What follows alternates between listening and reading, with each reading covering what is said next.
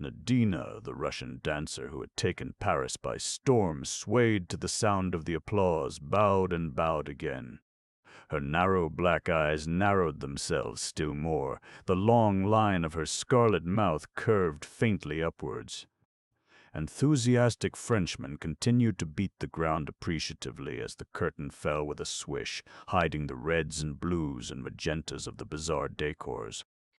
In a swirl of blue and orange draperies, the dancer left the stage. A bearded gentleman received her enthusiastically in his arms. It was the manager. "Magnificent, petite, magnificent," he cried. "Tonight you have surpassed yourself." He kissed her gallantly on both cheeks in a somewhat matter-of-fact manner. Madame Nadina accepted the tribute with the ease of long habit and passed on to her dressing-room, where bouquets were heaped carelessly everywhere. Marvelous garments of futuristic design hung on pegs, and the air was hot and sweet with the scent of the massed blossoms and with more sophisticated perfumes and essences. Jean, the dresser, ministered to her mistress, talking incessantly and pouring out a stream of fulsome compliment. A knock at the door interrupted the flow. Jean went to answer it and returned with a card in her hand.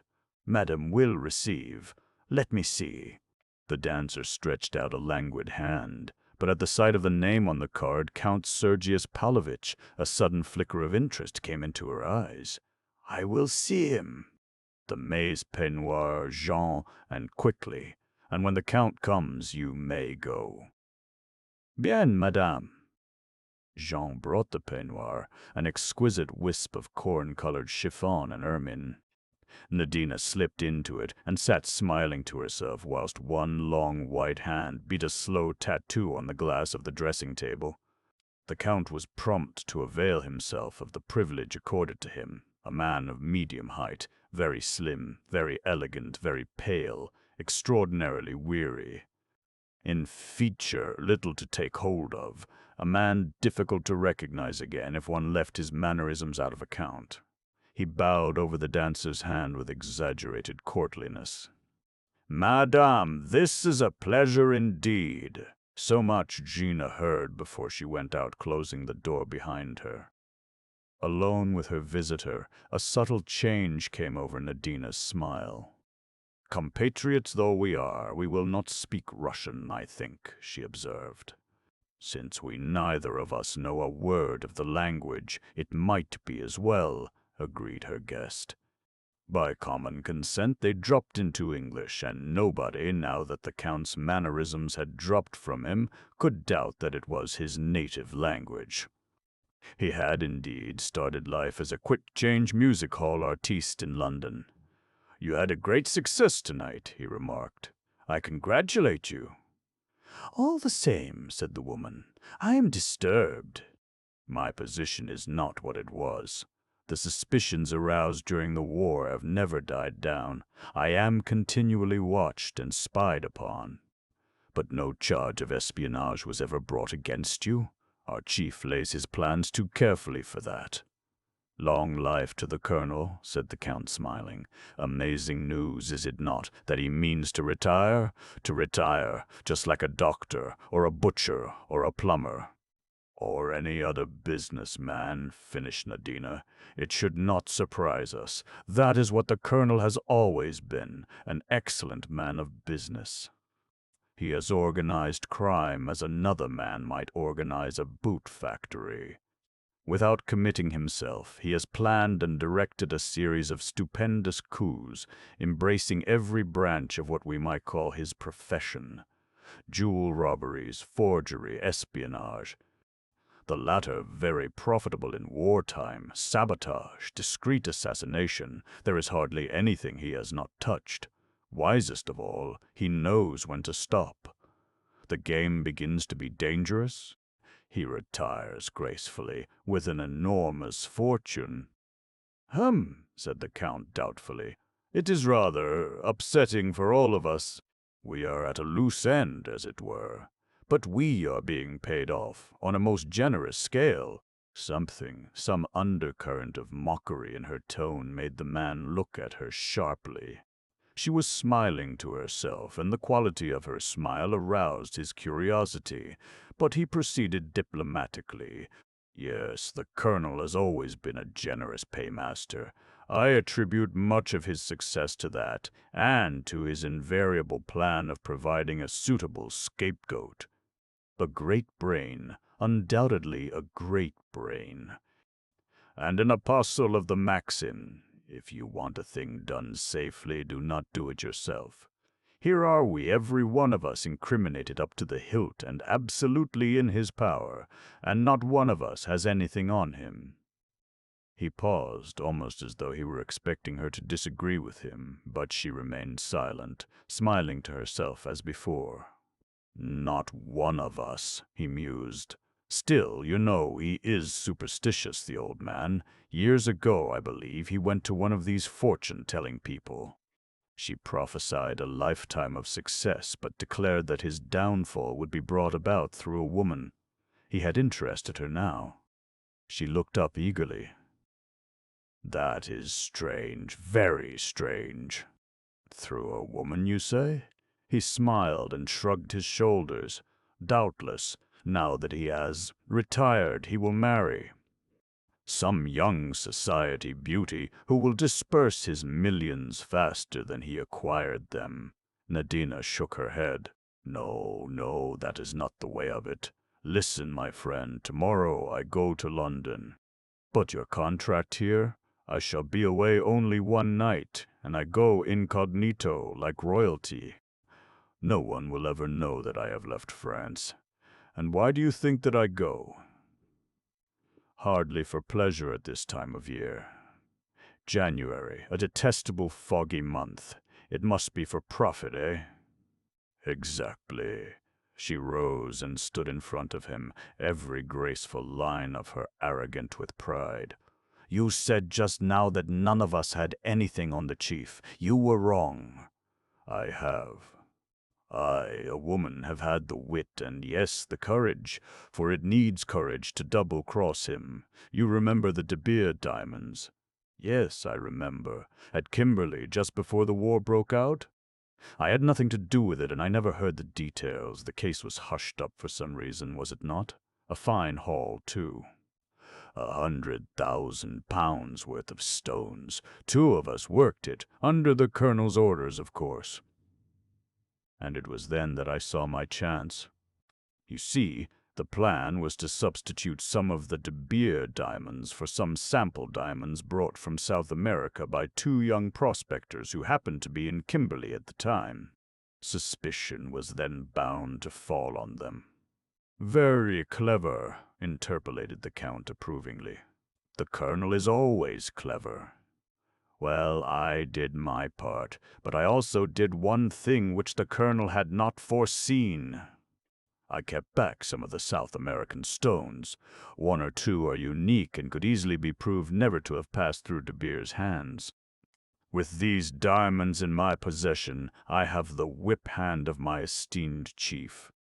Once the 2 young men are cleared, his part in the matter is bound to be suspected. I have said nothing all these years. I have been content to know that I had this weapon in reserve, but now matters are different. I want my price, and it will be a big, I might almost say, a staggering price. Extraordinary, said the Count. And doubtless you carry these diamonds about with you everywhere? His eyes roamed gently round the disordered room. Nadina laughed softly. You need suppose nothing of the sort. I am not a fool. The diamonds are in a safe place where no one will dream of looking for them. I never thought you a fool, my dear lady, but may I venture to suggest that you are somewhat foolhardy? The Colonel is not the type of man to take kindly to being blackmailed, you know. I am not afraid of him, she laughed. There is only one man I have ever feared, and he is dead. The man looked at her curiously. Let us hope that he will not come to life again, then, he remarked lightly. What do you mean? Cried the dancer sharply. The Count looked slightly surprised. I only meant that a resurrection would be awkward for you, he explained. A foolish joke. She gave a sigh of relief. Oh no, he is dead all right, killed in the war. He was a man who once loved me. In South Africa? Asked the Count negligently. Yes, since you ask it, in South Africa. That is your native country, is it not? She nodded. Her visitor rose and reached for his hat. Well, he remarked, you know your own business best, but if I were you, I should fear the Colonel far more than any disillusioned lover. Here's a man whom it is particularly easy to underestimate. She laughed scornfully. As if I did not know him after all these years. I wonder if you do, he said softly. I very much wonder if you do. Oh, I am not a fool, and I am not alone in this.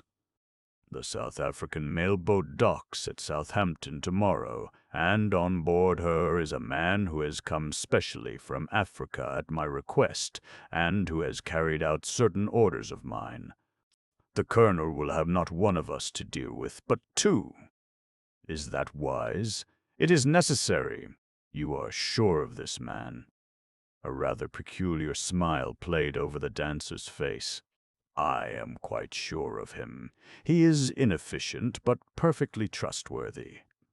She paused and then added in an indifferent tone of voice, As a matter of fact, he happens to be my husband. Chapter 1. Everybody has been at me right and left to write the story from the great represented by Lord Nasby, to the small represented by our late maid-of-all-work, Emily, whom I saw when I was last in England. Lors, miss, what a beautiful book you might make out of it all, just like the pictures. I'll admit that I've certain qualifications for the task. I was mixed up in the affair from the very beginning. I was in the thick of it all through, and I was triumphantly in at the death. Very fortunately, too, the gaps that I cannot supply from my own knowledge are amply covered by Sir Eustace Pedler's diary, of which he has kindly begged me to make use. So here goes, and Beddingfeld starts to narrate her adventures. I'd always longed for adventures. You see, my life had such a dreadful sameness. My father, Professor Beddingfeld, was one of England's greatest living authorities on primitive man. He really was a genius. Everyone admits that. His mind dwelt in Paleolithic times, and the inconvenience of life for him was that his body inhabited the modern world. Papa did not care for modern man. Even Neolithic man he despised as a mere herder of cattle, and he did not rise to enthusiasm until he reached the Mousterian period. Unfortunately, one cannot entirely dispense with modern men. One is forced to have some kind of truck with butchers and bakers and milkmen and greengrocers. Therefore, Papa being immersed in the past, Mamma having died when I was a baby, it fell to me to undertake the practical side of living. Frankly, I hate Paleolithic man, be he Aurignacian, Mousterian, Shellian, or anything else. And though I typed and revised most of Papa's Neanderthal man and his ancestors, Neanderthal men themselves fill me with loathing, and I always reflect what a fortunate circumstance it was that they became extinct in remote ages. I do not know whether Papa guessed my feelings on the subject, probably not, and in any case he would not have been interested. The opinion of other people never interested him in the slightest degree. I think it was really a sign of his greatness. In the same way, he lived quite detached from the necessities of daily life. He ate what was put before him in an exemplary fashion, but seemed mildly pained when the question of paying for it arose. We never seemed to have any money. His celebrity was not of the kind that brought in a cash return. Although he was a fellow of almost every important society and had rows of letters after his name, the general public scarcely knew of his existence and his long-learned books, though adding signally to the sum total of human knowledge, had no attraction for the masses. Only on one occasion did he leap into the public gaze. He had read a paper before some society on the subject of the young of the chimpanzee. The young of the human race show some anthropoid features, whereas the young of the chimpanzee approach more nearly to the human than the adult chimpanzee does. That seems to show that whereas our ancestors were more simian than we are, the chimpanzees were of a higher type than the present species. In other words, the chimpanzee is a degenerate. That enterprising newspaper, the Daily Budget, being hard up for something spicy, immediately brought itself out with large headlines. "We are not descended from monkeys, but are monkeys descended from us?" Eminent professor says chimpanzees are decadent humans. Shortly afterwards, a reporter called to see Papa and endeavored to induce him to write a series of popular articles on the theory. I have seldom seen Papa so angry. He turned the reporter out of the house with scant ceremony, much to my secret sorrow, as we were particularly short of money at the moment. In fact, for a moment I meditated running after the young man and informing him that my father had changed his mind and would send the articles in question. I could easily have written them myself, and the probabilities were that Papa would never have learnt of the transaction, not being a reader of the Daily Budget. However, I rejected this course as being too risky, so I merely put on my best hat and went sadly down the village to interview our justly irate grocer. The reporter from the Daily Budget was the only young man who ever came to our house. There were times when I envied Emily, our little servant, who walked out whenever occasion offered with a large sailor to whom she was affianced. In between times, to keep her hand in, as she expressed it, she walked out with the greengrocer's young man and the chemist's assistant. I reflected sadly that I had no one to keep my hand in with. All Papa's friends were aged professors, usually with long beards. It is true that Professor Peterson once clasped me affectionately and said I had a neat little waist, and then tried to kiss me. The phrase alone dated him hopelessly. No self-respecting female has had a neat little waist since I was in my cradle. I yearned for adventure, for love, for romance, and I seemed condemned to an existence of drab utility. The village possessed a lending library full of tattered works of fiction, and I enjoyed perils and love-making at second hand, and went to sleep dreaming of stern, silent Rhodesians and of strong men who always felled their opponent with a single blow. There was no one in the village who even looked as though he could fell an opponent with a single blow or with several. There was the kinema, too, with a weekly episode of The Perils of Pamela. Pamela was a magnificent young woman. Nothing daunted her. She fell out of aeroplanes, adventured in submarines, climbed skyscrapers, and crept about in the underworld without turning a hair. She was not really clever. The master criminal of the underworld caught her each time, but as he seemed loath to knock her on the head in a simple way, and always doomed her to death in a sewer gas chamber or by some new and marvelous means, the hero was always able to rescue her at the beginning of the following week's episode. I used to come out with my head in a delirious whirl, and then I would get home and find a notice from the gas company threatening to cut us off if the outstanding account was not paid. And yet, though I did not suspect it, every moment was bringing adventure nearer to me. It is possible that there are many people in the world who have never heard of the finding of an antique skull at the Broken Hill, mine in northern Rhodesia. I came down one morning to find Papa excited to the point of apoplexy. He poured out the whole story to me.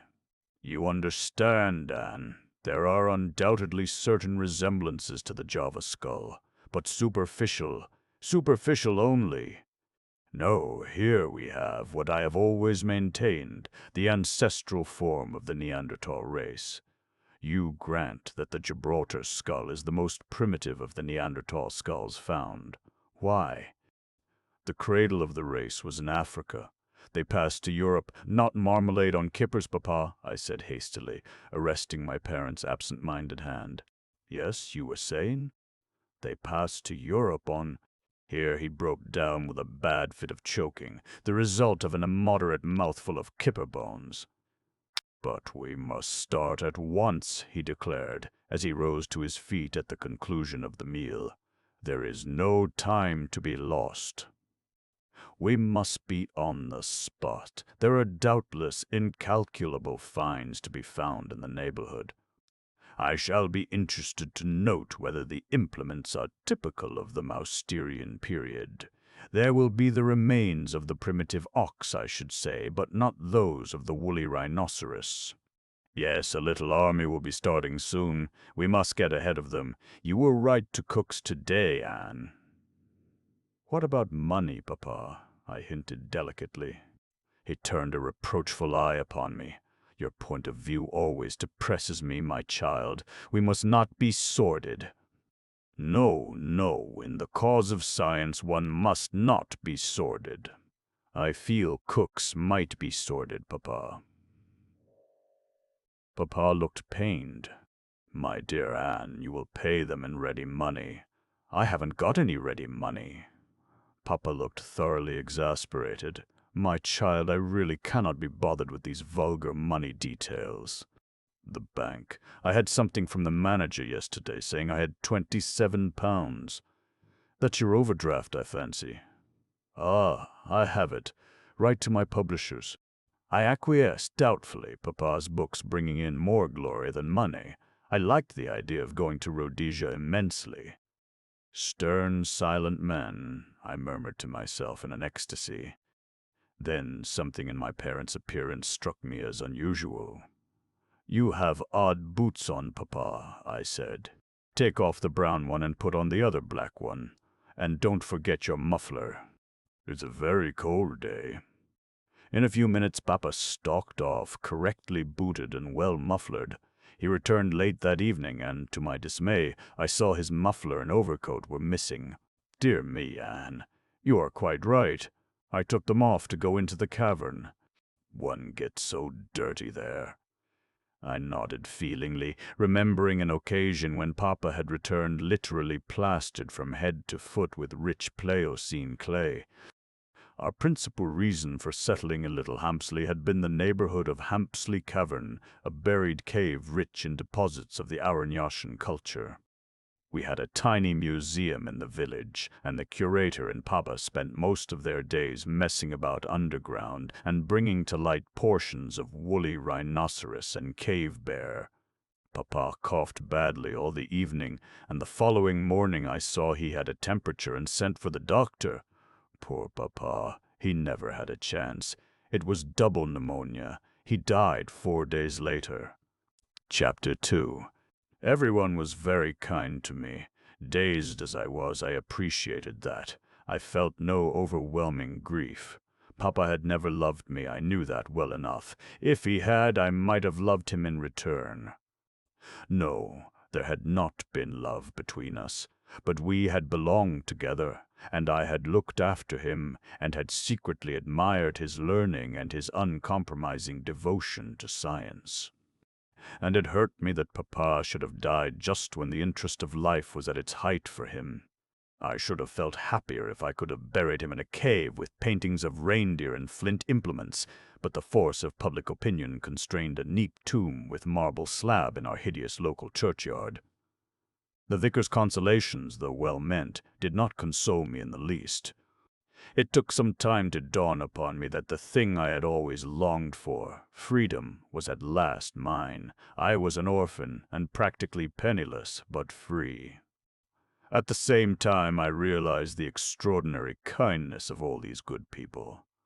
The vicar did his best to persuade me that his wife was in urgent need of a companion help. Our tiny local library suddenly made up its mind to have an assistant librarian. Finally, the doctor called upon me, and after making various ridiculous excuses for failing to send in a proper bill, he hummed and hawed a good deal and suddenly suggested that I should marry him. I was very much astonished. The doctor was nearer 40 than 30, and a round, tubby little man.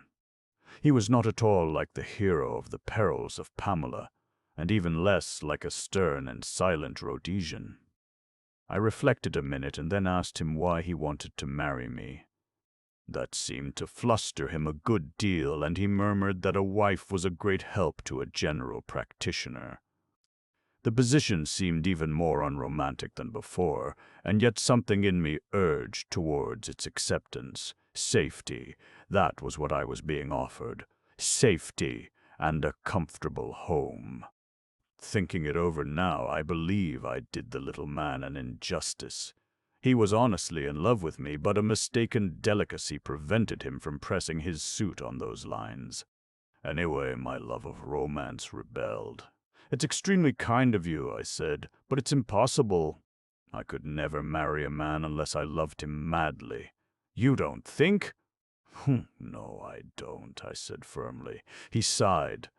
"But, my dear child, what do you propose to do? Have adventures and see the world," I replied without the least hesitation. "Miss Anne, you are very much of a child still. You don't understand the practical difficulties."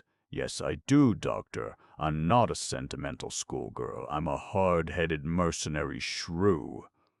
You'd know it if you married me. I wish you would reconsider." "I can't," he sighed again. "I have another proposal to make. An aunt of mine who lives in Wales is in want of a young lady to help her. How would that suit you?" "No, Doctor. I'm going to London. If things happen anywhere, they happen in London. I shall keep my eyes open, and you'll see, something will turn up. You'll hear of me next in China or Timbuktu." My next visitor was Mr. Fleming, Papa's London solicitor. He came down specially from town to see me. An ardent anthropologist himself, he was a great admirer of Papa's works. He was a tall, spare man with a thin face and gray hair. He rose to meet me as I entered the room and, taking both my hands in his, patted them affectionately. "My poor child," he said. "My poor, poor child. My poor, poor child." Without conscious hypocrisy, I found myself assuming the demeanor of a bereaved orphan. He hypnotized me into it. He was benignant, kind, and fatherly, and without the least doubt he regarded me as a perfect fool of a girl left adrift to face an unkind world. From the first, I felt that it was quite useless to try to convince him of the contrary. As things turned out, perhaps it was just as well I didn't.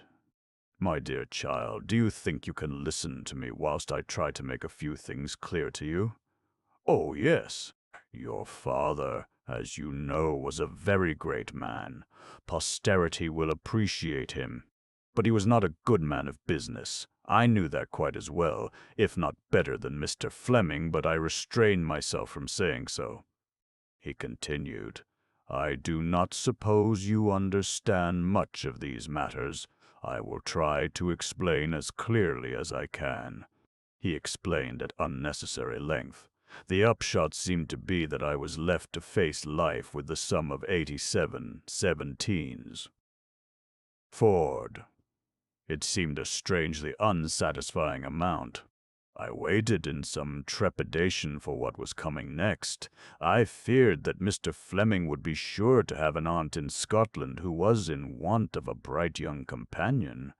Apparently, however, he hadn't. "The question is," he went on, "the future. I understand you have no living relatives?" "I'm alone in the world," I said, and was struck anew by my likeness to a film heroine. "You have friends?" "Everyone has been very kind to me," I said gratefully. "Who would not be kind to one so young and charming?" said Mr. Fleming gallantly. "Well, well, my dear, we must see what can be done." He hesitated a minute and then said, "Supposing, how would it be if you came to us for a time?" I jumped at the chance. London, the place for things to happen. "It's awfully kind of you," I said. "Might I really? Just while I'm looking round. I must start out to earn my living, you know." "Yes, yes, my dear child. I quite understand. We will look round for something suitable." I felt instinctively that Mr. Fleming's ideas of something suitable and mine were likely to be widely divergent, but it was certainly not the moment to air my views. That is settled, then. Why not return with me today? Oh, thank you, but will Mrs. Fleming and my wife will be delighted to welcome you. I wonder if husbands know as much about their wives as they think they do. If I had a husband, I should hate him to bring home orphans without consulting me first. We will send her a wire from the station, continued the lawyer. My few personal belongings were soon packed. I contemplated my hat sadly before putting it on. It had originally been what I call a Mary hat, meaning by that the kind of hat a housemaid ought to wear on her day out, but doesn't, a limp thing of black straw with a suitably depressed brim. With the inspiration of genius, I had kicked it once, punched it twice, dented in the crown, and affixed to it a thing like a cubist's dream of a jazz carrot. The result had been distinctly chic. The carrot I had already removed, of course, and now I proceeded to undo the rest of my handiwork. The Mary hat resumed its former status with an additional battered appearance which made it even more depressing than formerly. I might as well look as much like the popular conception of an orphan as possible. I was just a shade nervous of Mrs. Fleming's reception, but hoped my appearance might have a sufficiently disarming effect. Mr. Fleming was nervous, too. I realized that as we went up the stairs of the tall house in a quiet Kensington Square, Mrs. Fleming greeted me pleasantly enough. She was a stout, placid woman of the good wife and mother type. She took me up to a spotless, chintz-hung bedroom, hoped I had everything I wanted, informed me that tea would be ready in about a quarter of an hour, and left me to my own devices. I heard her voice slightly raised as she entered the drawing-room below on the first floor. "Well, Henry, why on earth?" I lost the rest, but the acerbity of the tone was evident. And a few minutes later another phrase floated up to me in an even more acid voice. "I agree with you. She is certainly very good-looking. It is really a very hard life. Men will not be nice to you if you are not good-looking, and women will not be nice to you if you are." With a deep sigh, I proceeded to do things to my hair. I have nice hair. It is black, a real black, not dark brown, and it grows well back from my forehead and down over the ears. With a ruthless hand, I dragged it upwards. As ears, my ears are quite all right, but there is no doubt about it. Ears are démodé nowadays. They are like the Queen of Spain's legs in Professor Peterson's young day. When I had finished, I looked almost unbelievably like the kind of orphan that walks out in a queue with a little bonnet and a red cloak. I noticed when I went down that Mrs. Fleming's eyes rested on my exposed ears with quite a kindly glance. Mr. Fleming seemed puzzled. I had no doubt that he was saying to himself, "What has the child done to herself?" On the whole, the rest of the day passed off well. It was settled that I was to start at once to look for something to do. When I went to bed, I stared earnestly at my face in the glass. Was I really good-looking? Honestly, I couldn't say I thought so. I hadn't got a straight Grecian nose or a rosebud mouth or any of the things you ought to have. It is true that a curate once told me that my eyes were like imprisoned sunshine in a dark, dark wood. But curates always know so many quotations and fire them off at random. I'd much prefer to have Irish blue eyes than dark green ones with yellow flecks. Still, green is a good color for adventuresses. I wound a black garment tightly round me, leaving my arms and shoulders bare. Then I brushed back my hair and pulled it well down over my ears again. I put a lot of powder on my face, so that the skin seemed even whiter than usual. I fished about until I found some old lip salve, and I put oceans of it on my lips. Then I did under my eyes with burnt cork. Finally, I draped a red ribbon over my bare shoulder, stuck a scarlet feather in my hair, and placed a cigarette in one corner of my mouth. The whole effect pleased me very much. Anna the Adventuress, I said aloud, nodding at my reflection. Anna the Adventuress. Episode I. The House in Kensington. Girls Are Foolish Things. Chapter 3. In the succeeding weeks I was a good deal bored. Mrs. Fleming and her friends seemed to me to be supremely uninteresting. They talk for hours of themselves and their children, and of the difficulties of getting good milk for the children, and of what they said to the dairy when the milk wasn't good. Then they would go on to servants, and the difficulties of getting good servants, and of what they had said to the woman at the registry office, and of what the woman at the registry office had said to them. They never seemed to read the papers or to care about what went on in the world. They disliked traveling. Everything was so different to England. The Riviera was all right, of course, because one met all one's friends there. I listened and contained myself with difficulty. Most of these women were rich. The whole wide, beautiful world was theirs to wander in, and they deliberately stayed in dirty, dull London and talked about milkmen and servants. I think now, looking back, that I was perhaps a shade intolerant. But they were stupid. Stupid even at their chosen job. Most of them kept the most extraordinarily inadequate and muddled housekeeping accounts. My affairs did not progress very fast. The house and furniture had been sold, and the amount realized had just covered our debts. As yet, I had not been successful in finding a post. Not that I really wanted one. I had the firm conviction that if I went about looking for adventure, adventure would meet me halfway. It is a theory of mine that one always gets what one wants. My theory was about to be proved in practice. It was early in January, the 8th to be exact.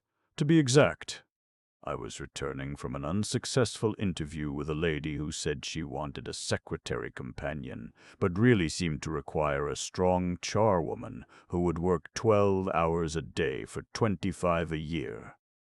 Having parted with mutual veiled impolitenesses, I walked down Edgware Road. The interview had taken place in a house in St. John's Wood, and across Hyde Park to St. George's Hospital. There I entered Hyde Park Corner Tube Station and took a ticket to Gloucester Road. Once on the platform, I walked to the extreme end of it.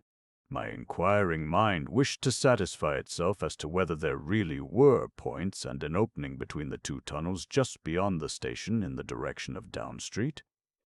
I was foolishly pleased to find I was right.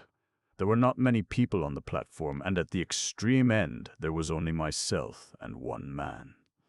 As I passed him, I sniffed dubiously. If there is one smell I cannot bear, it is that of mothballs. This man's heavy overcoat simply reeked of them. And yet most men begin to wear their winter overcoats before January, and consequently by this time the smell ought to have worn off. The man was beyond me, standing close to the edge of the tunnel. He seemed lost in thought, and I was able to stare at him without rudeness. He was a small, thin man, very brown of face, with light blue eyes and a small, dark beard. Just come from abroad, I deduced. That's why his overcoat smells so. He's come from India. Not an officer, or he wouldn't have a beard. Perhaps a tea planter. At this moment the man turned as though to retrace his steps along the platform. He glanced at me, and then his eyes went on to something behind me, and his face changed. It was distorted by fear, almost panic. He stood a step backwards, as though involuntarily recoiling from some danger, forgetting that he was standing on the extreme edge of the platform, and went down and over. There was a vivid flash from the rails and a crackling sound. I shrieked. People came running up. 2 station officials seemed to materialize from nowhere and took command. I remained where I was, rooted to the spot by a sort of horrible fascination. Part of me was appalled at the sudden disaster, and another part of me was coolly and dispassionately interested in the methods employed for lifting the man off the live rail and back onto the platform. "Let me pass, please. I am a medical man." A tall man with a brown beard pressed past me and bent over the motionless body. As he examined it, a curious sense of unreality seemed to possess me. The thing wasn't real, couldn't be. Finally, the doctor stood upright and shook his head. Dead as a doornail, nothing to be done. We had all crowded nearer, and an aggrieved porter raised his voice. "Now then, stand back there, will you?" What's the sense in crowding round? A sudden nausea seized me, and I turned blindly and ran up the stairs again towards the lift. I felt that it was too horrible. I must get out into the open air. The doctor who had examined the body was just ahead of me. The lift was just about to go up, another having descended, and he broke into a run. As he did so, he dropped a piece of paper. I stopped, picked it up, and ran after him. But the lift gates clanged in my face, and I was left holding the paper in my hand. By the time the second lift reached the street level, there was no sign of my quarry. I hoped it was nothing important that he had lost, and for the first time I examined it. It was a plain half-sheet of notepaper with some figures and words scrawled upon it in pencil. This is a facsimile of it, indistinct cursive script which appears to say something like 1722 Kilmorden Castle. On the face of it, it certainly did not appear to be of any importance. Still, I hesitated to throw it away. As I stood there holding it, I involuntarily wrinkled my nose in displeasure. Mothballs again. I held the paper gingerly to my nose. Yes, it smelt strongly of them. But then, I folded up the paper carefully and put it in my bag. I walked home slowly and did a good deal of thinking. I explained to Mrs. Fleming that I had witnessed a nasty accident in the tube and that I was rather upset and would go to my room and lie down. The kind woman insisted on my having a cup of tea. After that I was left to my own devices, and I proceeded to carry out a plan I had formed coming home. I wanted to know what it was that had produced that curious feeling of unreality whilst I was watching the doctor examine the body. First, I lay down on the floor in the attitude of the corpse. Then I laid a bolster down in my stead and proceeded to duplicate, so far as I could remember, every motion and gesture of the doctor. When I had finished, I had got what I wanted. I sat back on my heels and frowned at the opposite walls. There was a brief notice in the evening papers that a man had been killed in the tube, and a doubt was expressed whether it was suicide or accident. That seemed to me to make my duty clear, and when Mr. Fleming heard my story, he quite agreed with me. "Undoubtedly you will be wanted at the inquest. You say no one else was near enough to see what happened?" I had the feeling someone was coming up behind me, but I can't be sure. And, anyway, they wouldn't be as near as I was. The inquest was held. Mr. Fleming made all the arrangements and took me there with him. He seemed to fear that it would be a great ordeal to me, and I had to conceal from him my complete composure. The deceased had been identified as L.B. Carton. Nothing had been found in his pockets except a house agent's order to view a house on the river near Marlow. It was in the name of L.B. B. Carton, Russell Hotel. The bureau clerk from the hotel identified the man as having arrived the day before and booked a room under that name. He had registered as L.B. Carton, Kimberley, S. Africa. He had evidently come straight off the steamer. I was the only person who had seen anything of the affair. "You think it was an accident?" the coroner asked me. "I am positive of it." Something alarmed him, and he stepped backwards blindly without thinking what he was doing. But what could have alarmed him? That I don't know. But there was something. He looked panic-stricken. A stolid juryman suggested that some men were terrified of cats. The man might have seen a cat. I didn't think his suggestion a very brilliant one, but it seemed to pass muster with the jury, who were obviously impatient to get home and only too pleased at being able to give a verdict of accident as opposed to suicide. "It is extraordinary to me," said the coroner, "that the doctor who first examined the body has not come forward. His name and address should have been taken at the time. It was most irregular not to do so." I smiled to myself. I had my own theory in regard to the doctor. In pursuance of it, I determined to make a call upon Scotland Yard at an early date. But the next morning brought a surprise. The Flemings took in the Daily Budget, and the Daily Budget was having a day after its own heart. Extraordinary sequel to Tube Accident. Woman found stabbed in lonely house. I read eagerly. A sensational discovery was made yesterday at the Mill House, Marlow. The Mill House, which is the property of Sir Eustace Pedlar, MP, is to be let unfurnished, and an order to view this property was found in the pocket of the man who was at first thought to have committed suicide by throwing himself on the live rail at Hyde Park Corner Tube Station. In an upper room of the Mill House, the body of a beautiful young woman was discovered yesterday, strangled. She is thought to be a foreigner, but so far has not been identified. The police are reported to have a clue. Sir Eustace Pedlar, the owner of the Mill House, is wintering on the Riviera. Chapter 4. Nobody came forward to identify the dead woman. The inquest elicited the following facts. Shortly after 1 o'clock on January 8th, a well-dressed woman with a slight foreign accent had entered the offices of Messrs. Butler and Park, house agents in Knightsbridge.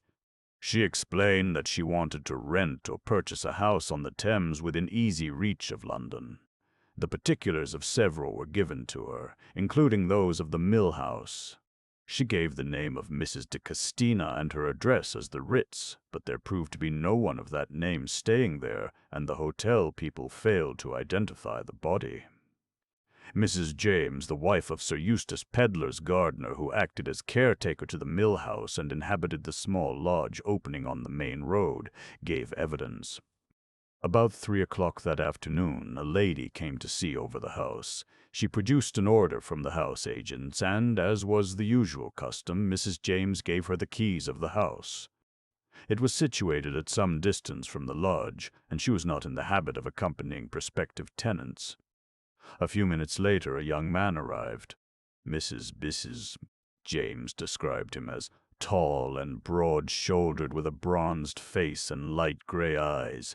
He was clean-shaven and was wearing a brown suit. He explained to Mrs. James that he was a friend of the lady who had come to look over the house, but had stopped at the post office to send a telegram. She directed him to the house, and thought no more about the matter. 5 minutes later he reappeared, handed her back the keys, and explained that he feared the house would not suit them. Mrs. James did not see the lady, but thought that she had gone on ahead. What she did notice was that the young man seemed very much upset about something. He looked like a man who'd seen a ghost. I thought he was taken ill. On the following day, another lady and gentleman came to see the property and discovered the body lying on the floor in one of the upstairs rooms. Mrs. James identified it as that of the lady who had come the day before. The house agents also recognized it as that of Mrs. de Castina. The police surgeon gave it as his opinion that the woman had been dead about 24 hours. The Daily Budget had jumped to the conclusion that the man in the tube had murdered the woman and afterwards committed suicide. However, as the tube victim was dead at 2 o'clock and the woman was alive and well at 3 o'clock, the only logical conclusion to come to was that the two occurrences had nothing to do with each other, and that the order to view the house at Marlow found in the dead man's pocket was merely one of those coincidences which so often occur in this life. A verdict of willful murder against some person or persons unknown was returned, and the police and the Daily Budget were left to look for the man in the brown suit. Since Mrs. James was positive that there was no one in the house when the lady entered it, and that nobody except the young man in question entered it until the following afternoon, it seemed only logical to conclude that he was the murderer of the unfortunate Mrs. de Castina. She had been strangled with a piece of stout black cord, and had evidently been caught unawares with no time to cry out. The black silk handbag which she carried contained a well-filled note-case, and some loose change, a fine lace handkerchief, unmarked, and the return half of a first-class ticket to London. Nothing much there to go upon. Such were the details published broadcast by the daily budget, and "Find the man in the brown suit" was their daily war cry. On an average, about 500 people wrote daily to announce their success in the quest, and tall young men with well-tanned faces cursed the day when their tailors had persuaded them to a brown suit. The accident in the tube, dismissed as a coincidence, faded out of the public mind. Was it a coincidence? I was not so sure. No doubt I was prejudiced. The tube incident was my own pet mystery. But there certainly seemed to me to be a connection of some kind between the two fatalities. In each there was a man with a tanned face, evidently an Englishman living abroad, and there were other things. It was the consideration of these other things that finally impelled me to what I considered a dashing step. I presented myself at Scotland Yard and demanded to see whoever was in charge of the Mill House case. My request took some time to understand, as I had inadvertently selected the department for lost umbrellas, but eventually I was ushered into a small room and presented to Detective Inspector Meadows. Inspector Meadows was a small man with a ginger head and what I considered a peculiarly irritating manner. The satellite, also in plain clothes, sat unobtrusively in a corner. "Good morning," I said nervously. "Good morning. Will you take a seat? I understand you've something to tell me that you think may be of use to us." His tone seemed to indicate that such a thing was unlikely in the extreme. I felt my temper stirred. "Of course you know about the man who was killed in the tube." "The man who had an order to view this same house at Marlow in his pocket." "Ah," said the inspector. "You are the Miss Beddingfeld who gave evidence at the inquest." Certainly the man had an order in his pocket. A lot of other people may have had too, only they didn't happen to be killed. I rallied my forces. "You don't think it odd that this man had no ticket in his pocket? Easiest thing in the world to drop your ticket. Done it myself, and no money. He had some loose change in his trousers pocket, but no note case. Some men don't carry a pocketbook or note case of any kind." I tried another tack. "You don't think it's odd that the doctor never came forward afterwards? A busy medical man very often doesn't read the papers. He probably forgot all about the accident." "In fact, Inspector, you are determined to find nothing odd," I said sweetly. "Well, I'm inclined to think you're a little too fond of the word, Miss Beddingfeld. Young ladies are romantic, I know, fond of mysteries and such like. But as I'm a busy man—" I took the hint and rose. The man in the corner raised a meek voice.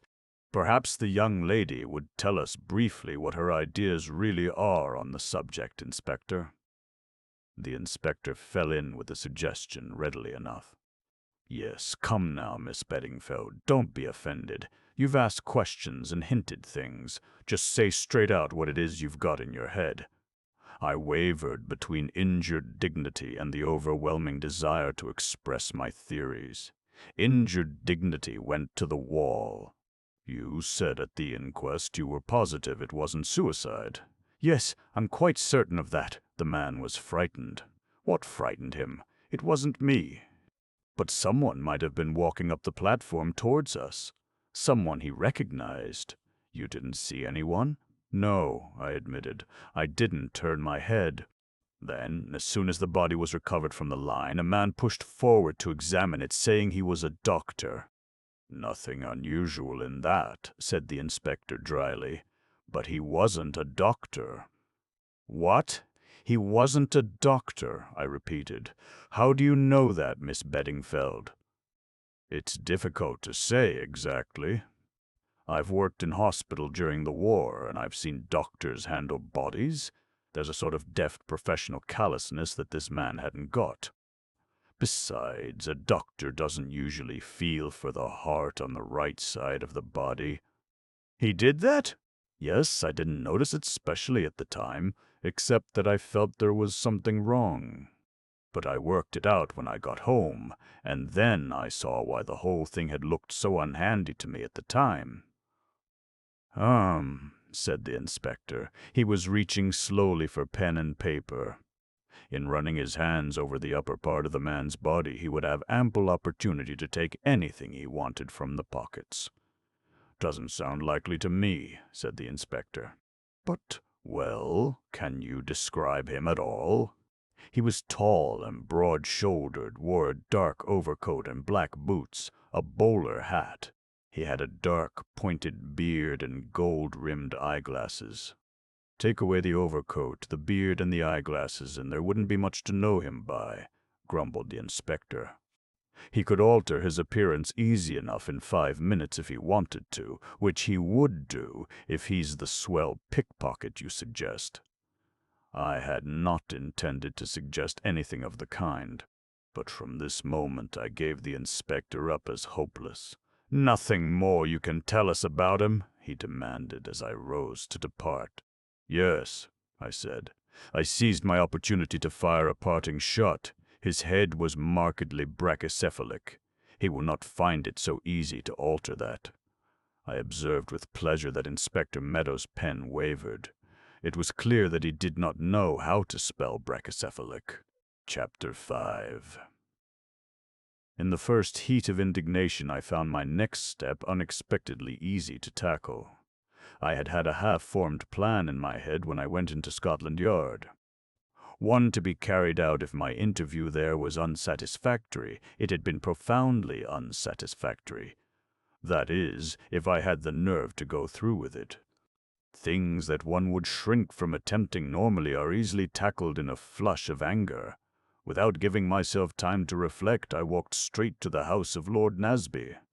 Lord Nasby was the millionaire owner of the Daily Budget. He owned other papers, several of them, but the Daily Budget was his special child. It was as the owner of the Daily Budget that he was known to every householder in the United Kingdom. Owing to the fact that an itinerary of the great man's daily proceedings had just been published, I knew exactly where to find him at this moment. It was his hour for dictating to his secretary in his own house. I did not, of course, suppose that any young woman who chose to come and ask for him would be at once admitted to the august presence. But I had attended to that side of the matter. In the card tray in the hall of the Flemings' house I had observed the card of the Marquis of Loamsley, England's most famous sporting peer. I had removed the card, cleaned it carefully with breadcrumbs, and penciled upon it the words, "Please give Miss Beddingfeld a few moments of your time." Adventuresses must not be too scrupulous in their methods. The thing worked. A powdered footman received the card and bore it away. Presently a pale secretary appeared. I fenced with him successfully. He retired defeated. He again reappeared and begged me to follow him. I did so. I entered a large room. A frightened-looking shorthand typist fled past me like a visitant from the spirit world. Then the door shut and I was face to face with Lord Nasby. A big man, big head, big face, big mustache, big stomach. I pulled myself together. I had not come here to comment on Lord Nasby's stomach. He was already roaring at me.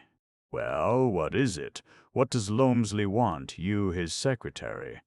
"What's it all about? To begin with," I said with as great an appearance of coolness as I could manage, "I don't know Lord Loamsley, and he certainly knows nothing about me. I took his card from the tray in the house of the people I'm staying with, and I wrote those words on it myself. It was important that I should see you. For a moment it appeared to be a toss-up as to whether Lord Nasby had apoplexy or not. In the end, he swallowed twice and got over it. I admire your coolness, young woman. Well, you see me. If you interest me, you will continue to see me for exactly 2 minutes longer." "That will be ample," I replied, "and I shall interest you." "It's the Mill House Mystery." "If you found the man in the brown suit, write to the editor," he interrupted hastily. "If you will interrupt, I shall be more than 2 minutes," I said sternly. "I haven't found the man in the brown suit, but I'm quite likely to do so. In as few words as possible, I put the facts of the tube accident and the conclusions I had drawn from them before him. When I had finished, he said unexpectedly, "What do you know of brachycephalic heads?" I mentioned Papa. "The monkey man, eh? Well, you seem to have a head of some kind upon your own shoulders, young woman. But it's all pretty thin, you know. Not much to go upon. And no use to us. As it stands, I'm perfectly aware of that. What you want, then? I want a job on your paper to investigate this matter. Can't do that. We've got our own special man on it. And I've got my own special knowledge. What you've just told me, eh? Oh no, Lord Nasby. I've still got something up my sleeve. Oh, you have you? You seem a bright sort of girl. Well, what is it? When this so-called doctor got into the lift, he dropped a piece of paper. I picked it up. It smelt of mothballs. So did the dead man. The doctor didn't. So I saw at once that the doctor must have taken it off the body. It had 2 words written on it and some figures. Let's see it. Lord Nasby stretched out a careless hand. "I think not," I said, smiling. "It's my find, you see." "I'm right. You are a bright girl. Quite right to hang on to it. No scruples about not handing it over to the police. I went there to do so this morning. They persisted in regarding the whole thing as having nothing to do with the Marlowe affair, so I thought that in the circumstances I was justified in retaining the paper. Besides, the inspector put my back up. Short-sighted man. Well, my dear girl, here's all I can do for you. Go on working on this line of yours. If you get anything that's publishable, send it along and you shall have your chance. There's always room for real talent on the daily budget. But you've got to make good first." "See?" I thanked him and apologized for my methods. "Don't mention it. I rather like cheek from a pretty girl. By the way, you said 2 minutes and you've been 3, allowing for interruptions. For a woman, that's quite remarkable. Must be your scientific training." I was in the street again, breathing hard as though I had been running. I found Lord Nasby rather wearing as a new acquaintance. Chapter 6. I went home with a feeling of exultation. My scheme had succeeded far better than I could possibly have hoped. Lord Nasby had been positively genial. It only now remained for me to "make good," as he expressed it. Once locked in my own room, I took out my precious piece of paper and studied it attentively. Here was the clue to the mystery. To begin with, what did the figures represent? There were 5 of them, and a dot after the first 2. 17,122, I murmured. That did not seem to lead to anything. Next, I added them up. That is often done in works of fiction and leads to surprising deductions. 1 and 7 make 8, and 1 is 9, and 2 are 11, and 2 are 13. 13! Fateful number. Was this a warning to me to leave the whole thing alone? Very possibly. Anyway, except as a warning, it seemed to be singularly useless. I declined to believe that any conspirator would take that way of writing 13 in real life. If he meant 13, he would write 13. 13! Like that. There was a space between the 1 and the 2. I accordingly subtracted 22 from 171. The result was 159. I did it again and made it 149.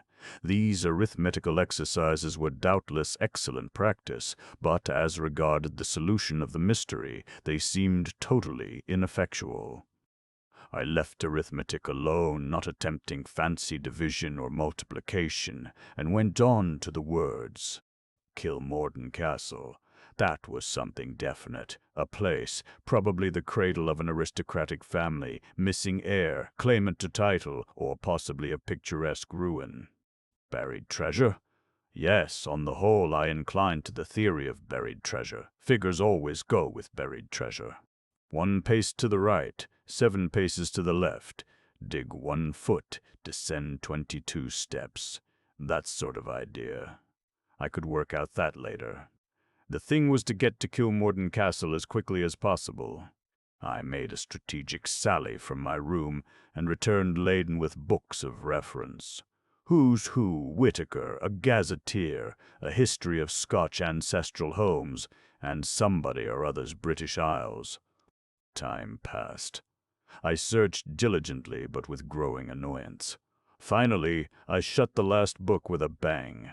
There appeared to be no such place as Kilmorden Castle. Here was an unexpected check. There must be such a place. Why should anyone invent a name like that and write it down on a piece of paper? Absurd. Another idea occurred to me. Possibly it was a castellated abomination in the suburbs with a high-sounding name invented by its owner. But if so, it was going to be extraordinarily hard to find. I sat back gloomily on my heels. I always sit on the floor to do anything really important, and wondered how on earth I was to set about it. Was there any other line I could follow? I reflected earnestly and then sprang to my feet delightedly. Of course, I must visit the scene of the crime. Always done by the best sleuths. And no matter how long afterwards it may be, they always find something that the police have overlooked. My course was clear. I must go to Marlow, but how was I to get into the house? I discarded several adventurous methods and plumped for stern simplicity. The house had been to let, presumably was still to let. I would be a prospective tenant. I also decided on attacking the local house agents, as having fewer houses on their books. Here, however, I reckoned without my host. A pleasant clerk produced particulars of about half a dozen desirable properties. It took all my ingenuity to find objections to them. In the end, I feared I had drawn a blank. "And you've really nothing else?" I asked, gazing pathetically into the clerk's eyes. "Something right on the river, and with a fair amount of garden and a small lodge," I added, summing up the main points of the mill house as I had gathered them from the papers. "Well, of course there's Sir Eustace Pedlar's place," said the man doubtfully. "The mill house, you know. Not where I faltered. "Really, faltering is getting to be my strong point. That's it, where the murder took place. But perhaps you wouldn't like." "Oh, I don't think I should mind," I said with an appearance of rallying. I felt my bona fides was now quite established. And perhaps I might get it cheap in the circumstances. A master touch, that, I thought. Well, it's possible. There's no pretending that it will be easy to let now. Servants and all that, you know. If you like the place after you've seen it, I should advise you to make an offer. Shall I write you out an order? If you please." A quarter of an hour later, I was at the lodge of the mill house. In answer to my knock, the door flew open and a tall, middle-aged woman literally bounced out. "Nobody can go into the house, do you hear that? Fairly sick of you reporters, I am. Sir Eustace's orders are—" "By—" "I understood the house was to let," I said freezingly, holding out my order. "Of course, if it's already taken—" "Oh, I'm sure I beg your pardon, miss. I've been fairly pestered with these newspaper people. Not a minute's peace. No, the house isn't let, nor likely to be now." "Are the drains wrong?" I asked in an anxious whisper. "Oh, Lord, miss, the drains is all right. But surely you've heard about that foreign lady as was done to death here?" "I believe I did read something about it in the papers," I said carelessly. My indifference piqued the good woman. If I had betrayed any interest, she would probably have closed up like an oyster. As it was, she positively bridled. "I should say you did, miss. It's been in all the newspapers. The daily budget's out still to catch the man who did it. It seems, according to them, as our police are no good at all." "Well, I hope they'll get him. Although a nice-looking young fellow he was, and no mistake. A kind of soldierly look about him. Ah, well, I dare say he'd been wounded in the war, and sometimes they go a bit queer afterwards. My sister's boy did." Perhaps she'd used him bad. They're a bad lot, those foreigners, though she was a fine-looking woman. Stood there where you're standing now. Was she dark or fair? I ventured. You can't tell from these newspaper portraits. Dark hair and a very white face, too white for nature, I thought, and her lips reddened something cruel. I don't like to see it. A little powder now and then is quite another thing. We were conversing like old friends now. I put another question. Did she seem nervous or upset at all? Not a bit. She was smiling to herself, quiet-like, as though she was amused at something. That's why you could have knocked me down with a feather when the next afternoon those people came running out calling for the police and saying there'd been murder done. I shall never get over it, and as for setting foot in that house after dark, I wouldn't do it, not if it was ever so. Why, I wouldn't even stay here at the lodge if Sir Eustace hadn't been down on his bended knees to me. I thought Sir Eustace Pedlar was at Cannes. Night, shh. So he was, miss. He come back to England when he heard the news, and as to the bended knees, that was a figure of speech, his secretary, Mr. Paget, having offered us double pay to stay on, and, as my John says, money is money nowadays. I concurred heartily with John's by no means original remarks. The young man now, said Mrs. James, reverting suddenly to a former point in the conversation. He was upset. His eyes, light eyes they were, I noticed them particular, was all shining. Excited, I thought, but I never dreamt of anything being wrong. Not even when he came out again looking all queer. How long was he in the house? Oh, not long, a matter of 5 minutes maybe. How tall was he, do you think? About 6 foot. I should say so, maybe. He was clean-shaven, you say? Yes, miss. Not even one of these toothbrush mustaches.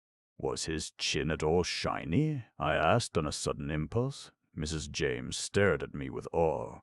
Well, now you come to mention it, miss, it was. However did you know? It's a curious thing, but murderers often have shiny chins, I explained wildly. Mrs. James accepted the statement in all good faith. Really now, miss, I never heard that before. You didn't notice what kind of a head he had, I suppose? Just the ordinary kind, miss. I'll fetch you the keys, shall I? I accepted them, and went on my way to the mill house. My reconstructions so far I considered good. All along I had realized that the differences between the man Mrs. James had described and my tube doctor were those of non-essentials: an overcoat, a beard, gold-rimmed eyeglasses.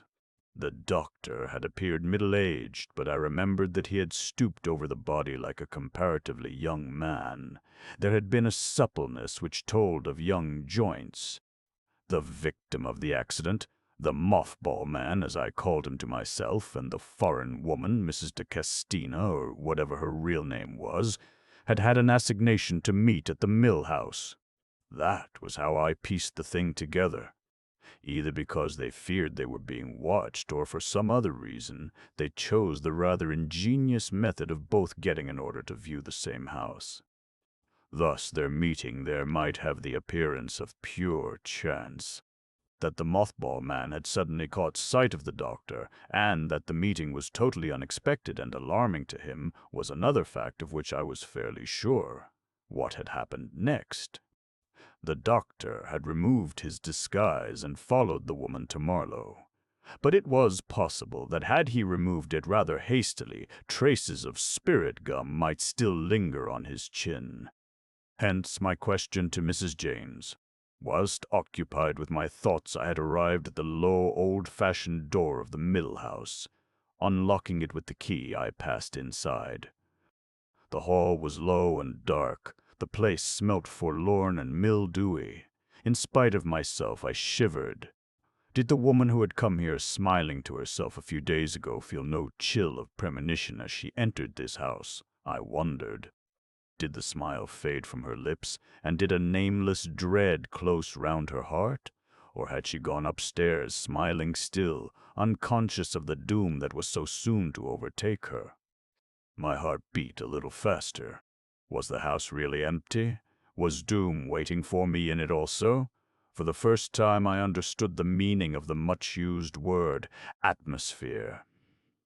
There was an atmosphere in this house, an atmosphere of cruelty, of menace, of evil. Chapter 7. Shaking off the feelings that oppressed me, I went quickly upstairs. I had no difficulty in finding the room of the tragedy.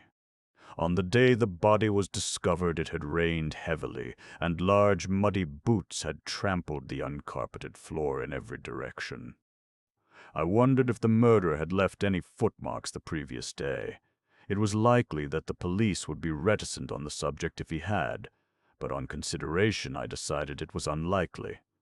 The weather had been fine and dry. There was nothing of interest about the room. It was almost square, with two big bay windows, plain white walls, and a bare floor, the boards being stained round the edges where the carpet had ceased. I searched it carefully, but there was not so much as a pin lying about. The gifted young detective did not seem likely to discover a neglected clue. I had brought with me a pencil and notebook. There did not seem much to note, but I duly dotted down a brief sketch of the room to cover my disappointment at the failure of my quest.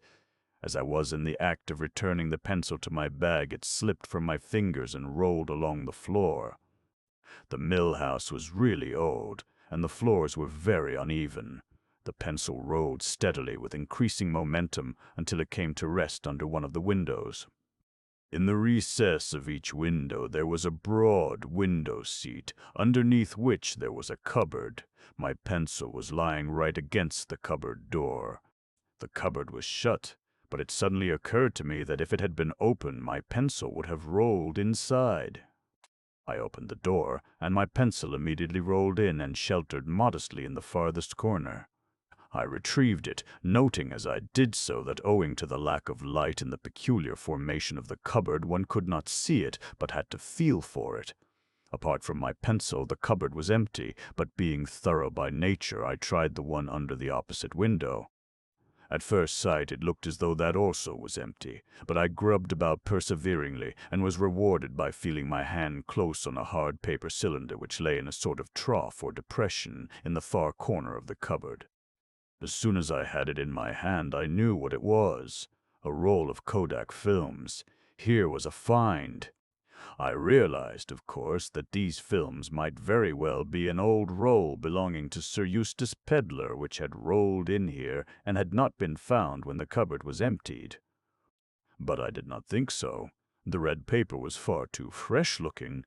It was just as dusty as it would have been had it laid there for 2 or 3 days. That is to say, since the murder. Had it been there for any length of time, it would have been thickly coated. Who had dropped it? The woman or the man? I remembered that the contents of her handbag had appeared to be intact. If it had been jerked open in the struggle and the roll of films had fallen out, surely some of the loose money would have been scattered about also? No, it was not the woman who had dropped the films. I sniffed suddenly and suspiciously. Was the smell of mothballs becoming an obsession with me? I could swear that the roll of film smelt of it also. I held them under my nose. They had, as usual, a strong smell of their own, but apart from that I could clearly detect the odor I disliked so much. I soon found the cause. A minute shred of cloth had caught on a rough edge of the center wood, and that shred was strongly impregnated with mothballs. At some time or another the films had been carried in the overcoat pocket of the man who was killed in the tube. Was it he who had dropped them here? Hardly. His movements were all accounted for. No, it was the other man, the doctor. He had taken the films when he had taken the paper. It was he who had dropped them here during his struggle with the woman. I had got my clue. I would have the roll developed, and then I would have further developments to work upon. Very elated, I left the house, returned the keys to Mrs. James, and made my way as quickly as possible to the station. On the way back to town, I took out my paper and studied it afresh. Suddenly the figures took on a new significance. Suppose they were a date, 17/122. The 17th of January, 1922. Surely that must be it. Idiot that I was not to have thought of it before.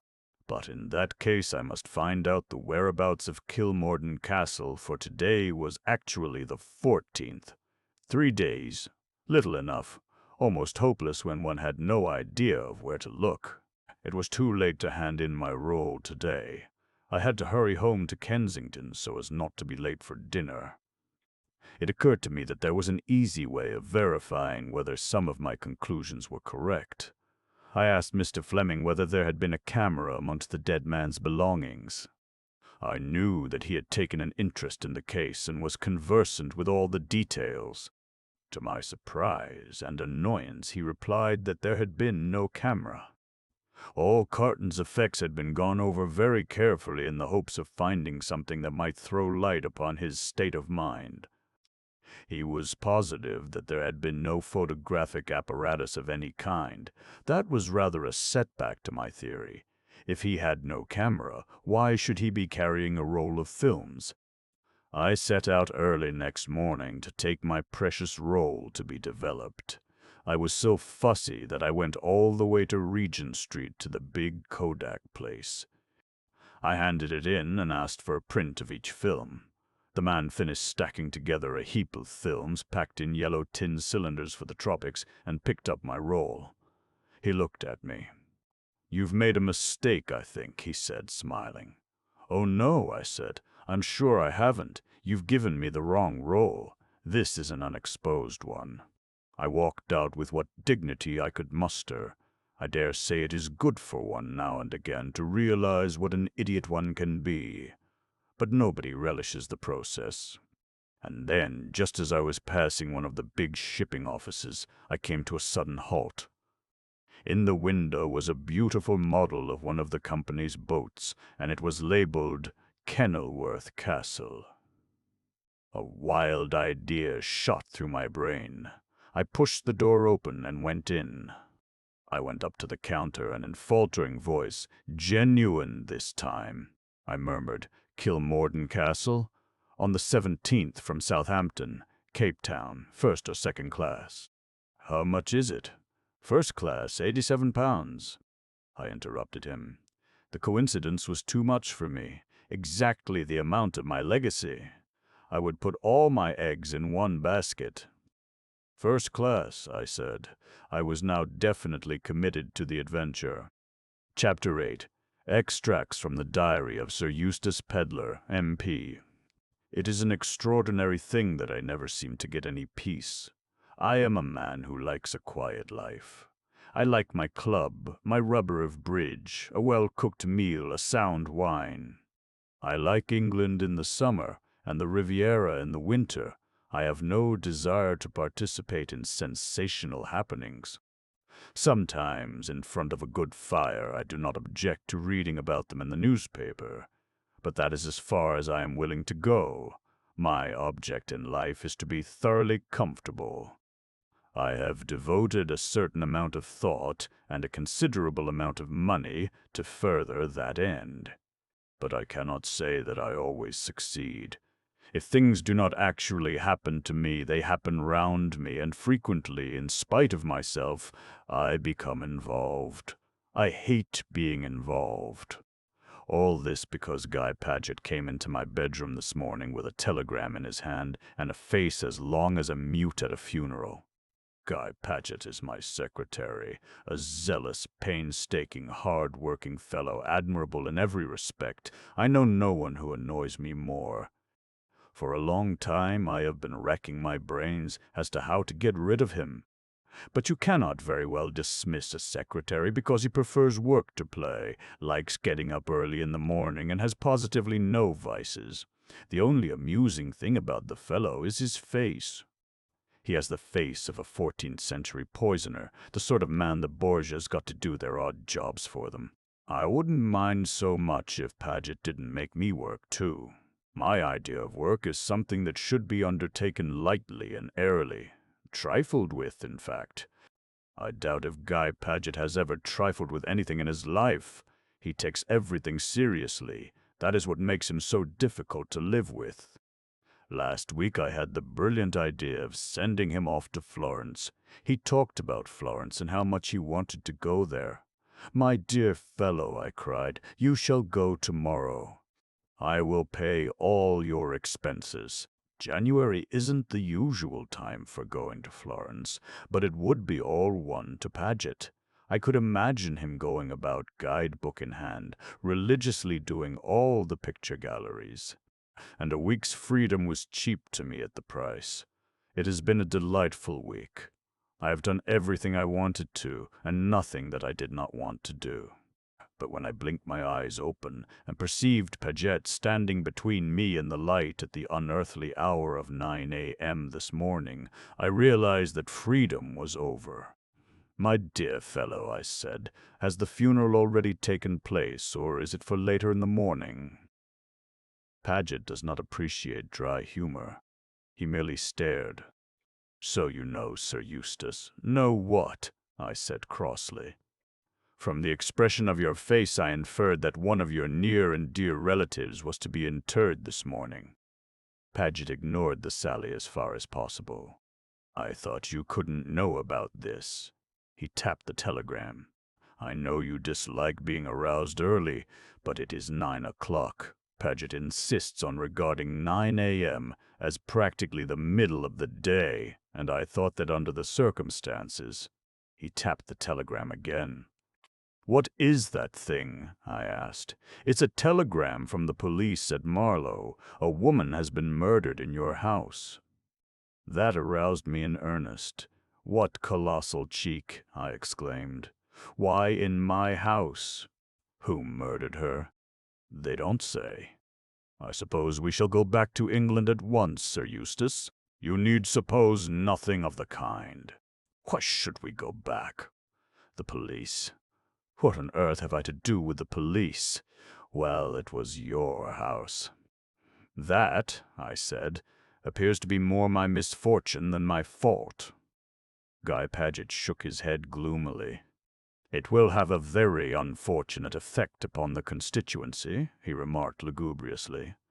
"I don't see why it should have, and yet I have a feeling that in such matters Paget's instincts are always right.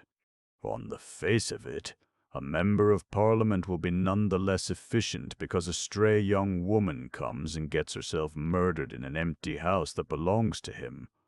But there is no accounting for the view the respectable British public takes of a matter." "She's a foreigner, too, and that makes it worse," continued Paget gloomily. "Again, I believe he is right. If it is disreputable to have a woman murdered in your house, it becomes more disreputable if the woman is a foreigner." Another idea struck me.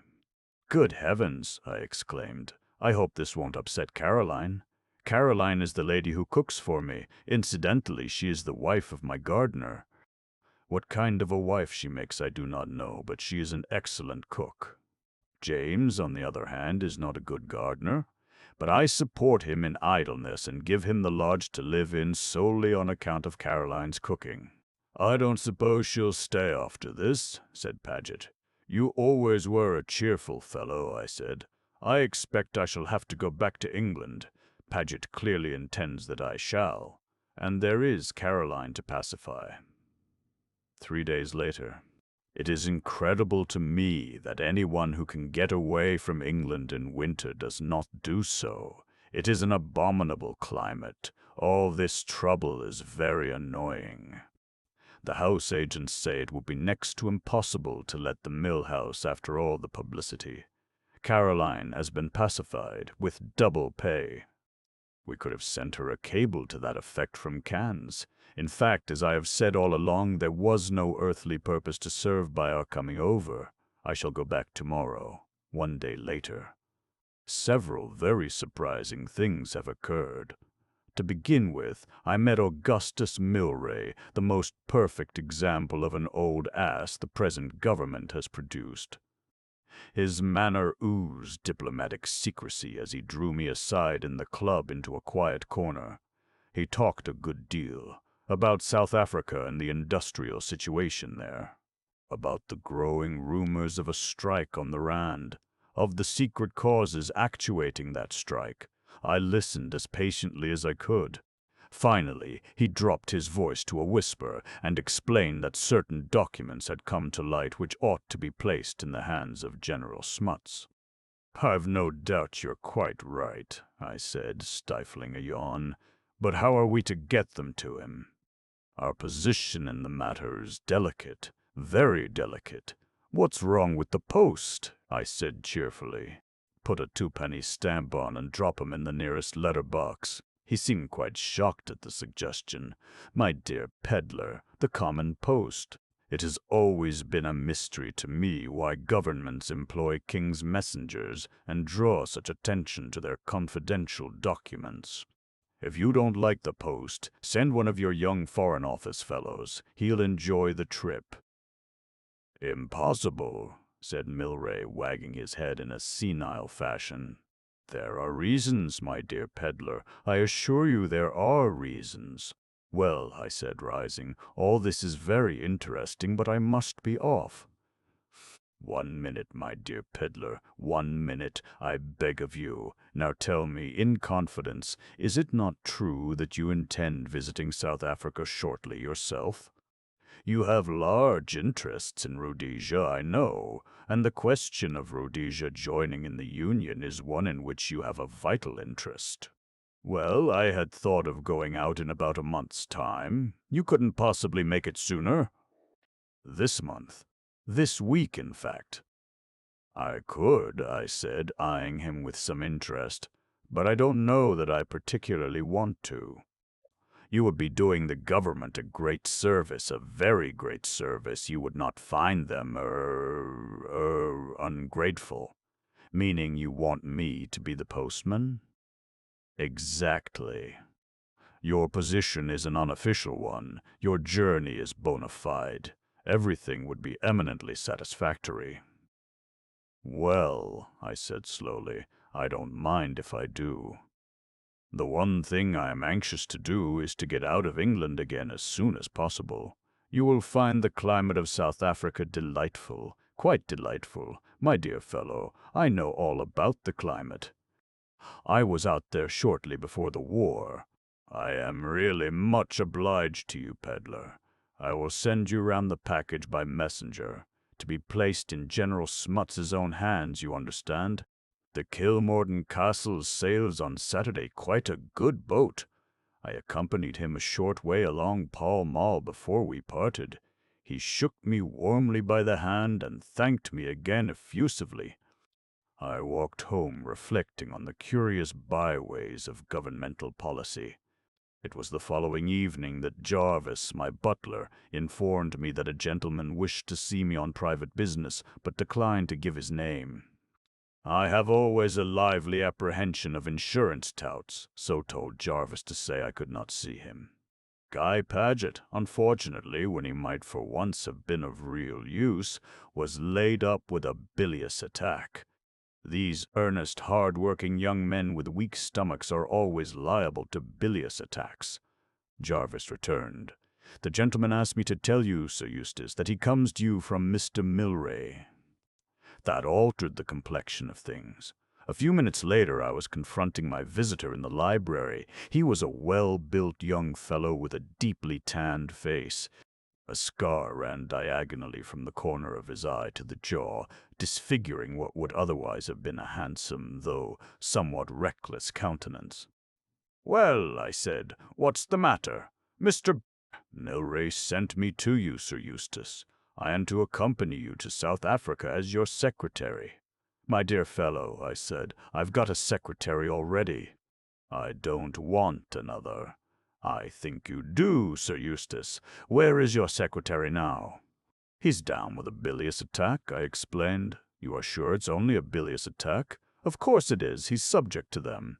My visitor smiled. "It may or may not be a bilious attack. Time will show. But I can tell you this, Sir Eustace. Mr. Milray would not be surprised if an attempt were made to get your secretary out of the way." "Oh, you need have no fear for yourself."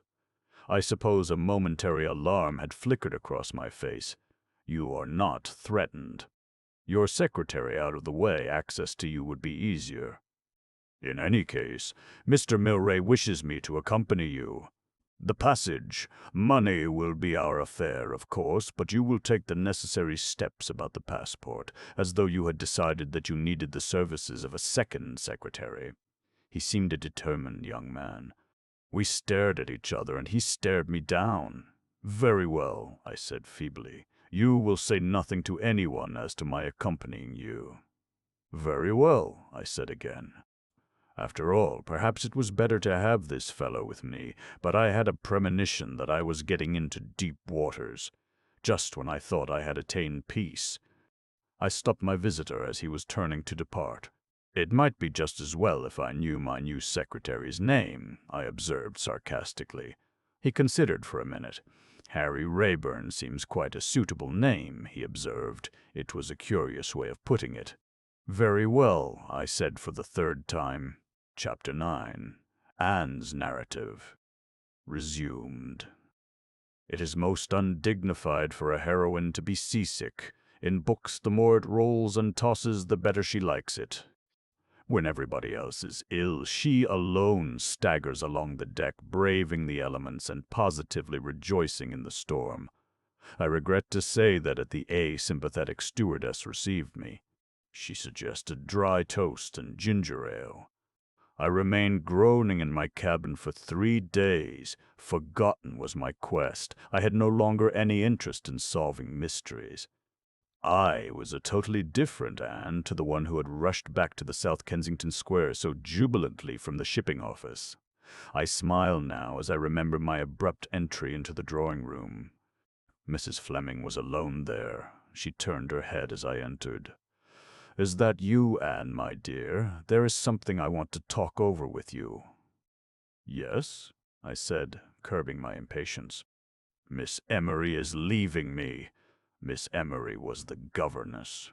"As you have not yet succeeded in finding anything, I wondered if you would care. It would be so nice if you remained with us altogether." I was touched. She didn't want me, I knew. It was sheer Christian charity that prompted the offer. I felt remorseful for my secret criticism of her. Getting up, I ran impulsively across the room and flung my arms round her neck. "You're a dear," I said. "A dear, a dear, a dear, and thank you ever so much. But it's all right, I'm off to South Africa on Saturday." My abrupt onslaught had startled the good lady. She was not used to sudden demonstrations of affection. My words startled her still more. "To South Africa? My dear Anne, we would have to look into anything of that kind very carefully." That was the last thing I wanted. I explained that I had already taken my passage, and that upon arrival I proposed to take up the duties of a parlour-maid. It was the only thing I could think of on the spur of the moment. There was, I said, a great demand for parlour-maids in South Africa. I assured her that I was equal to taking care of myself, and in the end, with a sigh of relief at getting me off her hands, she accepted the project without further query. At parting, she slipped an envelope into my hand. Inside it I found 5 new, crisp £5 notes and the words, "I hope you will not be offended and will accept this with my love." She was a very good, kind woman. I could not have continued to live in the same house with her, but I did recognize her intrinsic worth. So here I was, with £25 in my pocket, facing the world and pursuing my adventure. It was on the 4th day that the stewardess finally urged me up on deck. Under the impression that I should die quicker below, I had steadfastly refused to leave my bunk. She now tempted me with the advent of Madeira. Hope rose in my breast. I could leave the boat and go ashore and be a parlour-maid there. Anything for dry land. Muffled in coats and rugs and weak as a kitten on my legs, I was hauled up and deposited, an inert mass, on a deck chair. I lay there with my eyes closed, hating life. The purser, a fair-haired young man with a round, boyish face, came and sat down beside me. "Hello. Feeling rather sorry for yourself, eh?" "Yes," I replied, hating him. "Ah, you won't know yourself in another day or two. We've had rather a nasty dusting in the bay, but there's smooth weather ahead. I'll be taking you on at quoits tomorrow." I did not reply. "Think you'll never recover, eh? But I've seen people much worse than you, and 2 days later they were the life and soul of the ship. You'll be the same." I did not feel sufficiently pugnacious to tell him outright that he was a liar. I endeavored to convey it by a glance. He chatted pleasantly for a few minutes more, then he mercifully departed. People passed and repassed, brisk couples exercising, curveting children, laughing young people. A few other pallid sufferers lay, like myself, in deck chairs. The air was pleasant, crisp, not too cold, and the sun was shining brightly. Insensibly, I felt a little cheered. I began to watch the people. One woman in particular attracted me. She was about 30, of medium height and very fair, with a round, dimpled face and very blue eyes. Her clothes, though perfectly plain, had that indefinable air of cut about them which spoke of Paris. Also, in a pleasant but self-possessed way, she seemed to own the ship. Deck stewards ran to and fro obeying her commands. She had a special deck chair and an apparently inexhaustible supply of cushions. She changed her mind 3 times as to where she would like it placed. Throughout everything she remained attractive and charming. She appeared to be one of those rare people in the world who know what they want, see that they get it, and manage to do so without being offensive. I decided that if I ever recovered, but of course I shouldn't, it would amuse me to talk to her. We reached Madeira about midday. I was still too inert to move, but I enjoyed the picturesque-looking merchants who came on board and spread their merchandise about the decks. There were flowers, too. I buried my nose in an enormous bunch of sweet, wet violets and felt distinctly better. In fact, I thought I might just possibly last out the end of the voyage. When my stewardess spoke of the attractions of a little chicken broth, I only protested feebly. When it came, I enjoyed it. My attractive woman had been ashore. She came back escorted by a tall, soldierly-looking man with dark hair and a bronzed face, whom I had noticed striding up and down the deck earlier in the day. I put him down at once as one of the strong, silent men of Rhodesia. He was about 40, with a touch of graying hair at either temple, and was easily the best-looking man on board. When the stewardess brought me up an extra rug, I asked her if she knew who my attractive woman was. "That's a well-known society lady, the home, Mrs. Clarence Blair. You must have read about her in the papers."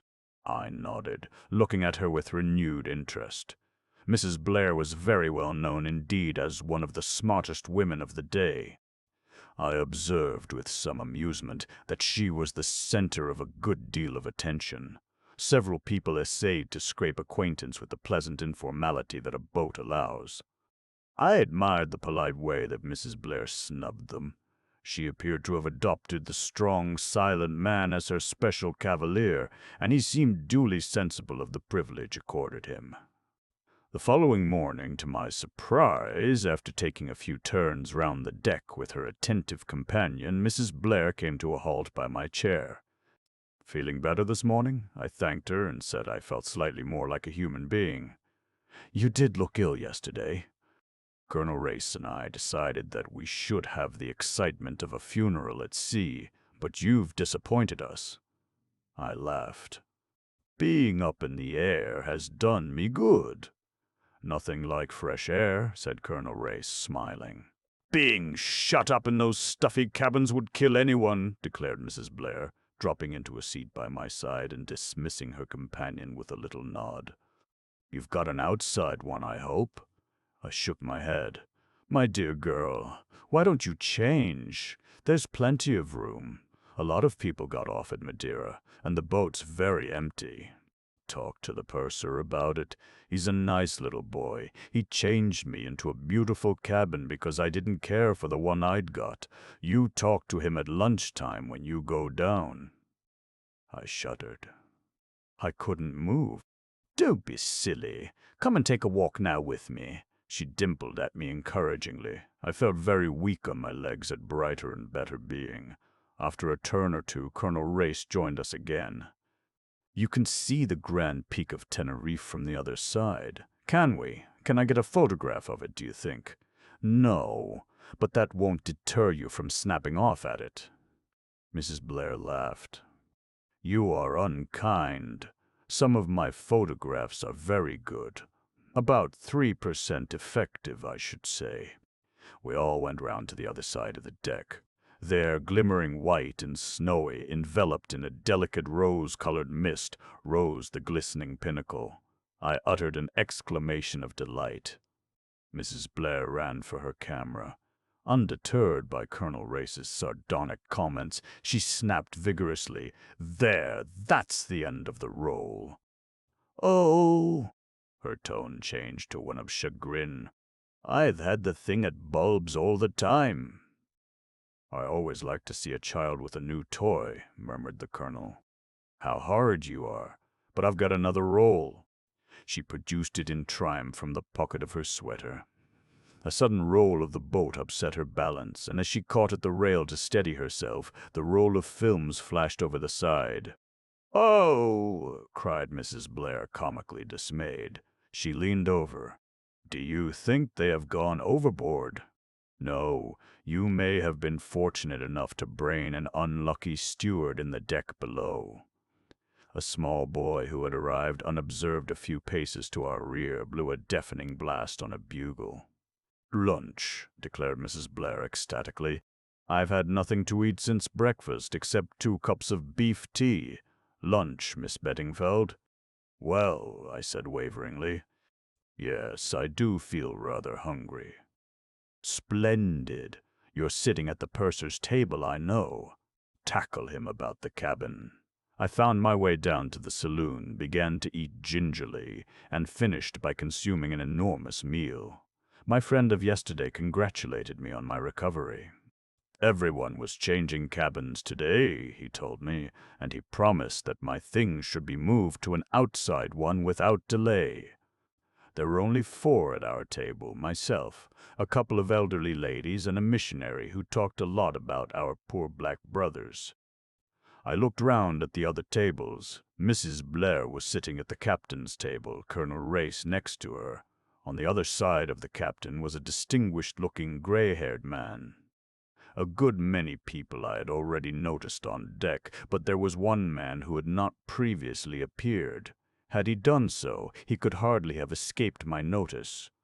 He was tall and dark, and had such a peculiarly sinister type of countenance that I was quite startled. I asked the purser with some curiosity who he was. "That man? Oh, that's Sir Eustace Pedler's secretary. Been very seasick, poor chap, and not appeared before. Sir Eustace has got 2 secretaries with him, and the sea's been too much for both of them. The other fellow hasn't turned up yet. This man's name is Patchett." So, Sir Eustace Pedler, the owner of the mill house, was on board.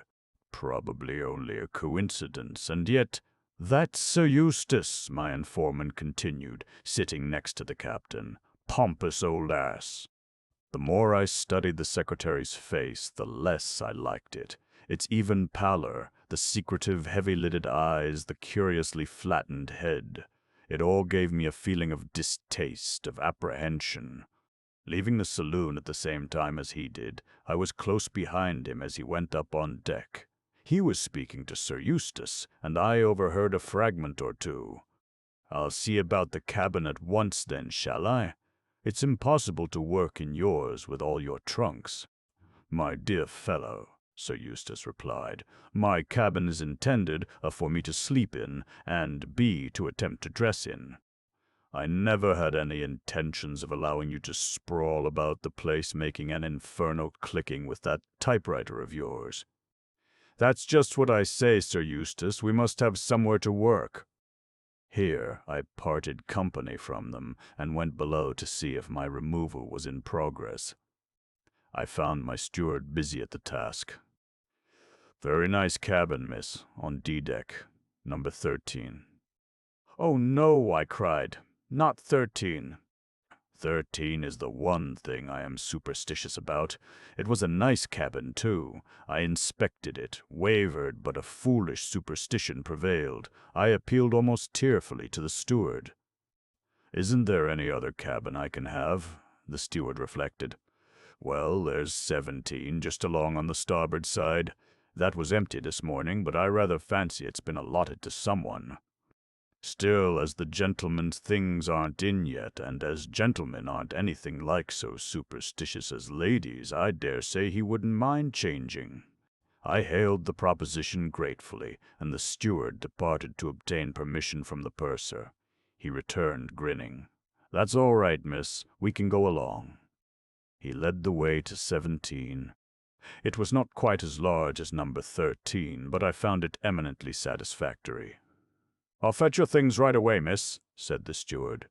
But at that moment the man with the sinister face, as I had nicknamed him, appeared in the doorway. "Excuse me," he said, "but this cabin is reserved for the use of Sir Eustace Pedlar." "That's all right, sir," explained the steward. "We're fitting up number 13 instead." No, it was number 17 I was to have. "Number 13 is a better cabin, sir, larger." I specially selected number 17, and the purser said I could have it. "I'm sorry," I said coldly, "but number 7 has been allotted to me." "I can't agree to that," the steward put in his oar.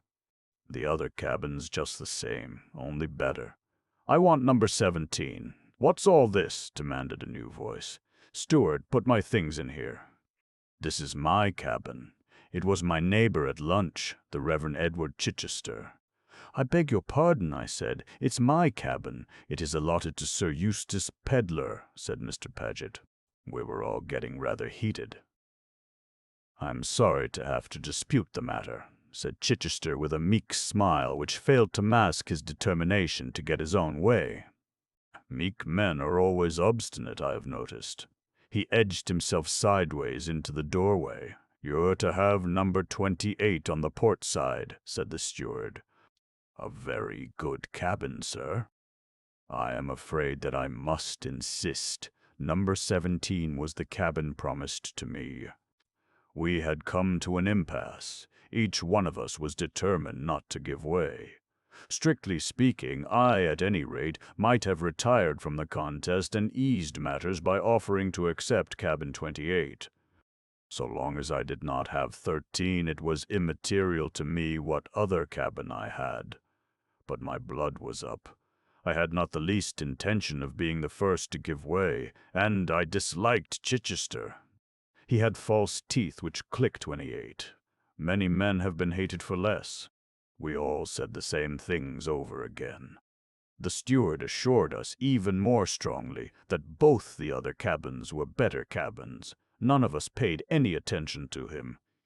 Paget began to lose his temper. Chichester kept his serenely. With an effort I also kept mine, and still none of us would give way an inch. A wink and a whispered word from the steward gave me my cue. I faded unobtrusively from the scene. I was lucky enough to encounter the purser almost immediately.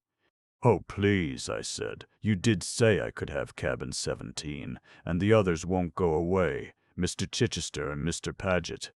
You will let me have it, won't you? I always say that there are no people like sailors for being nice to women." My little purser came to the scratch splendidly. He strode to the scene, informed the disputants that number 17 was my cabin. They could have NOS, 13 and 28 respectively, or stay where they were, whichever they chose. I permitted my eyes to tell him what a hero he was, and then installed myself in my new domain. The encounter had done me worlds of good. The sea was smooth, the weather growing daily warmer. Seasickness was a thing of the past. I went up on deck and was initiated into the mysteries of deck quoits. I entered my name for various sports. Tea was served on deck, and I ate heartily. After tea, I played shovelboard with some pleasant young men. They were extraordinarily nice to me. I felt that life was satisfactory and delightful. The dressing bugle came as a surprise, and I hurried to my new cabin. The stewardess was awaiting me with a troubled face. "There's a terrible smell in your cabin, miss." "What it is, I'm sure I can't think, but I doubt if you'll be able to sleep here. There's a deck cabin up on C deck, I believe. You might move into that, just for the night anyway." The smell really was pretty bad, quite nauseating. I told the stewardess I would think over the question of moving whilst I dressed. I hurried over my toilet, sniffing distastefully as I did so. What was the smell? Dead rat? No, worse than that, and quite different. Yet I knew it. It was something I had smelt before. Something. Ah, I had got it. A saftida. I had worked in a hospital dispensary during the war for a short time and had become acquainted with various nauseous drugs. Asafictida. That was it. But how? I sank down on the sofa, suddenly realizing the thing. Somebody had put a pinch of asafoetida in my cabin. Why? So that I should vacate it. Why were they so anxious to get me out? I thought of the scene this afternoon from a rather different point of view. What was there about cabin 17 that made so many people anxious to get hold of it? The other two cabins were better cabins. Why had both men insisted on sticking to 17? 17. How the number persisted. It was on the 17th I had sailed from Southampton. It was a 17. I stopped with a sudden gasp. Quickly I unlocked my suitcase and took my precious paper from its place of concealment in some rolled stockings. 17/1/22. I had taken that for a date, the date of departure of the Kilmorden Castle. Supposing I was wrong. When I came to think of it, would anyone, writing down a date, think it necessary to put the year as well as the month? Supposing 17 meant cabin 17, and 1, the time, 1 o'clock, then 22 must be the date. I looked up at my Chapter 10. I was violently excited. I was sure that I had hit on the right trail at last. One thing was clear. I must not move out of the cabin. The asafoetida had got to be born. I examined my facts again. Tomorrow was the 22nd, and at 1 a.m. or 1 p.m. something would happen. I plumped for 1 a.m. It was now 7 o'clock. In 6 hours I should know. I don't know how I got through the evening. I retired to my cabin fairly early. I had told the stewardess that I had a cold in the head and didn't mind smells. She still seemed distressed, but I was firm. The evening seemed interminable. I duly retired to bed, but in view of emergencies I swathed myself in a thick flannel dressing gown and encased my feet in slippers. Thus attired, I felt that I could spring up and take an active part in anything that happened. What did I expect to happen? I hardly knew. Vague fancies, most of them wildly improbable, flitted through my brain, but one thing I was firmly convinced of: at 1 o'clock something would happen. At various times I heard my fellow passengers coming to bed. Fragments of conversation, laughing good nights, floated in through the open transom. Then silence. Most of the lights went out. There was still one in the passage outside, and there was therefore a certain amount of light in my cabin. I heard 8 bells go. The hour that followed seemed the longest I had ever known. I consulted my watch surreptitiously to be sure I had not overshot the time. If my deductions were wrong, if nothing happened at 1 o'clock, I should have made a fool of myself and spent all the money I had in the world on a mare's nest.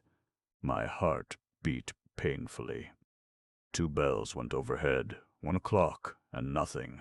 Wait, what was that? I heard the quick light patter of feet running along the passage. Then, with the suddenness of a bombshell, my cabin door burst open and a man almost fell inside. "Save me!" he said hoarsely. "They're after me!" It was not a moment for argument or explanation. I could hear footsteps outside. I had about 40 seconds in which to act. I had sprung to my feet and was standing facing the stranger in the middle of the cabin. A cabin does not abound in hiding places for a 6-foot man.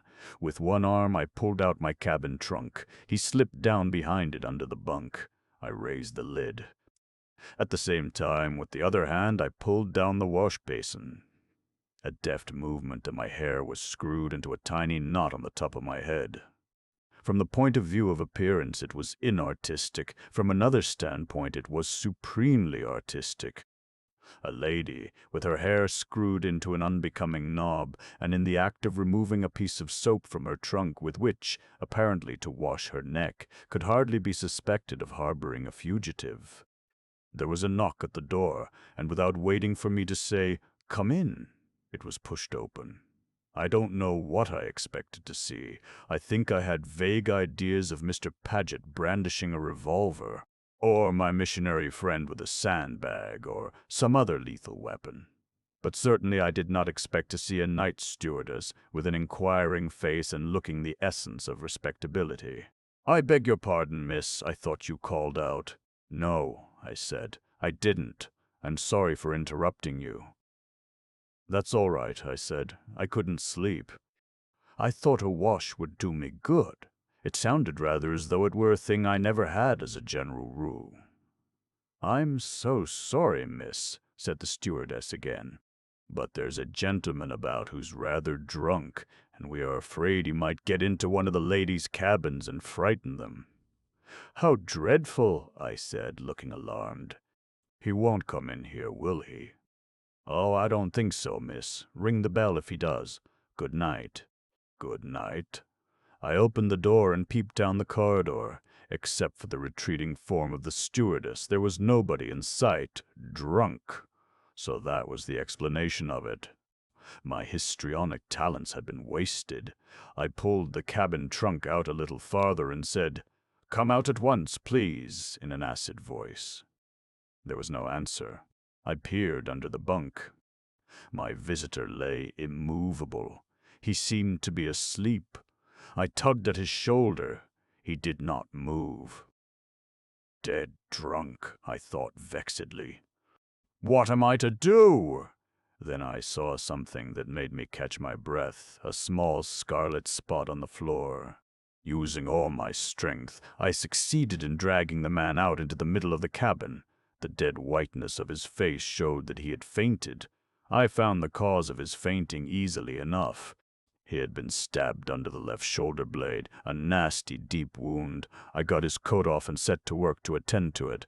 At the sting of the cold water he stirred, then sat up. "Keep still, please," I said. He was the kind of young man who recovers his faculties very quickly. He pulled himself to his feet and stood there swaying a little. "Thank you. I don't need anything done for me." His manner was defiant, almost aggressive, not a word of thanks, of even common gratitude. That is a nasty wound. "You must let me dress it. You will do nothing of the kind." He flung the words in my face as though I had been begging a favor of him. My temper, never placid, rose. "I cannot congratulate you upon your manners," I said coldly. "I can at least relieve you of my presence." He started for the door, but reeled as he did so. With an abrupt movement, I pushed him down upon the sofa. "Don't be a fool," I said unceremoniously. "You don't want to go bleeding all over the ship, do you?" He seemed to see the sense of that, for he sat quietly whilst I bandaged up the wound as best I could. "There," I said, bestowing a pat on my handiwork. "That will have to do for the present. Are you better tempered now, and do you feel inclined to tell me what it's all about? I'm sorry that I can't satisfy your very natural curiosity." "Why not?" I said, chagrined. He smiled nastily. "If you want a thing broadcasted, tell a woman. Otherwise, keep your mouth shut." "Don't you think I could keep a secret?" "I don't think." "I know." He rose to his feet. "At any rate," I said spitefully, "I shall be able to do a little broadcasting about the events of this evening." "I've no doubt you will, too," he said indifferently. "How dare you?" I cried angrily. We were facing each other, glaring at each other with the ferocity of bitter enemies. For the first time I took in the details of his appearance, the close-cropped dark head, the lean jaw, the scar on the brown cheek, the curious light gray eyes that looked into mine with a sort of reckless mockery hard to describe. There was something dangerous about him. "You haven't thanked me yet for saving your life," I said with false sweetness. I hit him there.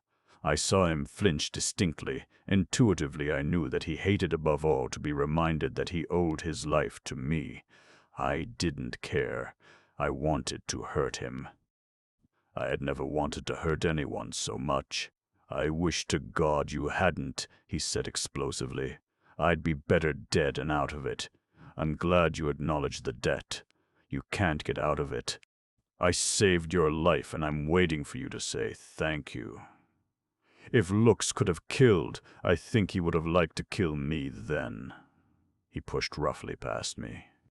At the door he turned back and spoke over his shoulder. "I shall not thank you now or at any other time, but I acknowledge the debt. Some day I will pay it."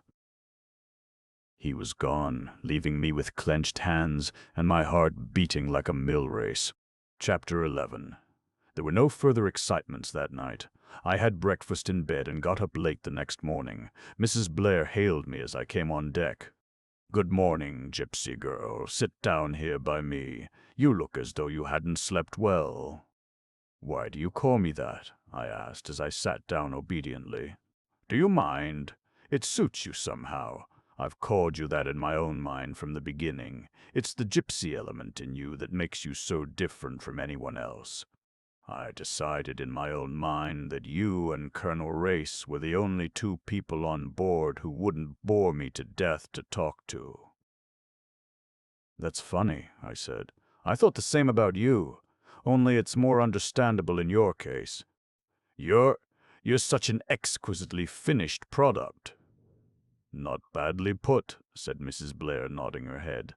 "Tell me all about yourself, gypsy girl. Why are you going to South Africa?" I told her something about Papa's life work. "So you're Charles Beddingfeld's daughter? I thought you weren't a mere provincial miss. Are you going to Broken Hill to grub up more skulls?" "I may," I said cautiously. "I've got other plans as well." "What a mysterious minx you are. But you do look tired this morning. Didn't you sleep well? I can't keep awake on board a boat. 10 hours sleep for a fool, they say. I could do with 20. She yawned, looking like a sleepy kitten. "An idiot of a steward woke me up in the middle of the night to return me that roll of films I dropped yesterday.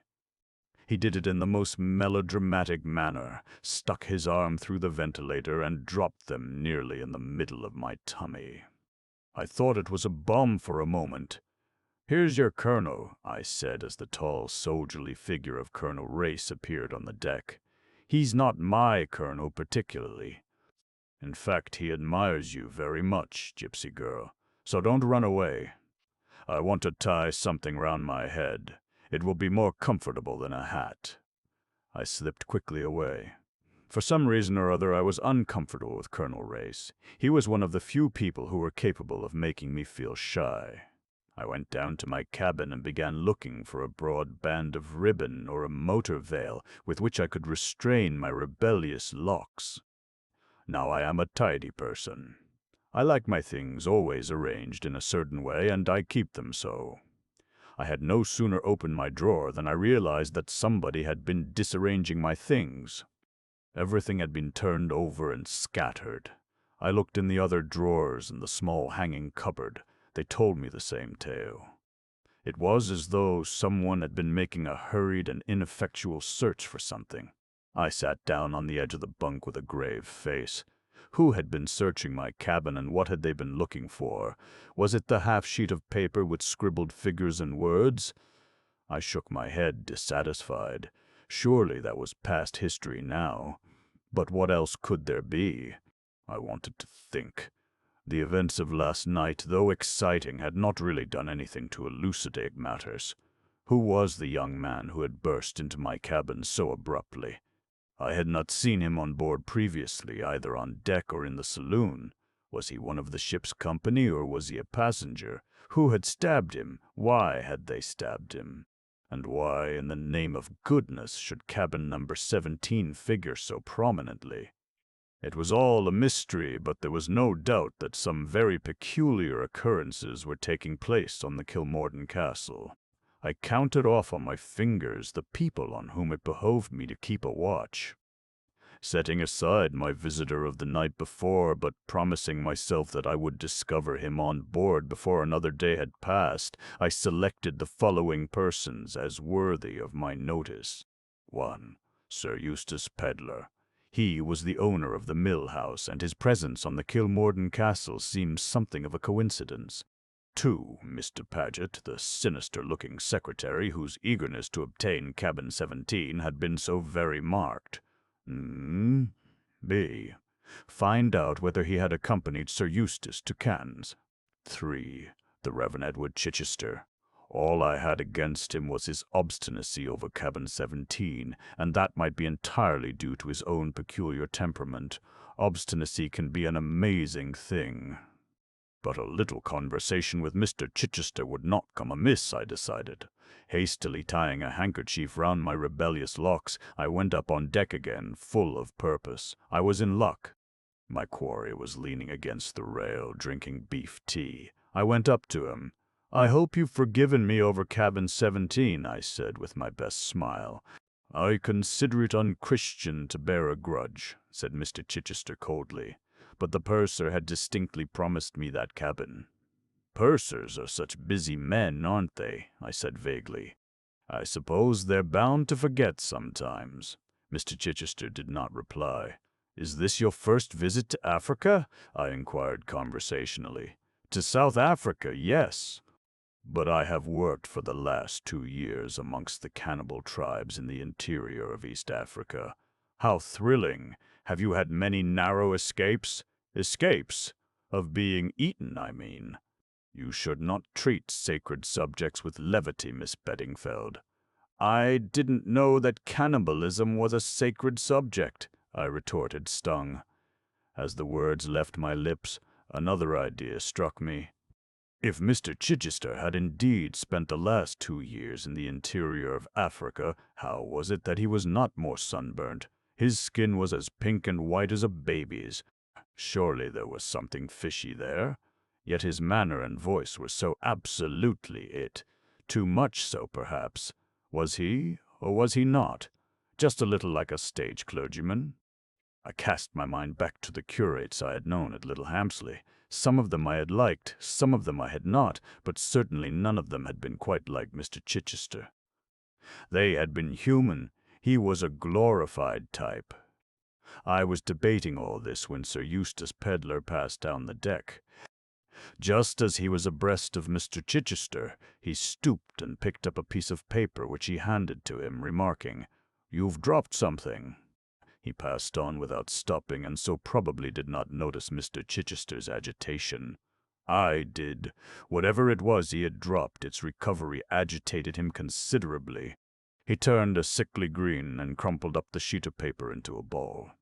My suspicions were accentuated 100-fold. He caught my eye and hurried into explanations. A fragment of a sermon I was composing," he said with a sickly smile. "Indeed," I rejoined politely. "A fragment of a sermon, indeed. No, Mr. Chichester, too weak for words." He soon left me with a muttered excuse. I wished, oh, how I wished, that I had been the one to pick up that paper and not Sir Eustace Pedlar. One thing was clear. Mr. Chichester could not be exempted from my list of suspects. I was inclined to put him top of the 3. After lunch, when I came up to the lounge for coffee, I noticed Sir Eustace and Paget sitting with Mrs. Blair and Colonel Race. Mrs. Blair welcomed me with a smile, so I went over and joined them. They were talking about Italy. "But it is misleading," Mrs. Blair insisted. "Aqua calda certainly ought to be cold water, not hot." "You're not a Latin scholar," said Sir Eustace, smiling. "Men are so superior about their Latin," said Mrs. Blair. "But all the same, I notice that when you ask them to translate inscriptions in old churches, they can never do it." They hem and haw and get out of it somehow. Quite right, said Colonel Race. I always do. But I love the Italians, continued Mrs. Blair. They're so obliging, though even that has its embarrassing side. You asked them the way somewhere, and instead of saying first to the right out a flood of well-meaning directions, and when you look bewildered, they take you kindly by the arm and walk all the way there with you. Is that your experience in Florence, Paget? Asked Sir Eustace, turning with a smile to his secretary. For some reason, the question seemed to disconcert Mr. Paget. He stammered and flushed. "Oh, quite so, yes, quite so." Then, with a murmured excuse, he rose and left the table. "I am beginning to suspect Guy Paget of having committed some dark deed in Florence," remarked Sir Eustace, gazing after his secretary's retreating figure. "Whenever Florence or Italy is mentioned, he changes the subject or bolts precipitately." "Perhaps he murdered someone there," said Mrs. Blair hopefully. "He looks— I hope I'm not hurting your feelings, Sir Eustace, but he does look as though he might murder someone. Yes, pure Cinquecento. It amuses me sometimes, especially when one knows as well as I do how essentially law-abiding and respectable the poor fellow really is." "He's been with you some time, hasn't he, Sir Eustace?" asked Colonel Race. 6 years, said Sir Eustace with a deep sigh. He must be quite invaluable to you, said Mrs. Blair. "Oh, invaluable. Yes, quite invaluable." The poor man sounded even more depressed, as though the invaluableness of Mr. Paget was a secret grief to him. Then he added more briskly, "But his face should really inspire you with confidence, my dear lady. No self-respecting murderer would ever consent to look like one. Crippen, now, I believe, was one of the pleasantest fellows imaginable." "He was caught on a liner, wasn't he?" murmured Mrs. Blair. There was a slight rattle behind us. I turned quickly. Mr. Chichester had dropped his coffee cup. Our party soon broke up. Mrs. Blair went below to sleep, and I went out on deck. Colonel Race followed me. "You're very elusive, Miss Beddingfeld. I looked for you everywhere last night at the dance." "I went to bed early," I explained. "Are you going to run away tonight, too? Or are you going to dance with me?" "I shall be very pleased to dance with you," I murmured shyly. "But Mrs. Blair, our friend Mrs. Blair, doesn't care for dancing." "And you do? I care for dancing with you." "Oh," I said nervously. I was a little afraid of Colonel Race. Nevertheless, I was enjoying myself. This was better than discussing fossilized skulls with stuffy old professors. Colonel Race was really just my ideal of a stern, silent Rhodesian. Possibly I might marry him. I hadn't been asked, it is true, but, as the Boy Scouts say, be prepared. And all women, without in the least meaning it, consider every man they meet as a possible husband for themselves or for their best friend. I danced several times with him that evening. He danced well. When the dancing was over and I was thinking of going to bed, he suggested a turn round the deck. We walked round 3 times and finally subsided into 2 deck chairs. There was nobody else in sight. We made desultory conversation for some time. "Do you know, Miss Beddingfeld, I think that I once met your father.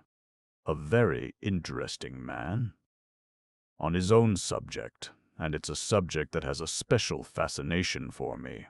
In my humble way, I've done a bit in that line myself. Why, when I was in the Dordogne region..." Our talk became technical. Colonel Race's boast was not an idle one. He knew a great deal. At the same time, he made 1 or 2 curious mistakes, slips of the tongue. I might almost have thought them. But he was quick to take his cue from me and to cover them up. Once he spoke of the Mousterian period as succeeding the Aurignacian, an absurd mistake for one who knew anything of the subject. It was 12 o'clock when I went to my cabin. I was still puzzling over those queer discrepancies. Was it possible that he had got the whole subject up for the occasion, that really he knew nothing of archaeology? I shook my head, vaguely dissatisfied with that solution. Just as I was dropping off to sleep, I sat up with a sudden start as another idea flashed into my head. Had he been pumping me? Were those slight inaccuracies just tests? To see whether I really knew what I was talking about? In other words, he suspected me of not being genuinely Anne Beddingfeld. Why? Chapter 12. Extract from the diary of Sir Eustace Pedlar. There is something to be said for life on board ship. It is peaceful. My gray hairs fortunately exempt me from the indignities of bobbing for apples, running up and down the deck with potatoes and eggs, and the more painful sports of Brother Bill and Bolster Bar. What amusement people can find in these painful proceedings has always been a mystery to me. But there are many fools in the world. One praises God for their existence and keeps out of their way. Fortunately, I am an excellent sailor. Paget, poor fellow, is not. He began turning green as soon as we were out of the Solent. I presume my other so-called secretary is also seasick. At any rate, he has not yet made his appearance. But perhaps it is not seasickness, but high diplomacy. The great thing is that I have not been worried by him. On the whole, the people on board are a mangy lot, only 2 decent bridge players and 1 decent-looking woman, Mrs. Clarence Blair. I've met her in town, of course. She is one of the only women I know who can lay claim to a sense of humor. I enjoy talking to her, and should enjoy it more if it were not for a long-legged taciturn ass who has attached himself to her like a zimpet. I cannot think that this Colonel Race really amuses her. He's good-looking in his way, but dull as ditch-water. One of these strong, silent men that lady novelists and young girls always rave over. Guy Paget struggled up on deck after we left Madeira and began babbling in a hollow voice about work. What the devil does anyone want to work for on board ship? It is true that I promised my publishers my reminiscences early in the summer, but what of it? Who really reads reminiscences? Old ladies in the suburbs. And what do my reminiscences amount to? I've knocked against a certain number of so-called famous people in my lifetime. With the assistance of Paget, I invent insipid anecdotes about them. And the truth of the matter is, Paget is too honest for the job. He won't let me invent anecdotes about the people I might have met but haven't. I tried kindness with him. You look a perfect wreck still, my dear chap, I said easily. What you need is a deck chair in the sun. No, not another word. The work must wait. The next thing I knew, he was worrying about an extra cabin. There's no room to work in your cabin, Sir Eustace. It's full of trunks. From his tone, you might have thought that trunks were black beetles, something that had no business to be there. I explained to him that though he might not be aware of the fact, it was usual to take a change of clothing with one when traveling. He gave the wan smile with which he always greets my attempts at humor, and then reverted to the business in hand. And we could hardly work in my little hole. I know Paget's little holes. He usually has the best cabin on the ship. I'm sorry the captain didn't turn out for you this time, I said sarcastically. Perhaps you'd like to dump some of your extra luggage in my cabin. Sarcasm is dangerous with a man like Paget. He brightened up at once. Well, if I could get rid of the typewriter and the stationery trunk. The stationery trunk weighs several solid tons. It causes endless unpleasantness with the porters, and it is the aim of Paget's life to foist it on me. It is a perpetual struggle between us. He seems to regard it as my special personal property. I, on the other hand, regard the charge of it as the only thing where a secretary is really useful. We'll get an extra cabin, I said hastily. The thing seems simple enough, but Paget is a person who loves to make mysteries. He came to me the next day with a face like a Renaissance conspirator. You know you told me to get cabin 17 for an office? Well, what of it? Has the stationery trunk jammed in the doorway? The doorways are the same size in all the cabins, replied Paget seriously. But I tell you, Sir Eustace, there's something very queer about that cabin. Memories of reading. The upper berth floated through my mind. If you mean that it's haunted, I said, we're not going to sleep there, so I don't see that it matters. Ghosts don't affect typewriters. Paget said that it wasn't a ghost and that, after all, he hadn't got cabin 17. He told me a long, garbled story. Apparently he, and a Mr. Chichester, and a girl called Beddingfeld had almost come to blows over the cabin. Needless to say, the girl had won, and Paget was apparently feeling sore over the matter. Both 13 and 28 are better cabins, he reiterated, but they wouldn't look at them.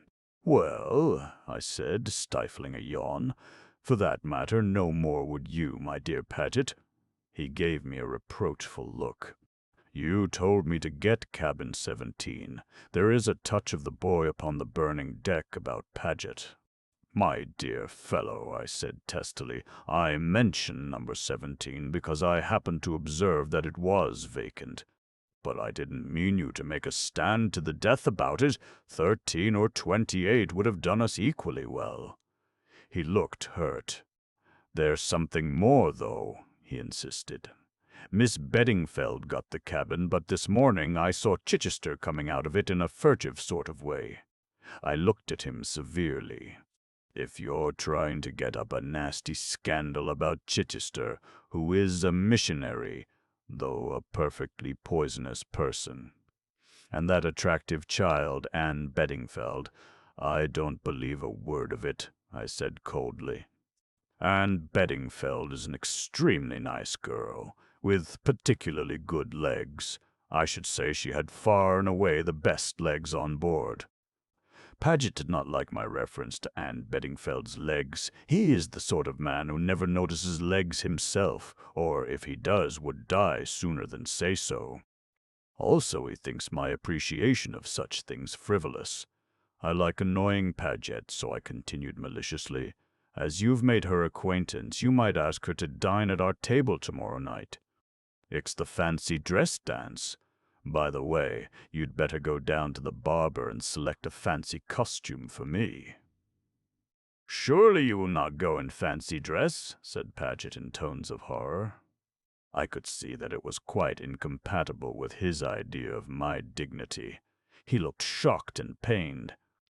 I had really had no intention of donning fancy dress, but the complete discomfiture of Paget was too tempting to be forborne. What do you mean? I said. Of course I shall wear fancy dress. So will you. Paget shuddered. So go down to the barber's and see about it, I finished. I don't think he'll have any outsizes, murmured Paget, measuring my figure with his eye. Without meaning it, Paget can occasionally be extremely offensive. And order a table for 6 in the saloon, I said. We'll have the captain, the girl with the nice legs, Mrs. Blair. Oh, you won't get Mrs. Blair without Colonel Race, Paget interposed. He's asked her to dine with him, I know. Paget always knows everything. I was justifiably annoyed. Who is Race? I demanded, exasperated.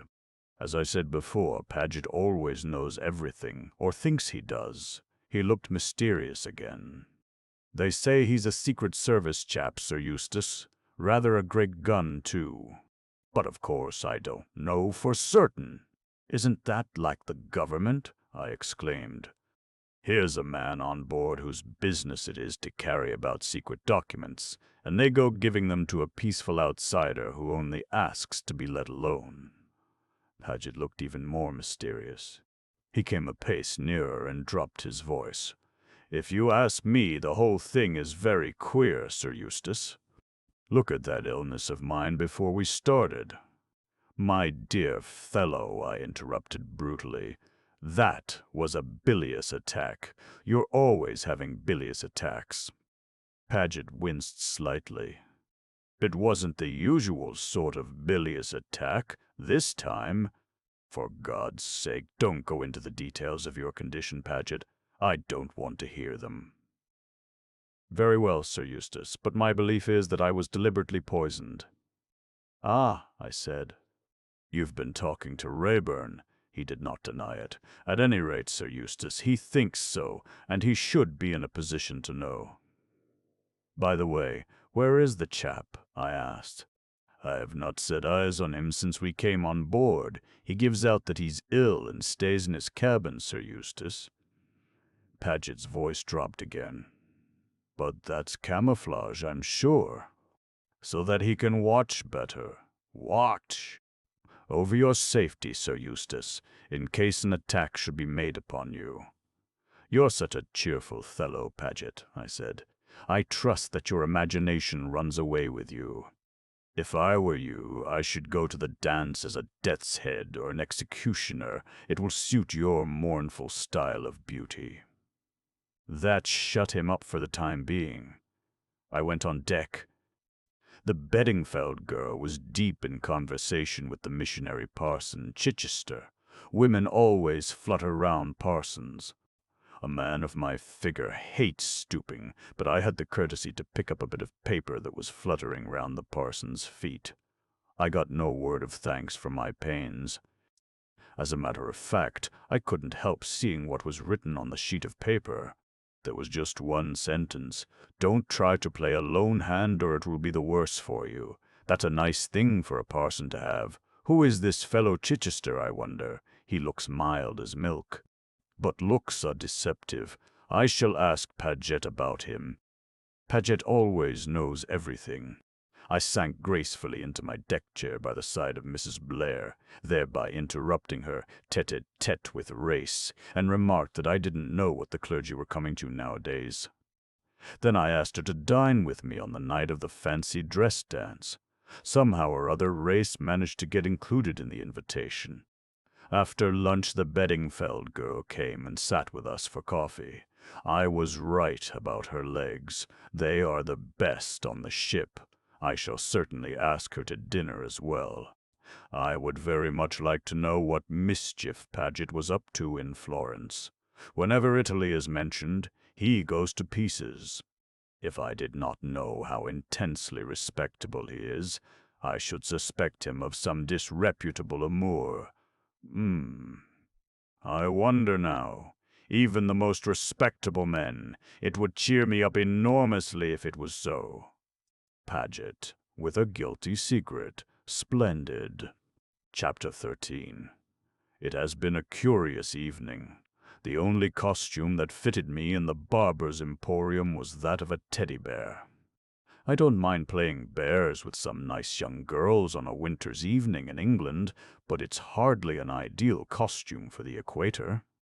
However, I created a good deal of merriment, and won first prize for brought on board, an absurd term for a costume hired for the evening.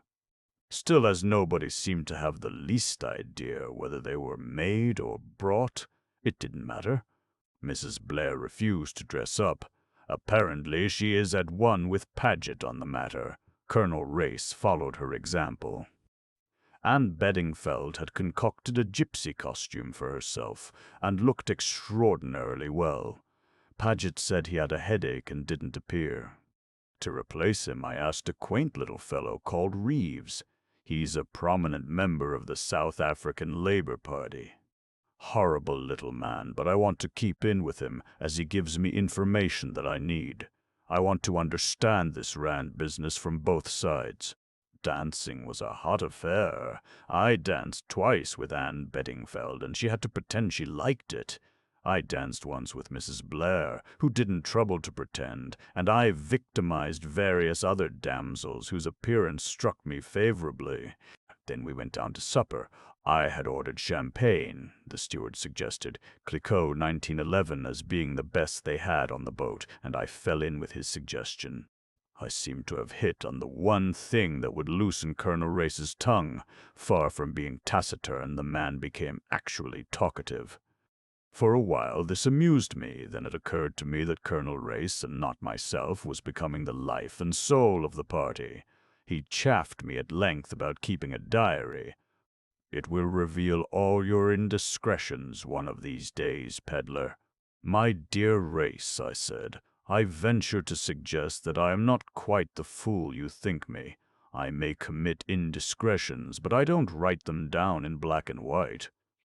After my death, my executors will know my opinion of a great many people, but I doubt if they will find anything to add or detract from their opinion of me. A diary is useful for recording the idiosyncrasies of other people, but not one's own. There is such a thing as unconscious self-revelation, though. In the eyes of the psychoanalyst, all things are vile," I replied sententiously. "You must have had a very interesting life, Colonel Race," said Miss Beddingfeld, gazing at him with wide, starry eyes. "That's how they do it, these girls. Othello charmed Desdemona by telling her stories, but, oh, didn't Desdemona charm Othello by the way she listened? Anyway, the girl set Race off all right. He began to tell lion stories. A man who has shot lions in large quantities has an unfair advantage over other men. It seemed to me that it was time I, too, told a lion story, one of a more sprightly character. "By the way," I remarked, "that reminds me of a rather exciting tale one heard.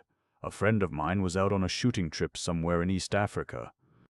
One night he came out of his tent for some reason and was startled by a low growl. He turned sharply and saw a lion crouching to spring. He had left his rifle in the tent. Quick as thought, he ducked, and the lion sprang right over his head. Annoyed at having missed him, the animal growled and prepared to spring again.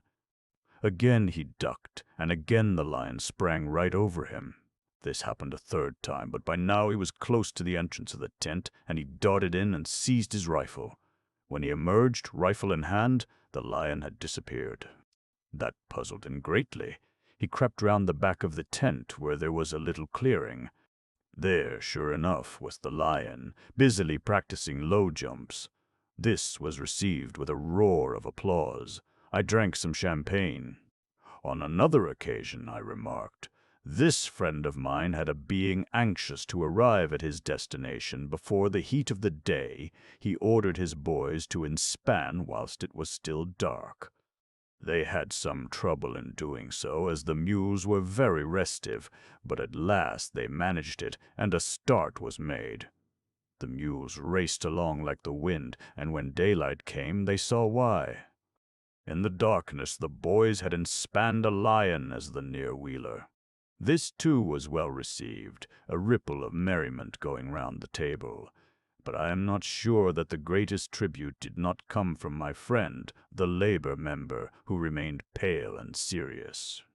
"My God," he said anxiously, "who unharnessed them?" "I must go to Rhodesia," said Mrs. Blair. "After what you have told us, Colonel Race, I simply must. It's a horrible journey, though, 5 days in the train."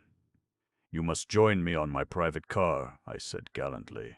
"Oh, Sir Eustace, how sweet of you! Do you really mean it?" "Do I mean it?" I exclaimed reproachfully, and drank another glass of champagne. "Just about another week, and we shall be in South Africa," sighed Mrs. Blair. "Ah, South Africa," I said sentimentally, and began to quote from a recent speech of mine at the Colonial Institute. "What has South Africa to show the world? What indeed? Her fruit and her farms, her wool and her wattles, her herds and her hides, her gold and her diamonds." I was hurrying on, because I knew that as soon as I paused, Reeves would butt in and inform me that the hides were worthless, because the animals hung themselves up on barbed wire or something of that sort, would crab everything else, and end up with the hardships of the miners on the Rand. And I was not in the mood to be abused as a capitalist. However, the interruption came from another source at the magic word diamonds. "Diamonds!" said Mrs. Blair ecstatically. "Diamonds!" breathed Miss Beddingfeld. They both addressed Colonel Race. "I suppose you've been to Kimberley?" I had been to Kimberley too, but I didn't manage to say so in time. Race was being inundated with questions. What were mines like? Was it true that the natives were kept shut up in compounds? And so on. Race answered their questions and showed a good knowledge of his subject. He described the methods of housing the natives, the searches instituted, and the various precautions that De Beers took. "Then it's practically impossible to steal any diamonds?" asked Mrs. Blair with as keen an air of disappointment as though she had been journeying there for the express purpose. "Nothing's impossible, Mrs. Blair. Thefts do occur, like the case I told you of where the Kaffir hid the stone in his wound." "Yes, but on a large scale. Once, in recent years. Just before the war, in fact. You must remember the case, peddler. You were in South Africa at the time." I nodded. "Tell us," cried Miss Beddingfeld. "Oh, do tell us." Race smiled. "Very well, you shall have the story. I suppose most of you have heard of Sir Lawrence Airdsley, the great South African mining magnate? His mines were gold mines, but he comes into the story through his son. You may remember that just before the war rumors were a field of a new potential, Kimberley hidden somewhere in the rocky floor of the British Guiana jungles. Two young explorers, so it was reported, had returned from that part of South America bringing with them a remarkable collection of rough diamonds, some of them of considerable size. Diamonds of small size had been found before in the neighborhood of the Essequibo and Mazaruni rivers. But these two young men, John Eardsley and his friend Lucas, claimed to have discovered beds of great carbon deposits at the common head of two streams. The diamonds were of every color, pink, blue, yellow, green, black, and the purest white. Eardsley and Lucas came to Kimberley where they were to submit their gems to inspection. At the same time, a sensational robbery was found to have taken place at De Beers. When sending diamonds to England, they are made up into a packet. This remains in the big safe, of which the two keys are held by two different men, whilst a third man knows the combination. They are handed to the bank, and the bank send them to England. Each package is worth, roughly, about 100,000. On this occasion, the bank were struck by something a little unusual about the sealing of the packet. It was opened and found to contain knobs of sugar. Exactly how suspicion came to fasten on John Eardsley, I do not know. It was remembered that he had been very wild at Cambridge and that his father had paid his debts more than once. Anyhow, it soon got about that this story of South American diamond fields was all a fantasy. John Eardsley was arrested. In his possession was found a portion of the De Beers diamonds. But the case never came to court. Sir Lawrence Eardsley paid over a sum equal to the missing diamonds, and De Beers did not prosecute. Exactly how the robbery was committed has never been known. But the knowledge that his son was a thief broke the old man's heart. He had a stroke shortly afterwards. As for John, his fate was in a way merciful. He enlisted, went to the war, fought there bravely, and was killed, thus wiping out the stain on his name. Sir Lawrence himself had a third stroke and died about a month ago.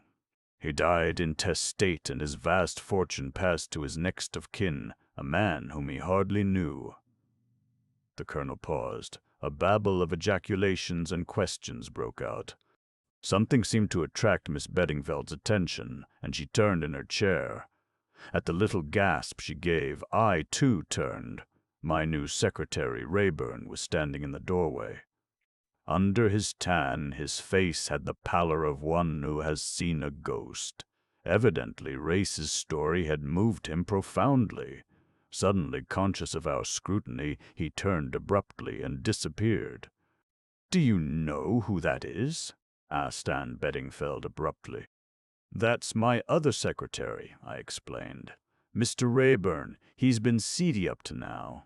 She toyed with the bread by her plate. "Has he been your secretary long?" "Not very long," I said cautiously. But caution is useless with a woman. The more you hold back, the more she presses forward, and Beddingfeld made no bones about it. "How long?" she asked bluntly. "Well, I engaged him just before I sailed. Old friend of mine recommended him."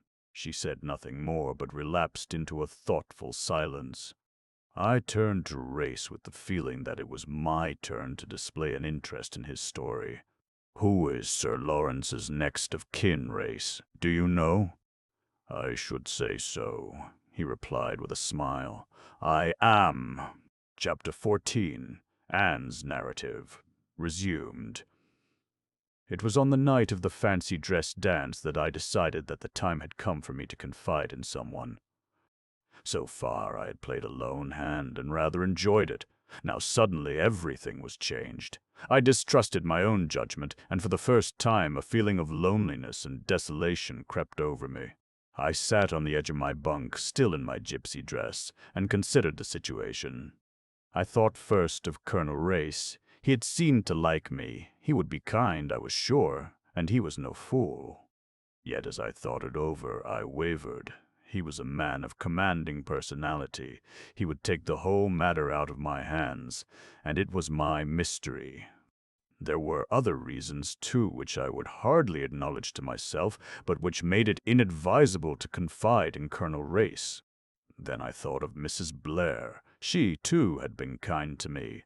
I did not delude myself into the belief that that really meant anything. It was probably a mere whim of the moment.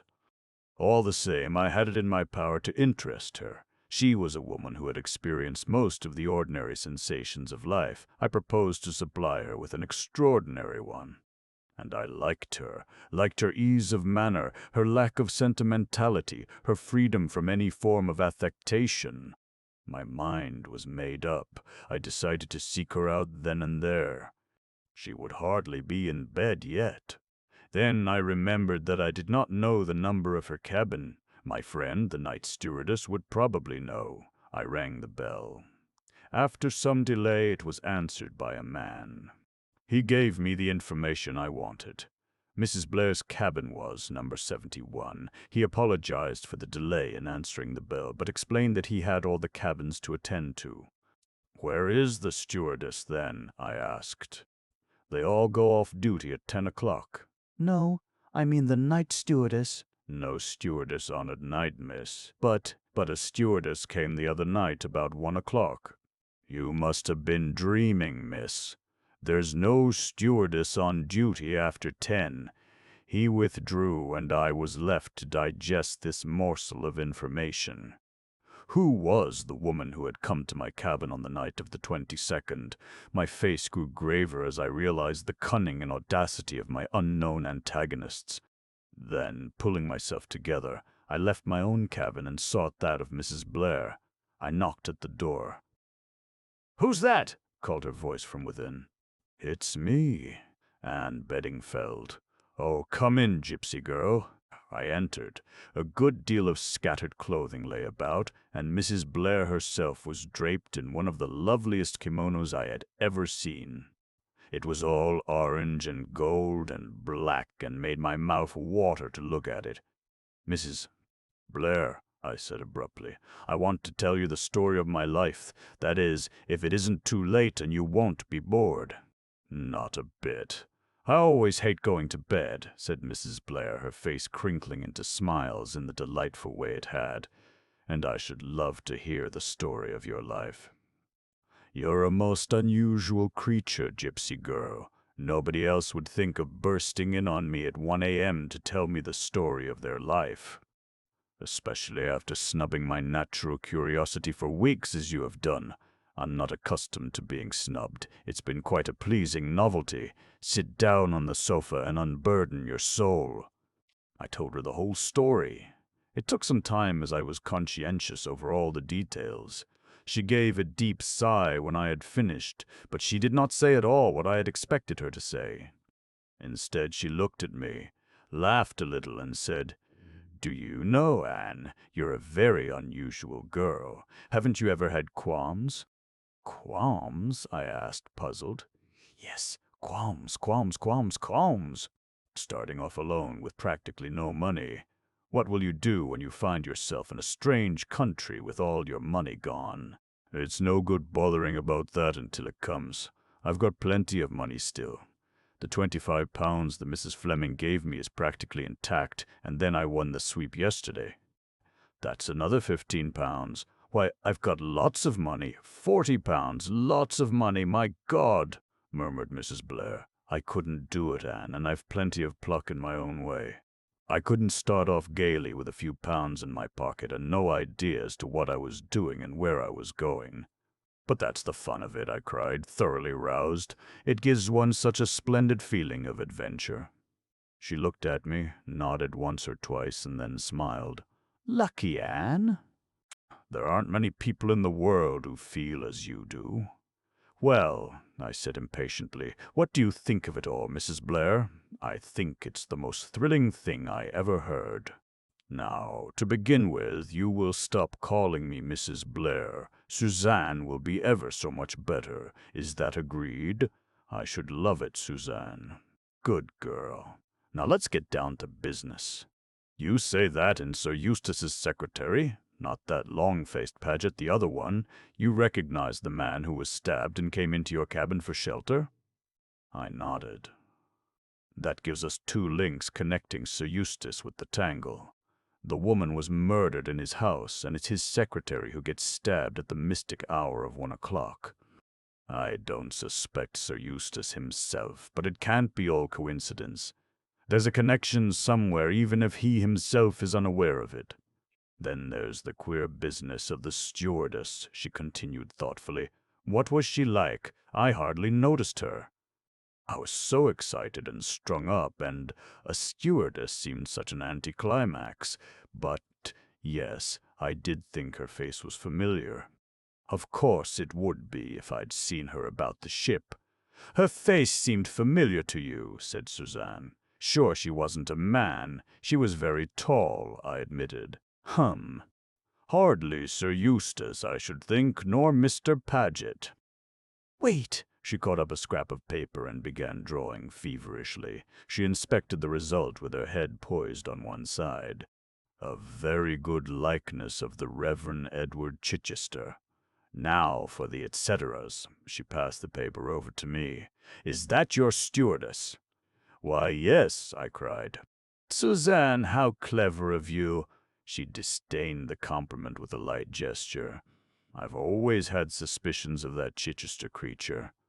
Do you remember how he dropped his coffee cup and turned a sickly green when we were discussing Crippen the other day? And he tried to get cabin 17. Yes, it all fits in so far. But what does it all mean? What was really meant to happen at 1 o'clock in cabin 17? It can't be the stabbing of the secretary. There would be no point in timing that for a special hour on a special day in a special place. No, it must have been some kind of appointment, and he was on his way to keep it when they knifed him. But who was the appointment with? Certainly not with you. It might have been with Chichester, or it might have been with Paget. That seems unlikely, I objected. They can see each other any time. We both sat silent for a minute or two. Then Suzanne started off on another tack. Could there have been anything hidden in the cabin? That seems more probable, I agreed. It would explain my things being ransacked the next morning. But there was nothing hidden there, I'm sure of it. The young man couldn't have slipped something into a drawer the night before. I shook my head. I should have seen him. Could it have been your precious piece of paper they were looking for? It might have been, but it seems rather senseless. It was only a time and a date, and they were both past by then. Suzanne nodded. That's so, of course. No, it wasn't the paper. By the way, have you got it with you? I'd rather like to see it. I had brought the paper with me as Exhibit A, and I handed it over to her. She scrutinized it, frowning. There's a dot after the 17. Why isn't there a dot after the 1, too? There's a space, I pointed out. Yes, there's a space, but... Suddenly she rose and peered at the paper, holding it as close under the light as possible. There was a repressed excitement in her manner. Anne, that isn't a dot. That's a flaw in the paper. A flaw in the paper, you see. So you've got to ignore it and just go by the spaces. The spaces! I had risen and was standing by her.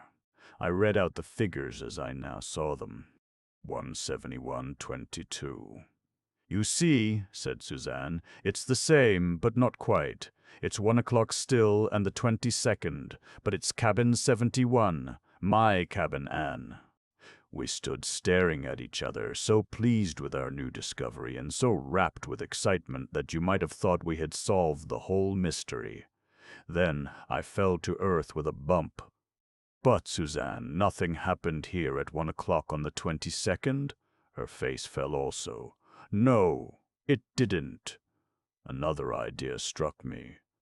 This isn't your own cabin, is it, Suzanne? I mean not the one you originally booked. No, the purser changed me into it. I wonder if it was booked before sailing for someone who didn't turn up. I suppose we could find out.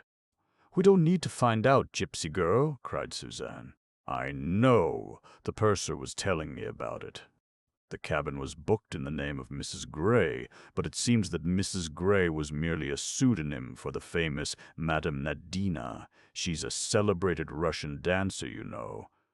She's never appeared in London, but Paris has been quite mad about her. She had a terrific success there all through the war. A thoroughly bad lot, I believe, but most attractive. The purser expressed his regrets that she wasn't on board in a most heartfelt fashion when he gave me her cabin, and then Colonel Race told me a lot about her. It seems there were very queer stories afloat in Paris. She was suspected of espionage, but they couldn't prove anything. I rather fancy Colonel Race was over there simply on that account. He's told me some very interesting things. There was a regular organized gang, not German in origin at all. In fact, the head of it, a man always referred to as the Colonel, was thought to be an Englishman, but they never got any clue as to his identity. But there is no doubt that he controlled a considerable organization of international crooks. Robberies, espionages, assaults, he undertook them all, and usually provided an innocent scapegoat to pay the penalty. Diabolically clever he must have been. This woman was supposed to be one of his agents, but they couldn't get hold of anything to go upon. Yes, Anne, we're on the right tack. Nadina is just the woman to be mixed up in this business. The appointment on the morning of the 22nd was with her in this cabin. But where is she? Why didn't she sail? A light flashed upon me. She meant to sail, I said slowly. Then why didn't she? Because she was dead. Suzanne, Nadina was the woman murdered at Marlow. My mind went back to the bare room in the empty house, and there swept over me again that indefinable sensation of menace and evil. With it came the memory of the falling pencil and the discovery of the roll of films. A roll of films. That struck a more recent note. Where had I heard of a roll of films? And why did I connect that thought with Mrs. Blair? Suddenly I flew at her and almost shook her in my excitement. Your films, the ones that were passed to you through the ventilator? Wasn't that on the 22nd? The ones I lost? How do you know they were the same? Why would anyone return them to you that way, in the middle of the night? It's a mad idea. No, they were a message. The films had been taken out of the yellow tin case and something else put inside. Have you got it still? I may have used it. No, here it is. I remember I tossed it into the rack at the side of the bunk. She held it out to me. It was an ordinary round tin cylinder, such as films are packed in for the tropics. I took it with trembling hand, but even as I did so, my heart leapt. It was noticeably heavier than it should have been. With shaking fingers, I peeled off the strip of adhesive plaster that kept it airtight. I pulled off the lid, and a stream of dull, glassy pebbles rolled onto the bed. Pebbles, I said, keenly disappointed. Pebbles? Cried Suzanne. The ring in her voice excited me. Pebbles? No, Anne, not pebbles, diamonds. Chapter 15. Diamonds! I stared, fascinated, at the glassy heap on the bunk. I picked up one which, but for the weight, might have been a fragment of broken bottle. Are you sure, Suzanne? Oh, yes, my dear. I've seen rough diamonds too often to have any doubts. They're beauties too, Anne, and some of them are unique, I should say. There's a history behind these. The history we heard tonight, I cried. You mean? Hmm. Colonel Race's story. It can't be a coincidence. He told it for a purpose. To see its effect, you mean? I nodded. Its effect on Sir Eustace? Yes. But even as I said it, a doubt assailed me. Was it Sir Eustace who had been subjected to a test, or had the story been told for my benefit? I remembered the impression I had received on that former night of having been deliberately pumped.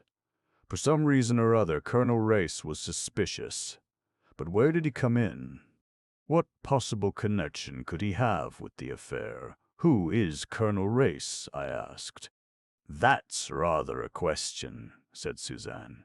He's pretty well known as a big-game hunter, and, as you heard him say tonight, he was a distant cousin of Sir Lawrence Ardsley. I've never actually met him until this trip. He journeys to and from Africa a good deal. There's a general idea that he does Secret Service work. I don't know whether it's true or not. He's certainly rather a mysterious creature. I suppose he came into a lot of money as Sir Lawrence Ardsley's heir. My dear Anne, he must be rolling. You know he'd be a splendid match for you. I can't have a good go at him with you aboard the ship, I said, laughing. Oh, these married women! We do have a pull, murmured Suzanne complacently. And everybody knows that I am absolutely devoted to Clarence. My husband, you know. It's so safe and pleasant to make love to a devoted wife. It must be very nice for Clarence to be married to someone like you. Well, I'm wearing to live with. Still, he can always escape to the Foreign Office where he fixes his eyeglass in his eye and goes to sleep in a big armchair. We might cable in to tell us all he knows about Race. I love sending cables, and they annoy Clarence so. He always says a letter would have done as well. I don't suppose he'd tell us anything, though. He is so frightfully discreet. That's what makes him so hard to live with for long on end. But let us go on with our matchmaking. I'm sure Colonel Race is very attracted to you, Anne. Give him a couple of glances from those wicked eyes of yours, and the deed is done. Everyone gets engaged on board ship. There's nothing else to do. I don't want to get married. Don't you? Said Suzanne. Why not? I love being married, even to Clarence. I disdained her flippancy. What I want to know is, I said with determination, what has Colonel Race got to do with this? He's in it somewhere. You don't think it was mere chance, his telling that story? No, I don't, I said decidedly. He was watching us all narrowly. You remember, some of the diamonds were recovered, not all. Perhaps these are the missing ones. Or perhaps what? Perhaps what? I did not answer directly. I should like to know, I said, what became of the other young man. Not Eardsley, but what was his name? Lucas. We're getting some light on the thing anyway. It's the diamonds all these people are after. It must have been to obtain possession of the diamonds that the man in the brown suit killed Nadina. He didn't kill her, I said sharply. Of course he killed her. Who else could have done so? I don't know. But I'm sure he didn't kill her. He went into that house 3 minutes after her and came out as white as a sheet because he found her dead. But nobody else went in. Then the murderer was in the house already, or else he got in some other way. There's no need for him to pass the lodge. He could have climbed over the wall. Suzanne glanced at me sharply. The man in the brown suit, she mused. Who was he, I wonder? Anyway, he was identical with the doctor in the tube. He would have had time to remove his makeup and follow the woman to Marlow. She and Carton were to have met there. They both had an order to view the same house, and if they took such elaborate precautions to make their meeting appear accidental, they must have suspected they were being followed. All the same, Carton did not know that his shadower was the man in the brown suit. When he recognized him, the shock was so great that he lost his head completely and stepped back onto the line. "That all seems pretty clear, don't you think so, Anne?" I did not reply. Yes, that's how it was.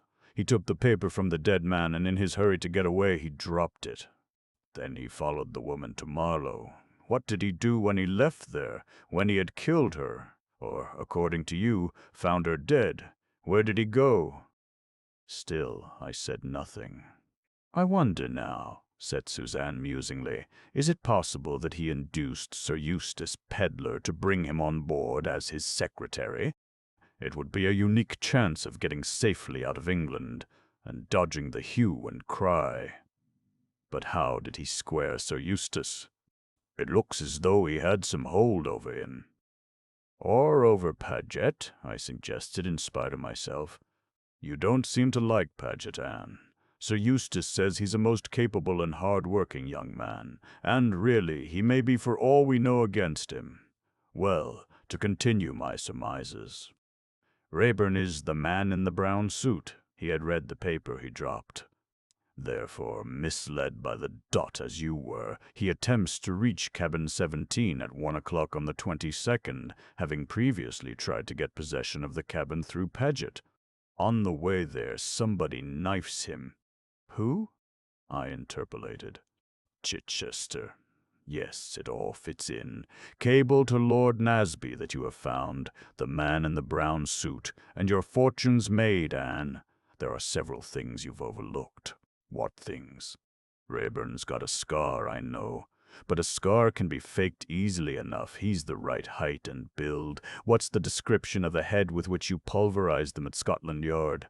I trembled. Suzanne was a well-educated, well-read woman, but I prayed that she might not be conversant with technical terms of anthropology. "Dolichocephalic," I said lightly. Suzanne looked doubtful. "Was that it?" "Yes.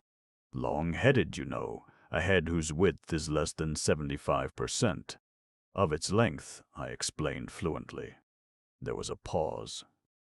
I was just beginning to breathe freely when Suzanne said suddenly, "What's the opposite? What do you mean, the opposite?" "Well, there must be an opposite. What do you call the heads whose breadth is more than 75% of their length?" "Brachycephalic," I murmured unwillingly. "That's it. I thought that was what you said." "Did I?" It was a slip of the tongue. "I meant dolichocephalic," I said with all the assurance I could muster.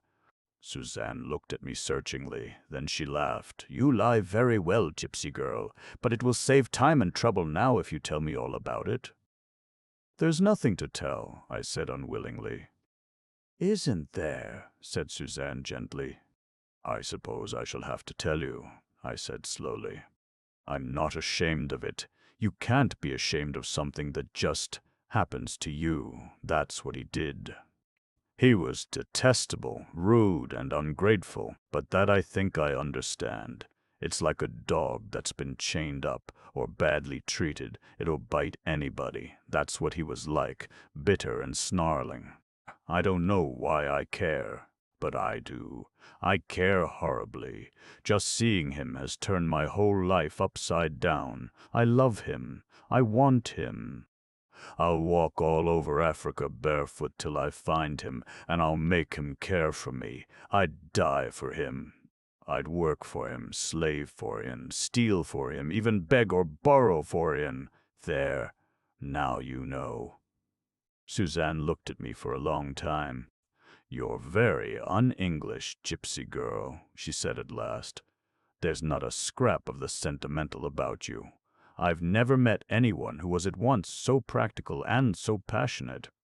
I shall never care for anyone like that, mercifully for me, and yet I envy you, gypsy girl. It's something to be able to care. Most people can't. But what a mercy for your little doctor man that you didn't marry him. He doesn't sound at all the sort of individual who would enjoy keeping high explosive in the house. So there's to be no cabling to Lord Nasby?" I shook my head. "And yet you believe him to be innocent?" "I also believe that innocent people can be hanged." Yes, but, Anne dear, you can face facts. Face them now. In spite of all you say, he may have murdered this woman. No, I said, he didn't. That's sentiment. No, it isn't. He might have killed her. He may even have followed her there with that idea in his mind, but he wouldn't take a bit of black cord and strangle her with it. If he'd done it, he would have strangled her with his bare hands. Suzanne gave a little shiver. Her eyes narrowed appreciatively. Anne, I am beginning to see why you find this young man of yours so attractive. Chapter 16. I got an opportunity of tackling Colonel Race on the following morning. The auction of the sweep had just been concluded, and we walked up and down the deck together. How's the gypsy this morning? Longing for land and her caravan. I shook my head. Now that the sea is behaving so nicely, I feel I should like to stay on it forever and ever. What enthusiasm! Well, isn't it lovely this morning? We leant together over the rail. It was a glassy calm. The sea looked as though it had been oiled. There were great patches of color on it, blue, pale green, emerald, purple, and deep orange, like a cubist picture. There was an occasional flash of silver that showed the flying fish. The air was moist and warm, almost sticky. Its breath was like a perfumed caress. That was a very interesting story you told us last night, I said, breaking the silence. Which one? The one about the diamonds. I believe women are always interested in diamonds.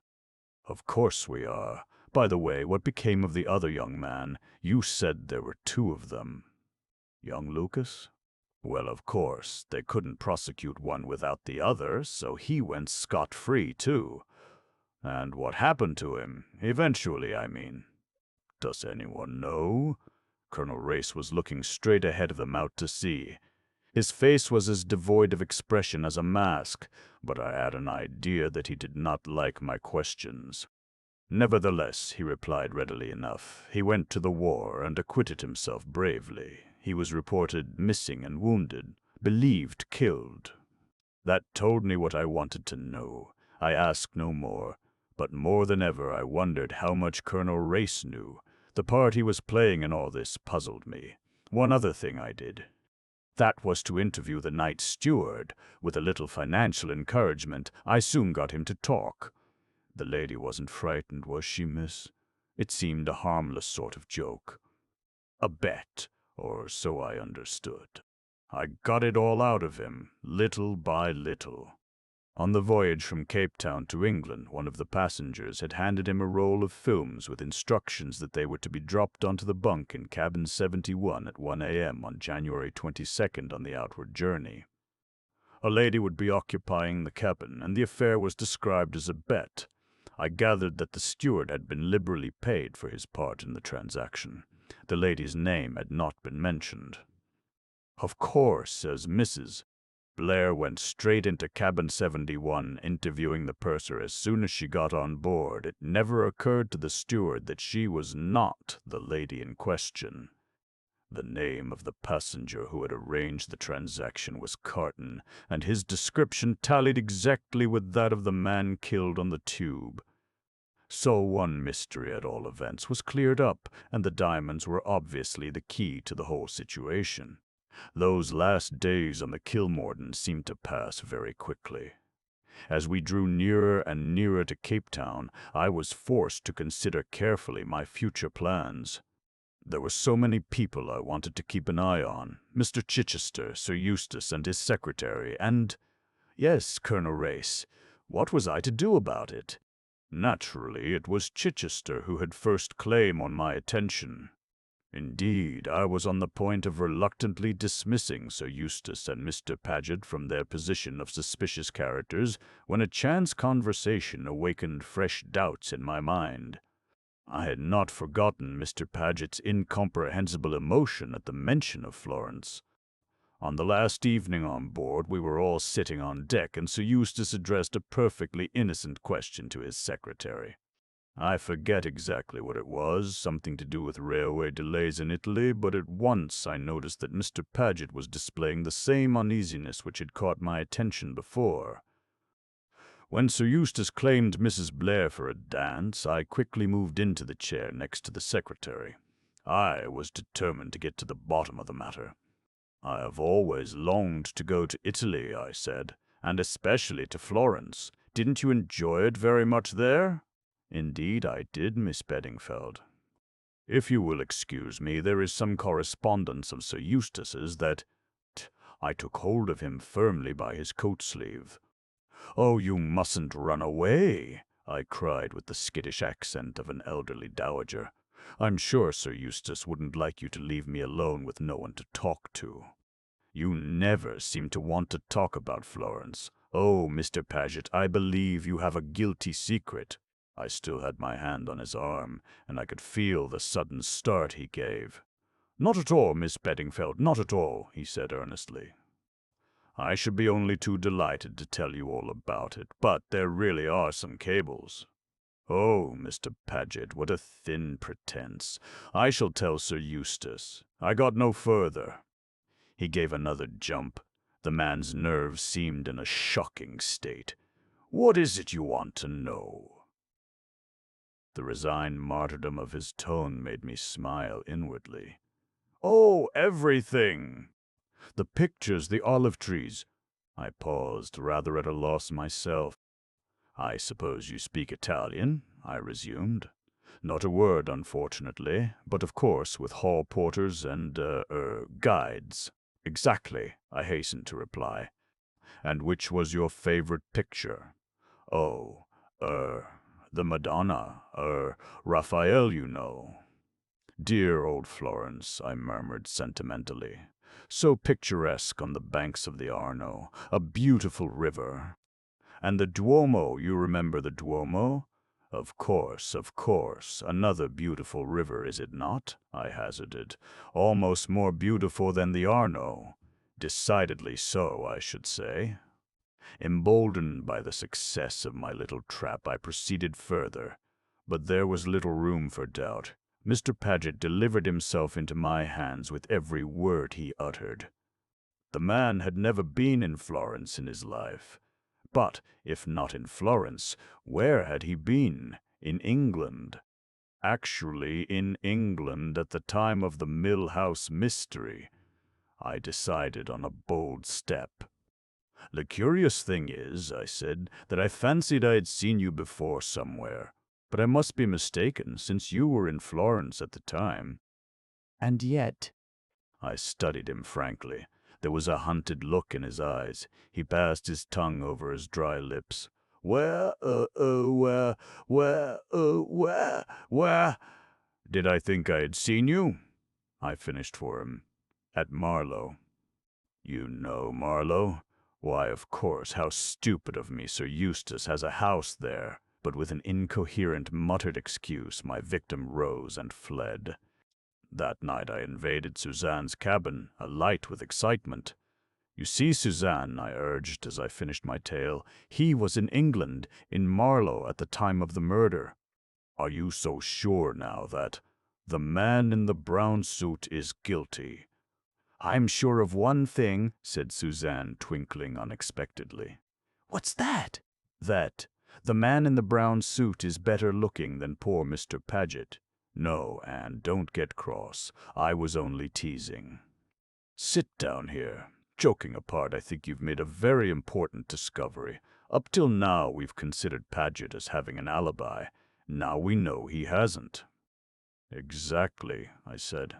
"We must keep an eye on him, as well as everybody else," she said ruefully. "Well, that's one of the things I wanted to talk to you about. That and finance. No, don't stick your nose in the air. I know you are absurdly proud and independent, but you've got to listen to horse sense over this. We're partners. I wouldn't offer you a penny because I liked you, or because you're a friendless girl. What I want is a thrill, and I'm prepared to pay for it. We're going into this together regardless of expense. To begin with, you'll come with me to the Mount Nelson Hotel at my expense, and we'll plan out our campaign." We argued the point.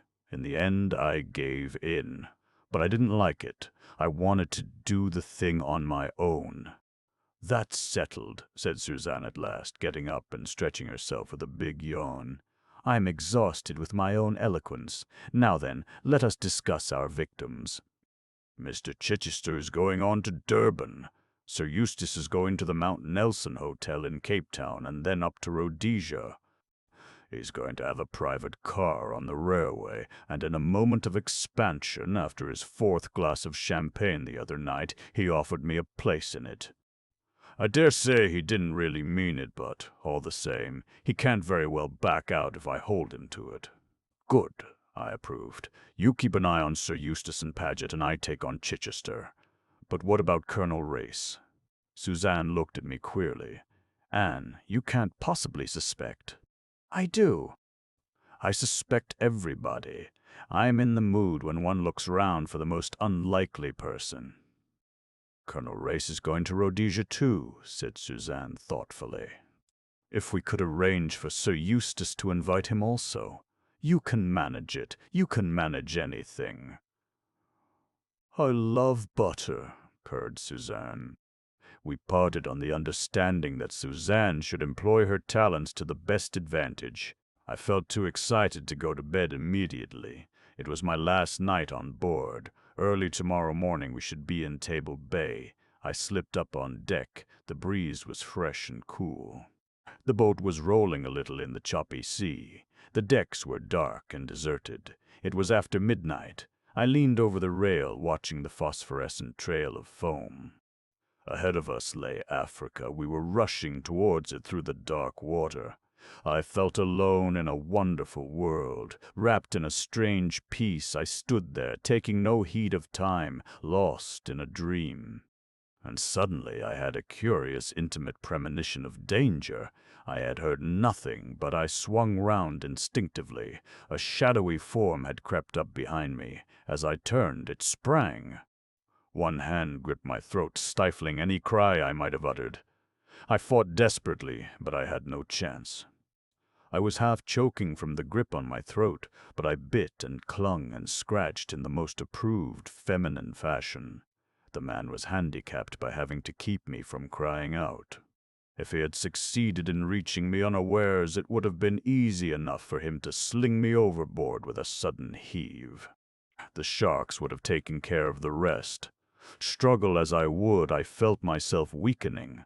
My assailant felt it too. He put out all his strength. And then, running on swift, noiseless feet, another shadow joined in. With one blow of his fist, he sent my opponent crashing headlong to the deck. Released, I fell back against the rail, sick and trembling. My rescuer turned to me with a quick movement. "You're hurt." There was something savage in his tone, a menace against the person who had dared to hurt me. Even before he spoke, I had recognized him. It was my man, the man with the scar. But that one moment in which his attention had been diverted to me had been enough for the fallen enemy. Quick as a flash, he had risen to his feet and taken to his heels down the deck. With an oath, Rayburn sprang after him. I always hate being out of things. I joined the chase, a bad third. Round the deck we went to the starboard side of the ship. There, by the saloon door, lay the man in a crumpled heap. Rayburn was bending over him. "Did you hit him again?" I called breathlessly. "There was no need," he replied grimly. "I found him collapsed by the door, or else he couldn't get it open and is shamming. We'll soon see about that. And we'll see who he is, too." With a beating heart I drew near. I had realized at once that my assailant was a bigger man than Chichester. Anyway, Chichester was a flabby creature who might use a knife at a pinch, but who would have little strength in his bare hands. Rayburn struck a match. We both uttered an ejaculation. The man was Guy Paget. Rayburn appeared absolutely stupefied by the discovery. "Paget," he muttered. "My God, Paget." I felt a slight sense of superiority. "You seem surprised." "I am," he said heavily. "I never suspected." He wheeled suddenly round on me. "And you're not? You recognized him, I suppose, when he attacked you?" "No, I didn't. All the same, I'm not so very surprised." He stared at me suspiciously. "Where do you come in, I wonder? And how much do you know?" I smiled. "A good deal, Lucas." He caught my arm. The unconscious strength of his grip made me wince. "Where did you get that name?" he asked hoarsely. "Isn't it yours?" I demanded sweetly. "Or do you prefer to be called the man in the brown suit?" That did stagger him. He released my arm and fell back a pace or two. "Are you a girl or a witch?" he breathed. "I'm a friend." I advanced a step towards him. "I offered you my help once. I offer it again. Will you have it?" The fierceness of his answer took me aback. "No, I'll have no truck with you or with any woman. Do your damnedest." As before, my own temper began to rise. "Perhaps," I said, "you don't realize how much in my power you are. A word from me to the captain. Bah!" "Say it," he sneered. Then advancing with a quick step, "And whilst we're realizing things, my girl, do you realize that you're in my power this minute? I could take you by the throat like this." With a swift gesture, he suited the action to the word. I felt his two hands clasp my throat and press ever so little. "Like this, and squeeze the life out of you, and then, like our unconscious friend here, but with more success, fling your dead body to the sharks. What do you say to that?" I said nothing. I laughed, and yet I knew that the danger was real. Just at that moment he hated me, but I knew that I loved the danger, loved the feeling of his hands on my throat, that I would not have exchanged that moment for any other moment in my life. The Sepper Nines. With a short laugh he released me. "What's your name?" he asked abruptly. "Anne Beddingfeld. Does nothing frighten you, Anne Beddingfeld?" "Oh, yes," I said with an assumption of coolness I was far from feeling. "Wasps, sarcastic women, very young men, cockroaches, and superior shop assistants." He gave the same short laugh as before. Then he stirred the unconscious form of Paget with his feet. "What shall we do with this junk? Throw it overboard?" he asked carelessly. "If you like," I answered with equal calm. "I admire your wholehearted, bloodthirsty instincts, Miss Beddingfeld, but we will leave him to recover at his leisure. He is not seriously hurt." "You shrink from a second murder, I see," I said sweetly. "A second murder?" He looked genuinely puzzled. "The woman at Marlow," I reminded him, watching the effect of my words closely. An ugly, brooding expression settled down on his face. He seemed to have forgotten my presence. "I might have killed her," he said. "Sometimes I believe that I meant to kill her." A wild rush of feeling, hatred of the dead woman, surged through me. I could have killed her that moment had she stood before me.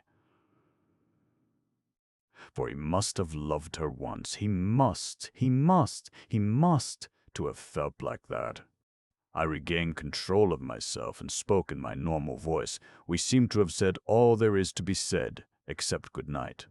Good night, and goodbye, Miss Beddingfeld." "Au revoir, Mr. Lucas." Again he flinched at the name. He came nearer. "Why do you say that? Au revoir, I mean." "Because I have a fancy that we shall meet again." "Not if I can help it." Emphatic as his tone was, it did not offend me. On the contrary, I hugged myself with secret satisfaction. I am not quite a fool.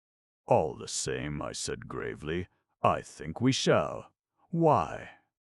I shook my head, unable to explain the feeling that had actuated my words.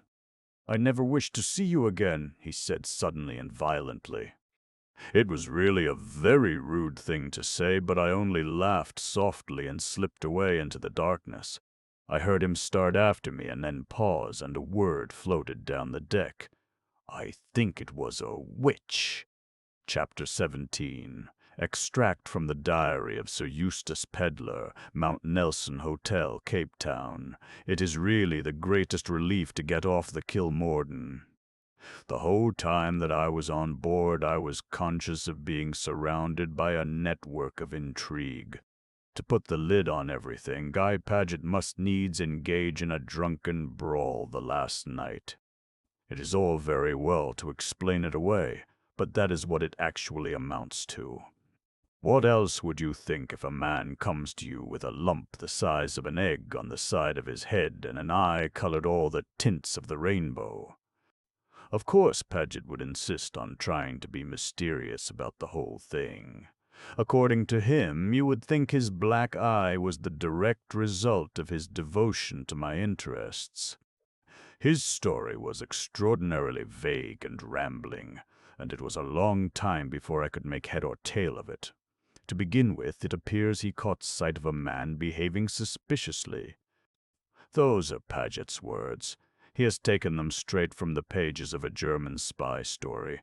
What he means by a man behaving suspiciously, he doesn't know himself. I said so to him. He was slinking along in a very furtive manner, and it was the middle of the night, Sir Eustace. Well, what were you doing yourself? Why weren't you in bed and asleep like a good Christian? I demanded irritably. I had been coding those cables of yours, Sir Eustace, and typing the diary up to date. Trust Paget to be always in the right and a martyr over it. Well, I just thought I would have a look around before turning in, Sir Eustace. The man was coming down the passage from your cabin. I thought at once there was something wrong by the way he looked about him. He slunk up the stairs by the saloon. I followed him. My dear Paget, I said, why shouldn't the poor chap go on deck without having his footsteps dogged? Lots of people even sleep on deck. Very uncomfortable, I've always thought. The sailors wash you down with the rest of the deck at 5 in the morning. I shuddered at the idea. Anyway, I continued, if you went worrying some poor devil who was suffering from insomnia, I don't wonder he landed you one. Paget looked patient. If you would hear me out, Sir Eustace. I was convinced the man had been prowling about near your cabin where he had no business to be. The only 2 cabins down that passage are yours and Colonel Race's. Race, I said, lighting a cigar carefully, can look after himself without your assistance, Paget. I added as an afterthought, so can I. Paget came nearer and breathed heavily, as he always does before imparting a secret. You see, Sir Eustace, I fancied, and now indeed I am sure, it was Raeburn. Raeburn? Yes, Sir Eustace. I shook my head. Raeburn has far too much sense to attempt to wake me up in the middle of the night. Quite so, Sir Eustace. I think it was Colonel Race he went to see. A secret meeting, for orders. Don't hiss at me, Paget, I said, drawing back a little, and do control your breathing. Your idea is absurd. Why should they want to have a secret meeting in the middle of the night? If they'd anything to say to each other, they could hobnob over beef tea in a perfectly casual and natural manner. I could see that Paget was not in the least convinced. Something was going on last night, Sir Eustace, he urged, or why should Raeburn assault me so brutally? You're quite sure it was Raeburn? Paget appeared to be perfectly convinced of that. It was the only part of the story that he wasn't vague about. There's something very queer about all this, he said. To begin with, where is Raeburn? It's perfectly true that we haven't seen the fellow since we came on shore.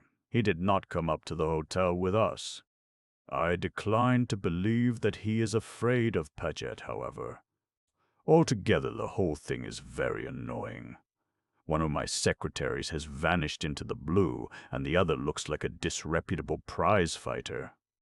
I can't take him about with me in his present condition. I shall be the laughing-stock of Cape Town. I have an appointment later in the day to deliver old Milray's billet doux, but I shall not take Paget with me. Confound the fellow and his prowling ways. Altogether, I am decidedly out of temper. I had poisonous breakfast with poisonous people, Dutch waitresses with thick ankles who took half an hour to bring me a bad bit of fish. And this farce of getting up at 5 a.m. on arrival at the port to see a blinking doctor and hold your hands above your head simply makes me tired. Later. A very serious thing has occurred. I went to my appointment with the Prime Minister, taking Milray's sealed letter. It didn't look as though it had been tampered with, but inside was a blank sheet of paper. Now I suppose I'm in the devil of a mess. Why I ever let that bleating old fool Milray embroil me in the matter I can't think. Paget is a famous job's comforter. He displays a certain gloomy satisfaction that maddens me.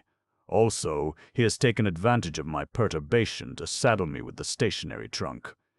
Unless he is careful, the next funeral he attends will be his own. However, in the end I had to listen to him. Supposing, Sir Eustace, that Raeburn had overheard a word or two of your conversation with Mr. Milray in the street. Remember, you had no written authority from Mr. Milray. You accepted Raeburn on his own valuation. You think Raeburn is a crook, then? I said slowly. Paget did. How far his views were influenced by resentment over his black eye, I don't know. He made out a pretty fair case against Raeburn, and the appearance of the latter told against him. My idea was to do nothing in the matter. A man who has permitted himself to be made a thorough fool of is not anxious to broadcast the fact. But Paget, his energy unimpaired by his recent misfortunes, was all for vigorous measures. He had his way, of course. He bustled out to the police station, sent innumerable cables, and brought a herd of English and Dutch officials to drink whiskies and sodas at my expense. We got Milray's answer that evening. He knew nothing of my late secretary. There was only one spot of comfort to be extracted from the situation. At any rate, I said to Paget, you weren't poisoned. You had one of your ordinary bilious attacks. I saw him wince. It was my only score. Later. Paget is in his element. His brain positively scintillates with bright ideas. He will have it now that Raeburn is none other than the famous man in the brown suit. I dare say he is right. He usually is. But all this is getting unpleasant. The sooner I get off to Rhodesia, the better. I have explained to Paget that he is not to accompany me. You see, my dear fellow, I said, you must remain here on the spot. You might be required to identify Raeburn any minute. And, besides, I have my dignity as an English member of Parliament to think of. I can't go about with a secretary who has apparently recently been indulging in a vulgar street brawl. Paget winced. He is such a respectable fellow that his appearance is pain and tribulation to him. But what will you do about your correspondence and the notes for your speeches, Sir Eustace? I shall manage, I said airily. Your private car is to be attached to the 11 o'clock train tomorrow, Wednesday morning, Paget continued. I have made all arrangements. Is Mrs. Blair taking a maid with her? Mrs. Blair taking a maid with her. Blair? I gasped. She tells me you offered her a place. So I did, now I come to think of it. On the night of the fancy dress ball, I even urged her to come, but I never thought she would. Delightful as she is, I do not know that I want Mrs. Blair's society all the way to Rhodesia and back. Women require such a lot of attention, and they are confoundedly in the way sometimes. Have I asked anyone else? I said nervously. One does these things in moments of expansion. Mrs. Blair seemed to think you had asked Colonel Race as well. I groaned. I must have been very drunk if I asked Race. Very drunk indeed. Take my advice, Paget, and let your black eye be a warning to you. Don't go on the bust again. As you know, I am a teetotaler, Sir Eustace. Much wiser to take the pledge if you have a weakness that way. I haven't asked anyone else, have I, Paget? Not that I know of, Sir Eustace. I heaved a sigh of relief. "There's Miss Beddingfeld," I said thoughtfully. "She wants to get to Rhodesia to dig up bones, I believe. I've a good mind to offer her a temporary job as a secretary. She can typewrite, I know, for she told me so." To my surprise, Paget opposed the idea vehemently. He does not like Anne Beddingfeld. Ever since the night of the black eye, he has displayed uncontrollable emotion whenever she is mentioned. Paget is full of mysteries nowadays. Just to annoy him, I shall ask the girl. As I said before, she has extremely nice legs. Chapter 18. Anne's narrative resumed. "I don't suppose that as long as I live I shall forget my first sight of Table Mountain. I got up frightfully early and went out on deck. I went right up to the boat deck, which I believe is a heinous offense, but I decided to dare something in the cause of solitude. We were just steaming into Table Bay. There were fleecy white clouds hovering above Table Mountain, and nestling on the slopes below, right down to the sea, was the sleeping town, gilded and bewitched by the morning sunlight. It made me catch my breath and have that curious hungry pain inside that seizes one sometimes when one comes across something that's extra beautiful. I'm not very good at expressing these things, but I knew well enough that I had found, if only for a fleeting moment, the thing that I had been looking for ever since I left Little Hampsley. Something new, something hitherto undreamed of, something that satisfied my aching hunger for romance. Perfectly silently, or so it seemed to me, the Kilmorden glided nearer and nearer. It was still very like a dream. Like all dreamers, however, I could not let my dream alone. We poor humans are so anxious not to miss anything. "This is South Africa," I kept saying to myself industriously. "South Africa, South Africa, you are seeing the world. This is the world." You are seeing it. Think of it, Anne Beddingfeld, you pudding-head, you're seeing the world. I had thought that I had the boat deck to myself, but now I observed another figure leaning over the rail, absorbed as I had been in the rapidly approaching city. Even before he turned his head, I knew who it was. The scene of last night seemed unreal and melodramatic in the peaceful morning sunlight. What must he have thought of me? It made me hot to realize the things that I had said. And I hadn't meant them, or had I? I turned my head resolutely away and stared hard at Table Mountain. If Rayburn had come up here to be alone, I, at least, need not disturb him by advertising my presence. But to my intense surprise, I heard a light footfall on the deck behind me, and then his voice, pleasant and normal. "Miss Beddingfeld." "Yes?" I turned. "I want to apologize to you. I behaved like a perfect bore last night." It was a peculiar night," I said hastily. It was not a very lucid remark, but it was absolutely the only thing I could think of. "Will you forgive me?" I held out my hand without a word. He took it. "There's something else I want to say." His gravity deepened. "Miss Beddingfeld, you may not know it, but you are mixed up in a rather dangerous business." "I gathered as much," I said. "No, you don't. You can't possibly know. I want to warn you. Leave the whole thing alone. It can't concern you, really. Don't let your curiosity lead you to tamper with other people's business." "No, please don't get angry again. I'm not speaking of myself.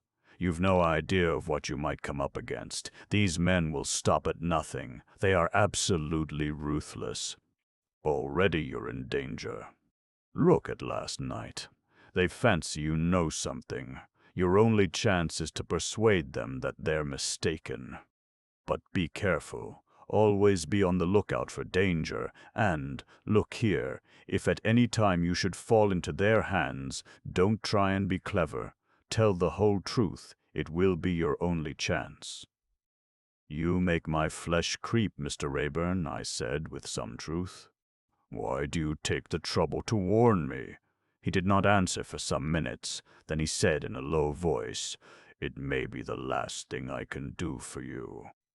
Once on shore I shall be all right, but I may not get on shore." "What?" I cried. You see, I'm afraid you're not the only person on board who knows that I am the man in the brown suit. If you think that I told, I said hotly. He reassured me with a smile. I don't doubt you, Miss Beddingfeld. If I ever said I did, I lied. No, but there's one person on board who's known all along. He's only got to speak, and my number's up. All the same, I'm taking a sporting chance that he won't speak. Why? Because he's a man who likes playing a lone hand, and when the police have got me, I should be of no further use to him. Free I might be. Well, an hour will show. He laughed rather mockingly, but I saw his face harden. If he had gambled with fate, he was a good gambler. He could lose and smile. In any case, he said lightly, I don't suppose we shall meet again. No, I said slowly. I suppose not. So, good. Bye. Good. He gripped my hand hard. Just for a minute his curious light eyes seemed to burn into mine. Then he turned abruptly and left me. I heard his footsteps ringing along the deck. They echoed and re-echoed. I felt that I should hear them always. Footsteps going out of my life. I can admit frankly that I did not enjoy the next 2 hours. Not till I stood on the wharf, having finished with most of the ridiculous formalities that bureaucracies require, did I breathe freely once more. No arrest had been made, and I realized that it was a heavenly day and that I was extremely hungry. I joined Suzanne. In any case, I was staying the night with her at the hotel. The boat did not go on to Port Elizabeth and Durban until the following morning. We got into a taxi and drove to the Mount Nelson. It was all heavenly. The sun, the air, the flowers. When I thought of Little Hampsley in January, the mud knee-deep and the sure-to-be-falling rain, I hugged myself with delight. Suzanne was not nearly so enthusiastic. She has traveled a great deal, of course. Besides, she is not the type that gets excited before breakfast. She snubbed me severely when I let out an enthusiastic yelp at the sight of a giant blue convolvulus. By the way, I should like to make it clear here and now that this story will not be a story of South Africa. I guarantee no genuine local color. You know the sort of thing. Half a dozen words in italics on every page. I admire it very much, but I can't do it. In South Sea Islands, of course, you make an immediate reference to Biche de Mer. I don't know what Biche de Mer is. I never have known. I probably never shall know. I've guessed once or twice and guessed wrong. In South Africa, I know you at once begin to talk about a stoop. I do know what a stoop is. It's the thing round a house, and you sit on it. In various other parts of the world, you call it a veranda, a piazza, and a ha-ha. Then again, there are pawpaws. I had often read of pawpaws. I discovered at once what they were, because I had one plumped down in front of me for breakfast. I thought at first that it was a melon gone bad. The Dutch waitress enlightened me and persuaded me to use lemon juice and sugar and try again. I was very pleased to meet a pawpaw. I had always vaguely associated it with a hula-hula, which I believe, though I may be wrong, is a kind of straw skirt that Hawaiian girls dance in. No, I think I am wrong. That is a lava-lava. At any rate, all these things are very cheering after England. I can't help thinking that it would brighten our cold island life if one could have a breakfast of bacon and then go out clad in a jumper to pay the books. Suzanne was a little tamer after breakfast. They had given me a room next to hers with a lovely view right out over Table Bay. I looked at the view whilst Suzanne hunted for some special face cream. When she had found it and started an immediate application, she became capable of listening to me. "Did you see Sir Eustace?" I asked. "He was marching out of the breakfast room as we went in. He'd had some bad fish or something and was just telling the head waiter what he thought about it, and he bounced a peach on the floor to show how hard it was, only it wasn't quite as hard as he thought and it squashed." Suzanne smiled. Sir Eustace doesn't like getting up early any more than I do. But, Anne, did you see Mr. Paget? I ran against him in the passage. He's got a black eye. What can he have been doing? Only trying to push me overboard, I replied nonchalantly. It was a distinct score for me. Suzanne left her face half anointed and pressed for details. I gave them to her.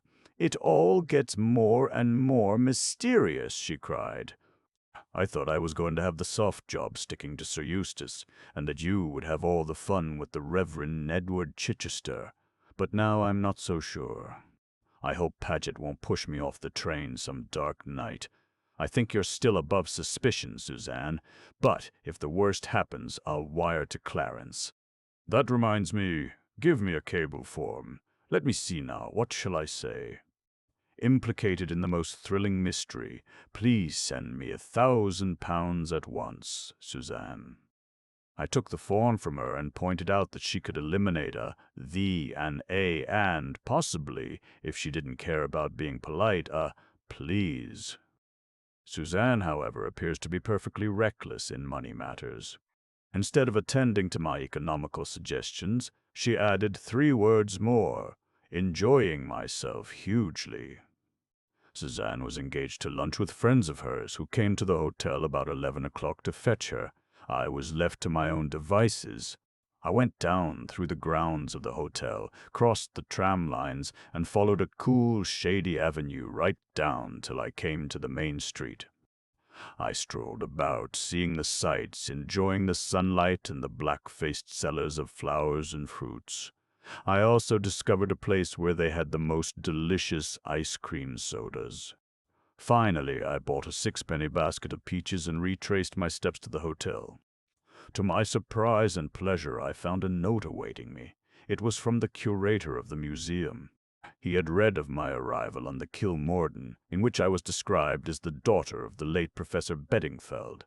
He had known my father slightly, and had had a great admiration for him.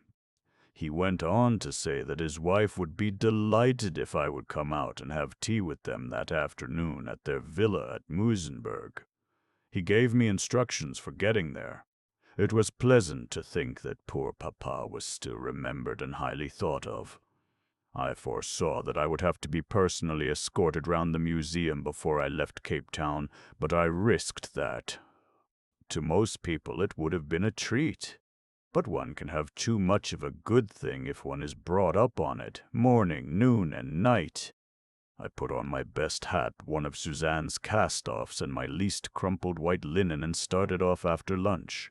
I caught a fast train to Muizenberg and got there in about half an hour. It was a nice trip. We wound slowly round the base of Table Mountain, and some of the flowers were lovely. My geography being weak, I had never fully realized that Cape Town is on a peninsula. Consequently, I was rather surprised on getting out of the train to find myself facing the sea once more. There was some perfectly entrancing bathing going on. The people had short, curved boards and came floating in on the waves. It was far too early to go to tea. I made for the bathing pavilion, and when they said, would I have a surfboard, I said, yes, please. Surfing looks perfectly easy. It isn't. I say no more. I got very angry and fairly hurled my plank from me. Nevertheless, I determined to return on the first possible opportunity and have another go. I would not be beaten. Quite by mistake, I then got a good run on my board and came out delirious with happiness. Surfing is like that. You are either vigorously cursing or else you are idiotically pleased with yourself. I found the Villa Meggi after some little difficulty. It was right up on the side of the mountain, isolated from the other cottages and villas. I rang the bell, and a smiling Kaffir boy answered it. "Mrs. Ruffini?" I inquired. He ushered me in, preceded me down the passage, and flung open a door. Just as I was about to pass in, I hesitated. I felt a sudden misgiving. I stepped over the threshold, and the door swung sharply to behind me. A man rose from his seat behind a table and came forward with outstretched hand. "So glad we have persuaded you to visit us, Miss Beddingfeld," he said. He was a tall man, obviously a Dutchman with a flaming orange beard. He did not look in the least like the curator of a museum. In fact, I realized in a flash that I had made a fool of myself. I was in the hands of the enemy. Chapter 19. It reminded me forcibly of Episode 3 in The Perils of Pamela. How often had I not sat in the sixpenny seats, eating a two-penny bar of milk chocolate, and yearning for similar things to happen to me? Well, they had happened with a vengeance, and somehow it was not nearly so amusing as I had imagined. It's all very well on the screen.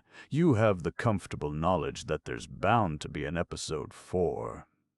But in real life, there was absolutely no guarantee that Anna the adventuress might not terminate abruptly at the end of any episode. Yes, I was in a tight place. All the things that Rayburn had said that morning came back to me with unpleasant distinctness. Tell the truth, he had said. Well, I could always do that, but was it going to help me? To begin with, would my story be believed? Would they consider it likely or possible that I had started off on this mad escapade simply on the strength of a scrap of paper smelling of mothballs? It sounded to me a wildly incredible tale. In that moment of cold sanity, I cursed myself for a melodramatic idiot and yearned for the peaceful boredom of Little Hampsley. All this passed through my mind in less time than it takes to tell. My first instinctive movement was to step backwards and feel for the handle of the door. My captor merely grinned. "Here you are, and here you stay," he remarked facetiously. I did my best to put a bold face upon the matter. I was invited to come here by the curator of the Cape Town Museum. If I have made a mistake. Ah, a mistake. Oh, yes, a big mistake. He laughed coarsely. What right have you to detain me? I shall inform the police. Yap, yap, yap, like a little toy dog. He laughed. I sat down on a chair. I can only conclude that you are a dangerous lunatic, I said coldly. Indeed? I should like to point out to you that my friends are perfectly well aware where I have gone, and that if I have not returned by this evening, they will come in search of me. You understand? So your friends know where you are, do they? Which of them? Thus challenged, I did a lightning calculation of chances. Should I mention Sir Eustace? He was a well-known man, and his name might carry weight. But if they were in touch with Paget, they might know I was lying. Better not risk Sir Eustace. Mrs. Blair, for one, I said lightly. A friend of mine with whom I am staying. I think not, said my captor, slyly shaking his orange head. You have not seen her since 11 this morning. And you received our note bidding you come here at lunchtime. His words showed me how closely my movements had been followed, but I was not going to give in without a fight. You are very clever, I said. Perhaps you have heard of that useful invention, the telephone. Mrs. Blair called me up on it when I was resting in my room after lunch. I told her then where I was going this afternoon. To my great satisfaction, I saw a shade of uneasiness pass over his face. Clearly, he had overlooked the possibility that Suzanne might have telephoned to me. I wished she really had done so. Enough of this, he said harshly, rising. What are you going to do with me, I asked, still endeavoring to appear composed. Put you where you can do no harm in case your friends come after you. For a moment, my blood ran cold, but his next words reassured me. Tomorrow you'll have some questions to answer, and after you've answered them, we shall know what to do with you. And I can tell you, young lady, we've more ways than one of making obstinate little fools talk. It was not cheering, but it was at least a respite. I had until tomorrow.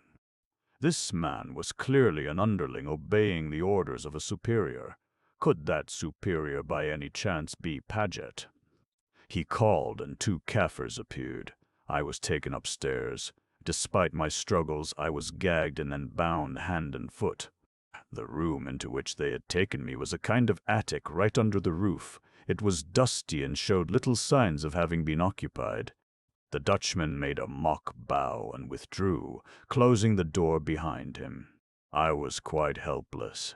Turn and twist as I would, I could not loosen my hands in the slightest degree, and the gag prevented me from crying out. If, by any possible chance, anyone did come to the house, I could do nothing to attract their attention. Down below, I heard the sound of a door shutting. Evidently the Dutchman was going out. It was maddening not to be able to do anything. I strained again at my bonds, but the knots held. I desisted at last and either fainted or fell asleep. When I awoke, I was in pain all over. It was quite dark now, and I judged that the night must be well advanced, for the moon was high in the heavens and shining down through the dusty skylight. The gag was half choking me, and the stiffness and pain were unendurable. It was then that my eyes fell on a bit of broken glass lying in the corner. A moonbeam slanted right down on it, and its glistening had caught my attention. As I looked at it, an idea came into my head. My arms and legs were helpless, but surely I could still roll. Slowly and awkwardly I set myself in motion. It was not easy. Besides being extremely painful since I could not guard my face with my arms, it was also exceedingly difficult to keep any particular direction. I tended to roll in every direction except the one I wanted to go. In the end, however, I came right up against my objective. It almost touched my bound hands. Even then it was not easy. It took an infinity of time before I could wriggle the glass into such a position, wedged against the wall, that it would rub up and down on my bonds. It was a long, heart-rending process, and I almost despaired, but in the end I succeeded in sawing through the cords that bound my wrists. The rest was a matter of time. Once I had restored the circulation to my hands by rubbing the wrists vigorously, I was able to undo the gag. 1 or 2 full breaths did a lot for me.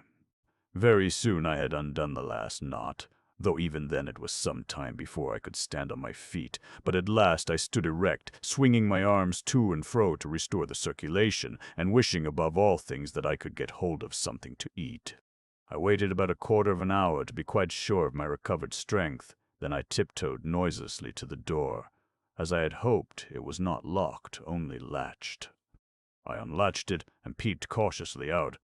Everything was still. The moonlight came in through a window and showed me the dusty, uncarpeted staircase. Cautiously I crept down it. Still no sound, but as I stood on the landing below, a faint murmur of voices reached me. I stopped dead and stood there for some time. A clock on the wall registered the fact that it was after midnight.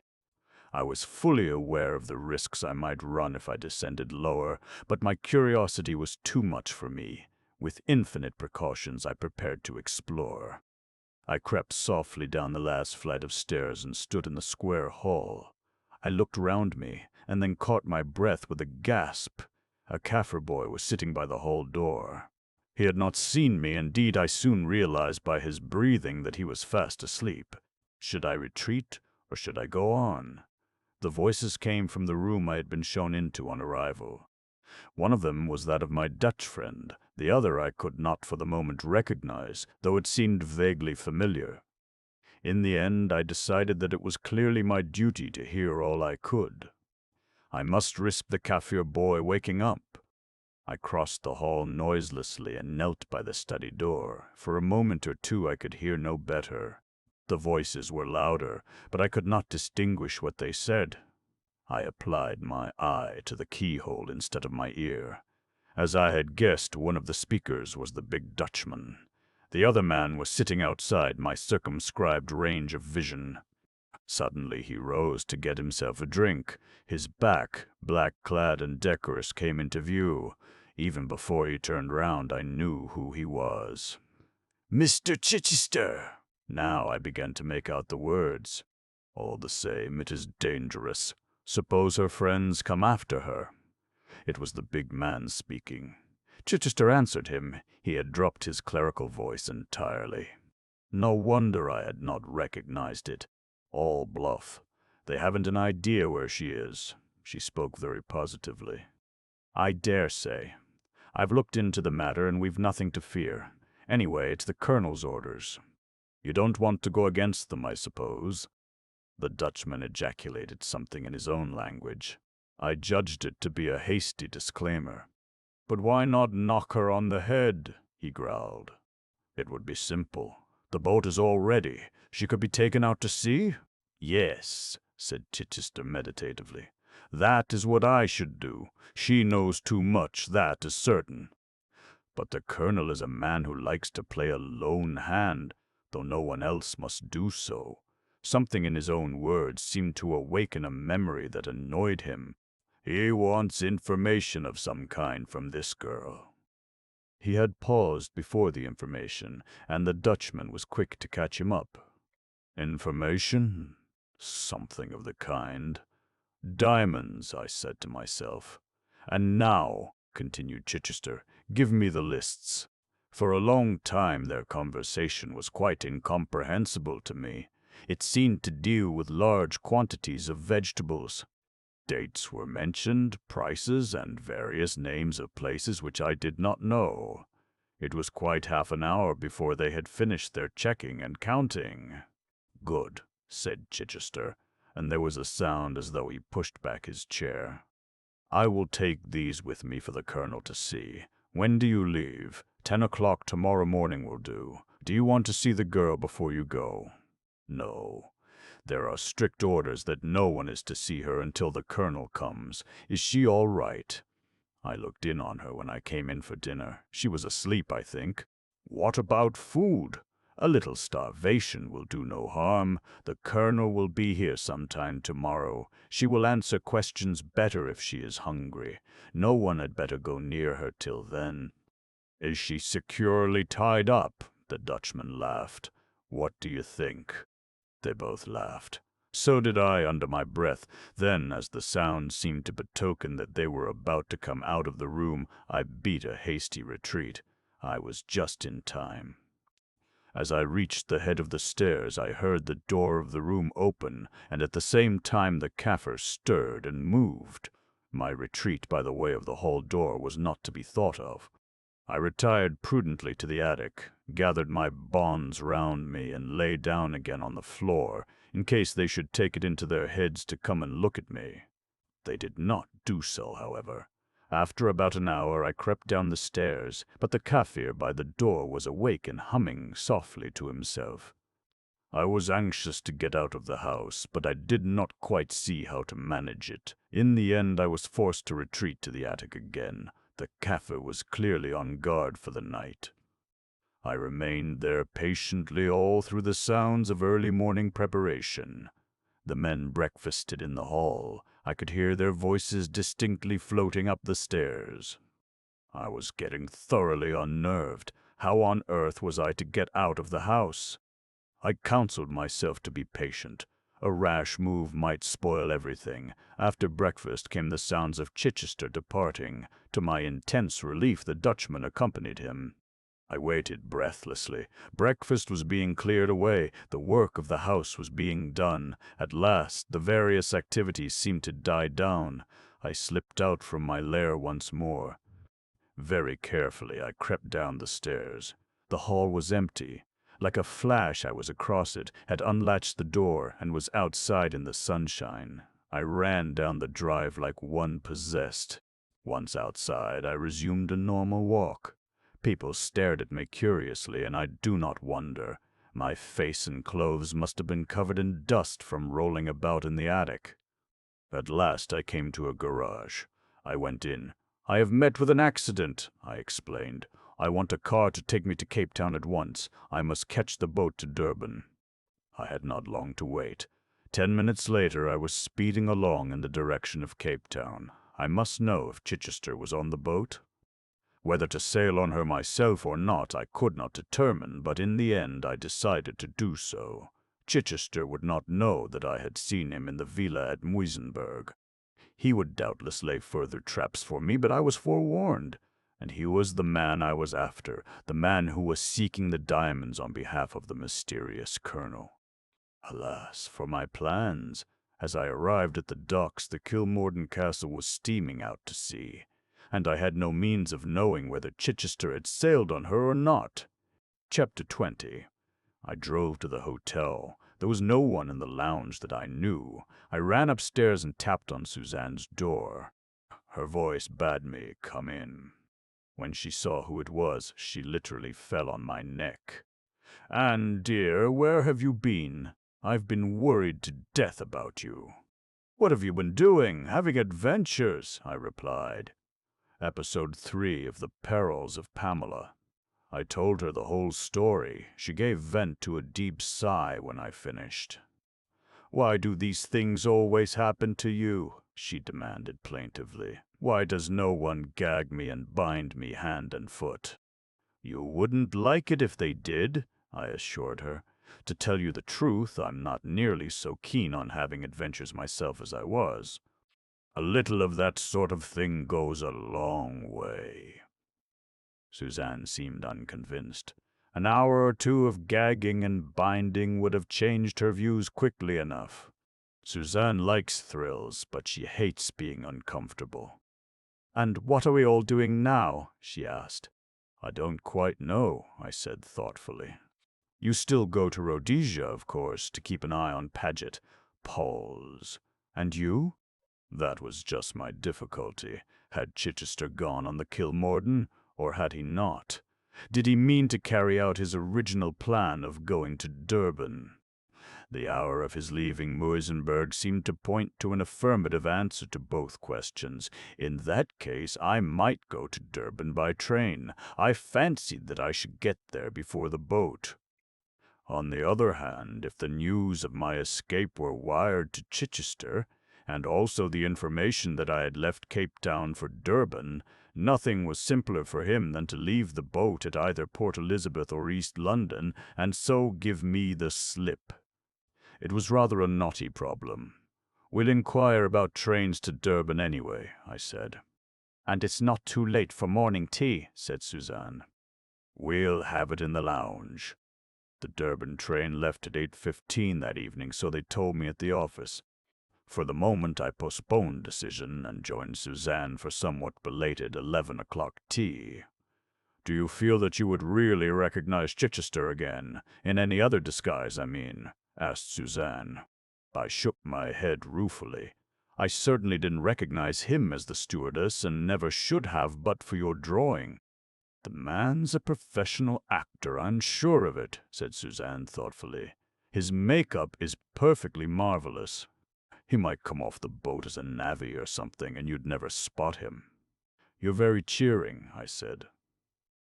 At that minute, Colonel Race stepped in through the window and came and joined us. "What is Sir Eustace doing?" asked Suzanne. "I haven't seen him about today." Rather an odd expression passed over the colonel's face. "He's got a little trouble of his own to attend to, which is keeping him busy. Tell us about it. I mustn't tell tales out of school. Tell us something, even if you have to invent it for our special benefit. Well, what would you say to the famous man in the brown suits having made the voyage with us?" "What?" I felt the color die out of my face and then surge back again.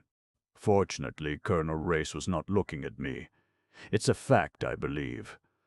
Every port watched for him, and he bamboozled Pedler into bringing him out as his secretary. Not Mr. Paget. Oh, not Paget, the other fellow. Rayburn, he called himself. "Have they arrested him?" asked Suzanne. Under the table, she gave my hand a reassuring squeeze. I waited breathlessly for an answer. "He seems to have disappeared into thin air. How does Sir Eustace take it? Regards it as a personal insult offered him by fate." An opportunity of hearing Sir Eustace's views on the matter presented itself later in the day. We were awakened from a refreshing afternoon nap by a page boy with a note. In touching terms, it requested the pleasure of our company at tea in his sitting room.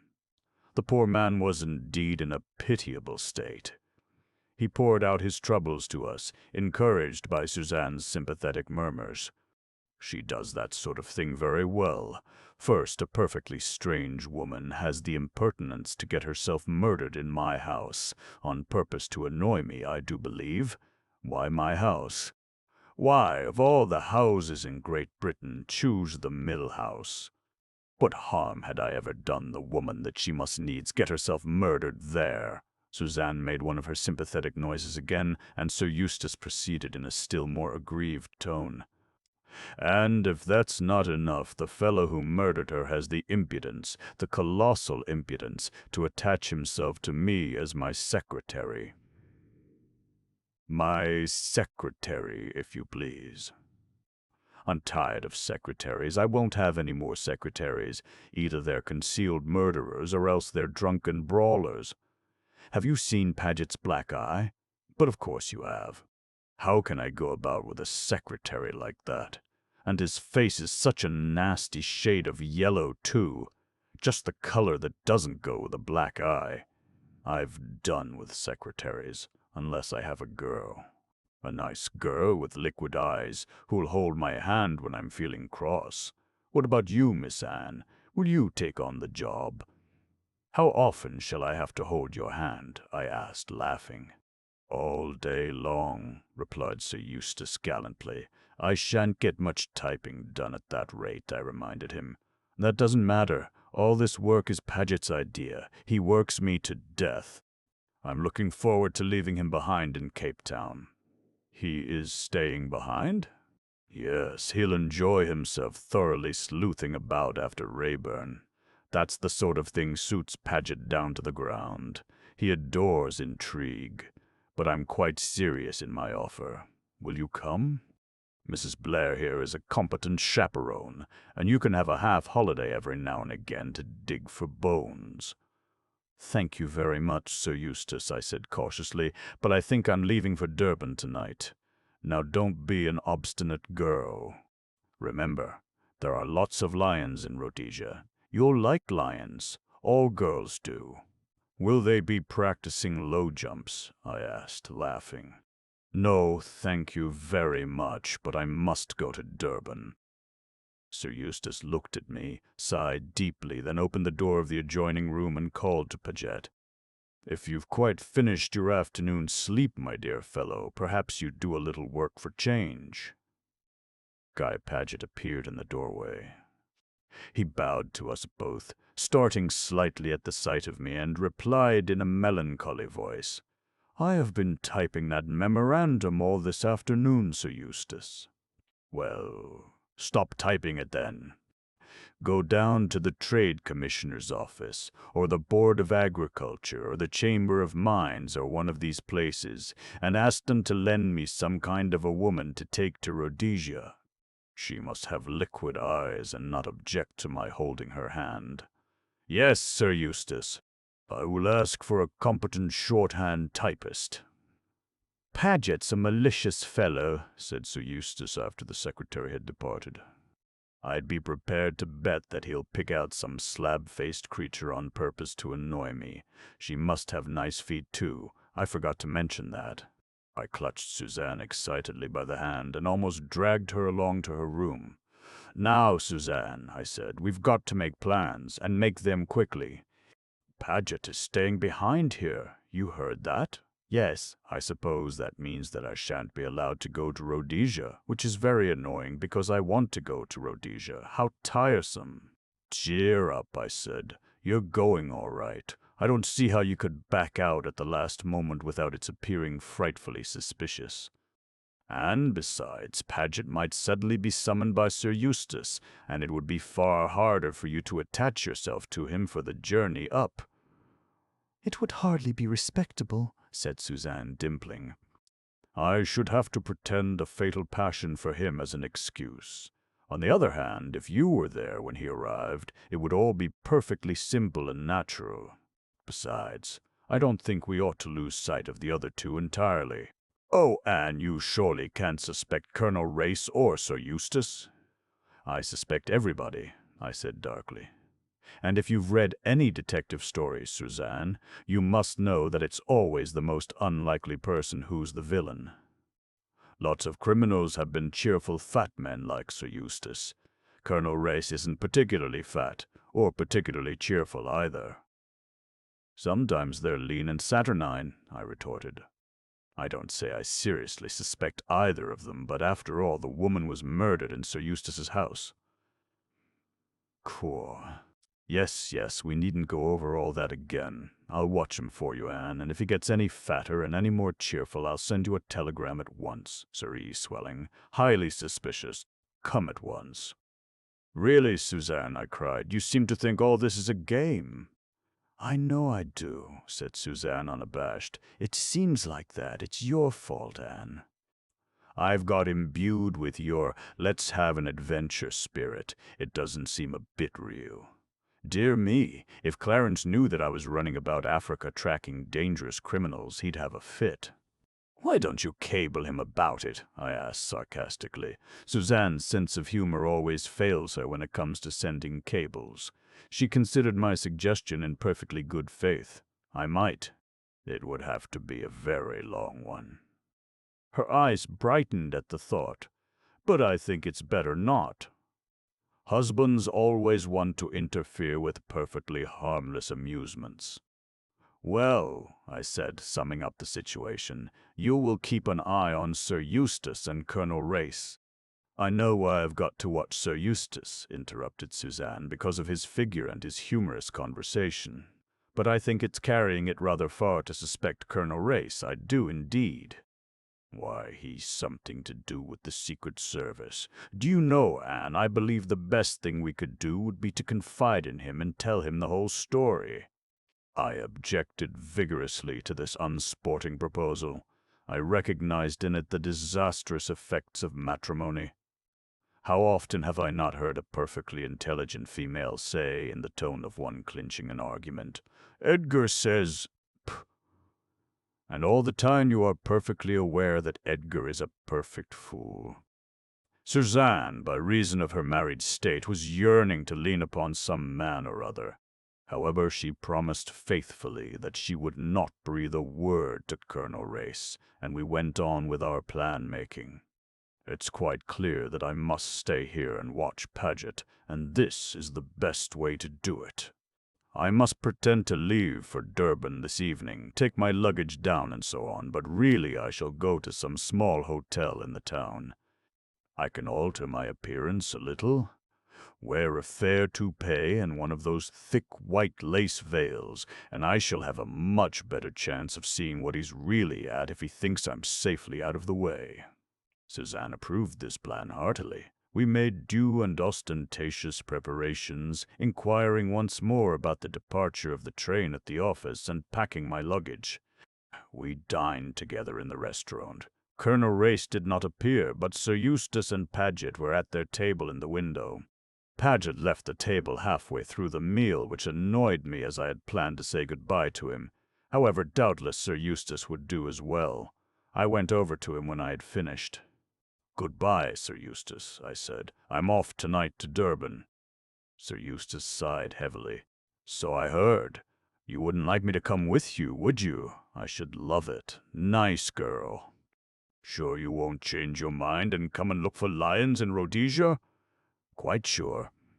"He must be a very handsome fellow," said Sir Eustace plaintively. "Some young whippersnapper in Durban, I suppose, who puts my mature charms completely in the shade. By the way, Paget's going down in the car in a minute or two. He could take you to the station." "Oh, no, thank you," I said hastily. "Mrs. Blair and I have got our own taxi ordered. To go down with Guy Paget was the last thing I wanted." Sir Eustace looked at me attentively. "I don't believe you like Paget. I don't blame you. Of all the officious, interfering asses, going about with the air of a martyr and doing everything he can to annoy and upset me, what has he done now?" I inquired with some curiosity. "He's got hold of a secretary for me. You never saw such a woman. 40, if she's a day, wears pince nez and sensible boots and an air of brisk efficiency that will be the death of me. A regular slab-faced woman. Won't she hold your hand?" "I devoutly hope not," exclaimed Sir Eustace. "That would be the last straw. Well, goodbye, Liquid Eyes. If I shoot a lion, I shan't give you the skin after the base where you've deserted me." He squeezed my hand warmly, and we parted. Suzanne was waiting for me in the hall. She was to come down to see me off. "Let's start at once," I said hastily, and motioned to the man to get a taxi. Then a voice behind me made me start. "Excuse me, Miss Beddingfeld, but I'm just going down in a car. I can drop you and Mrs. Blair at the station." "Oh, thank you," I said hastily, "but there's no need to trouble you. I— "No trouble at all, I assure you. Put the luggage in, porter." I was helpless. I might have protested further, but a slight warning nudge from Suzanne urged me to be on my guard. "Thank you, Mr. Paget," I said coldly. We all got into the car. As we raced down the road into the town, I racked my brains for something to say. In the end, Paget himself broke the silence. "I have secured a very capable secretary for Sir Eustace," he observed. "Miss Pettigrew." "He wasn't exactly raving about her just now," I remarked. Paget looked at me coldly. "She is a proficient shorthand typist," he said repressively. We pulled up in front of the station. Here surely he would leave us. I turned with outstretched hand. "But no. I'll come and see you off. It's just 8 o'clock. Your train goes in a quarter of an hour." He gave efficient directions to porters. I stood helpless, not daring to look at Suzanne. The man suspected. He was determined to make sure that I did go by the train. And what could I do? Nothing. I saw myself in a quarter of an hour's time, steaming out of the station with Paget planted on the platform waving me adieu. He had turned the tables on me adroitly. His manner towards me had changed, moreover. It was full of an uneasy geniality which sat ill upon him, and which nauseated me. The man was an oily hypocrite.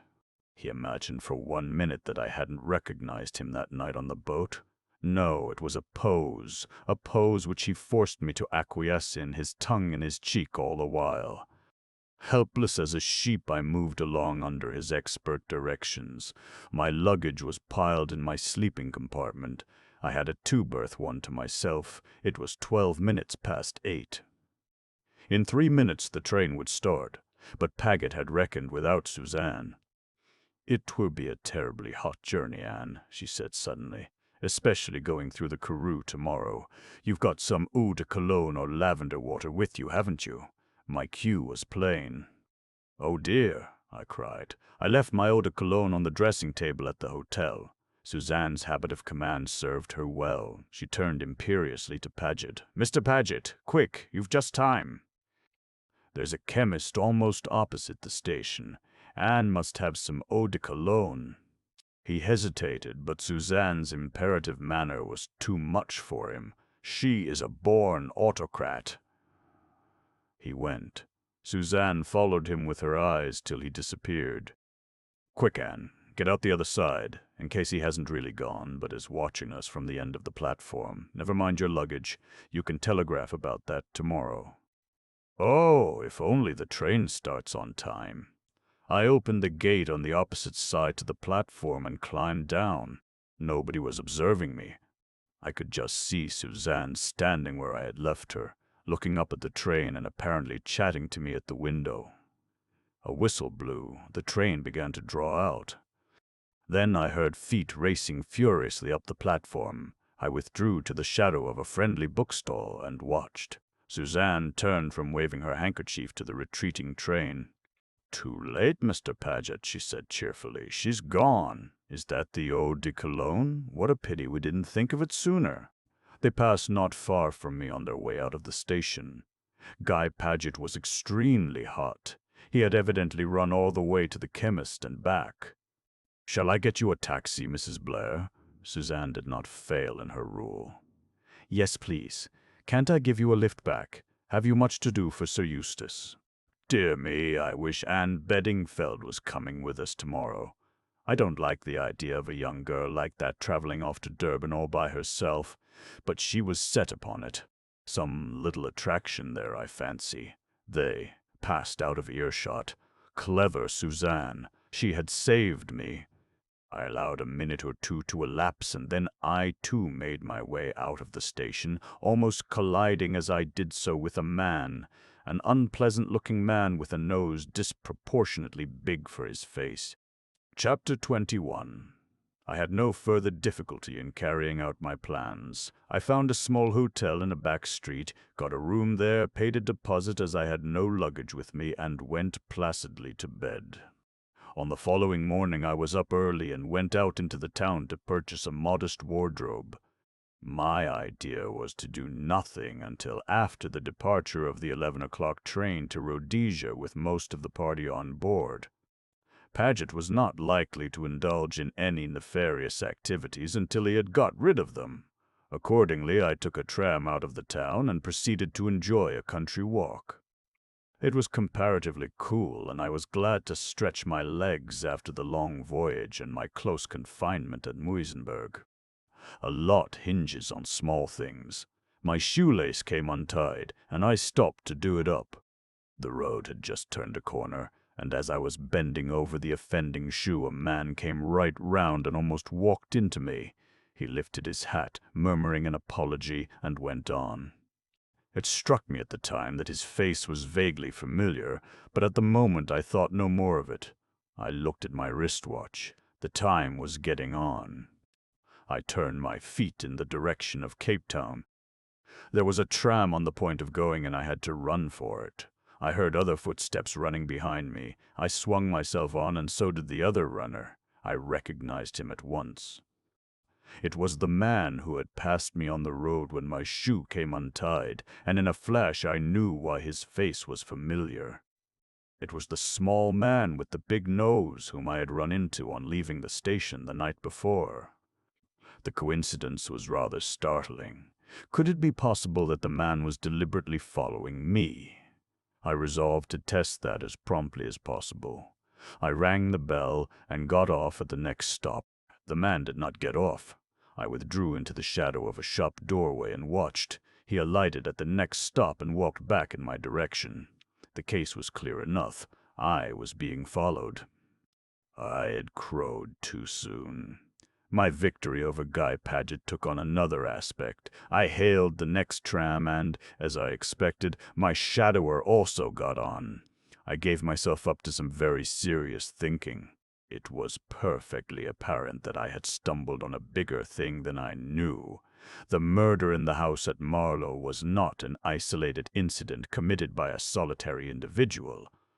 I was up against a gang, and thanks to Colonel Race's revelations to Suzanne, and what I had overheard at the house at Muizenberg, I was beginning to understand some of its manifold activities. Systematized crime, organized by the man known to his followers as the Colonel. I remembered some of the talk I had heard on board ship of the strike on the Rand and the causes underlying it, and the belief that some secret organization was at work fomenting the agitation. That was the Colonel's work. His emissaries were acting according to plan. He took no part in these things himself, I had always heard, as he limited himself to directing and organizing. The brain work, not the dangerous labor, for him. But still it well might be that he himself was on the spot, directing affairs from an apparently impeccable position. That, then, was the meaning of Colonel Race's presence on the Kilmorden Castle. He was out after the arch-criminal. Everything fitted in with that assumption. He was someone high up in the Secret Service whose business it was to lay the colonel by the heels. I nodded to myself. Things were becoming very clear to me. What of my part in the affair? Where did I come in? Was it only diamonds they were after? I shook my head. Great as the value of the diamonds might be, they hardly accounted for the desperate attempts which had been made to get me out of the way. No, I stood for more than that. In some way, unknown to myself, I was a menace, a danger. Some knowledge that I had, or that they thought I had, made them anxious to remove me at all costs, and that knowledge was bound up somehow with the diamonds. There was one person, I felt sure, who could enlighten me, if he would. The man in the brown suit. Harry Rayburn. He knew the other half of the story. But he had vanished into the darkness. He was a hunted creature flying from pursuit. In all probability, he and I would never meet again. I brought myself back with a jerk to the actualities of the moment. It was no good thinking sentimentally of Harry Rayburn. He had displayed the greatest antipathy to me from the first. Or at least, there I was again, dreaming. The real problem was what to do now. I, priding myself upon my rule of watcher, had become the watched, and I was afraid. For the first time I began to lose my nerve. I was the little bit of grit that was impeding the smooth working of the great machine, and I fancied that the machine would have a short way with little bits of grit. Once Harry Rayburn had saved me, once I had saved myself, but I felt suddenly that the odds were heavily against me. My enemies were all around me in every direction, and they were closing in. If I continued to play a lone hand, I was doomed. I was doomed. I rallied myself with an effort. After all, what could they do? I was in a civilized city, with policemen every few yards. I would be wary in future. They should not trap me again as they had done in Muizenberg. As I reached this point in my meditations, the train arrived at Adderley Street. I got out. Undecided what to do, I walked slowly up the left-hand side of the street. I did not trouble to look if my watcher was behind me. I knew he was. I walked into Cartwright's and ordered 2 coffee ice cream sodas to steady my nerves. A man, I suppose, would have had a stiff peg, but girls derive a lot of comfort from ice cream sodas. I applied myself to the end of the straw with gusto. The cool liquid went trickling down my throat in the most agreeable manner. I pushed the first glass aside, empty. I was sitting on one of the little high stools in front of the counter. Out of the tail of my eye, I saw my tracker come in and sit down unostentatiously at a little table near the door. I finished the second coffee soda and demanded a maple one. I can drink practically an unlimited amount of ice cream sodas. Suddenly, the man by the door got up and went out. That surprised me. If he was going to wait outside, why not wait outside from the beginning? I slipped down from my stool and went cautiously to the door. I drew back quickly into the shadow. The man was talking to Guy Paget. If I had ever had any doubts, that would have settled it. Paget had his watch out and was looking at it. They exchanged a few brief words, and then the secretary swung on down the street towards the station. Evidently he had given his orders. But what were they? Suddenly my heart leapt into my mouth. The man who had followed me crossed to the middle of the road and spoke to a policeman. He spoke at some length, gesticulating towards Cartwright's and evidently explaining something. I saw the plan at once. I was to be arrested on some charge or other, pocket-picking perhaps. It would be easy enough for the gang to put through a simple little matter like that. Of what good to protest my innocence? They would have seen to every detail. Long ago they had brought a charge of robbing De Beers against Harry Rayburn, and he had not been able to disprove it, though I had little doubt but that he had been absolutely blameless. What chance had I against such a frame-up as the Colonel could devise? I glanced up at the clock almost mechanically, and immediately another aspect of the case struck me. I saw the point of Guy Paget's looking at his watch. It was just on 11, and at 11 the mail train left for Rhodesia, bearing with it the influential friends who might otherwise come to my rescue. That was the reason of my immunity up to now. From last night till 11 this morning I had been safe, but now the net was closing in upon me. I hurriedly opened my bag and paid for my drinks, and as I did so my heart seemed to stand still, for inside it was a man's wallet stuffed with notes. It must have been deftly introduced into my handbag as I left the tram. Promptly I lost my head. I hurried out of Cartwright's. The little man with the big nose and the policeman were just crossing the road. They saw me, and the little man designated me excitedly to the policeman. I took to my heels and ran. I judged him to be a slow policeman. I should get a start. But I had no plan even then. I just ran for my life down Adderley Street. People began to stare. I felt that in another minute someone would stop me. An idea flashed into my head. "The station?" I asked in a breathless gasp. "Just down on the right." I sped on. "It is permissible to run for a train." I turned into the station, but as I did so, I heard footsteps close behind me. The little man with the big nose was a champion sprinter. I foresaw that I should be stopped before I got to the platform I was in search of. I looked up to the clock, 1 minute to 11. I might just do it if my plan succeeded. I had entered the station by the main entrance in Adderley Street. I now darted out again through the side exit. Directly opposite me was the side entrance to the post office, the main entrance to which is in Adderley Street.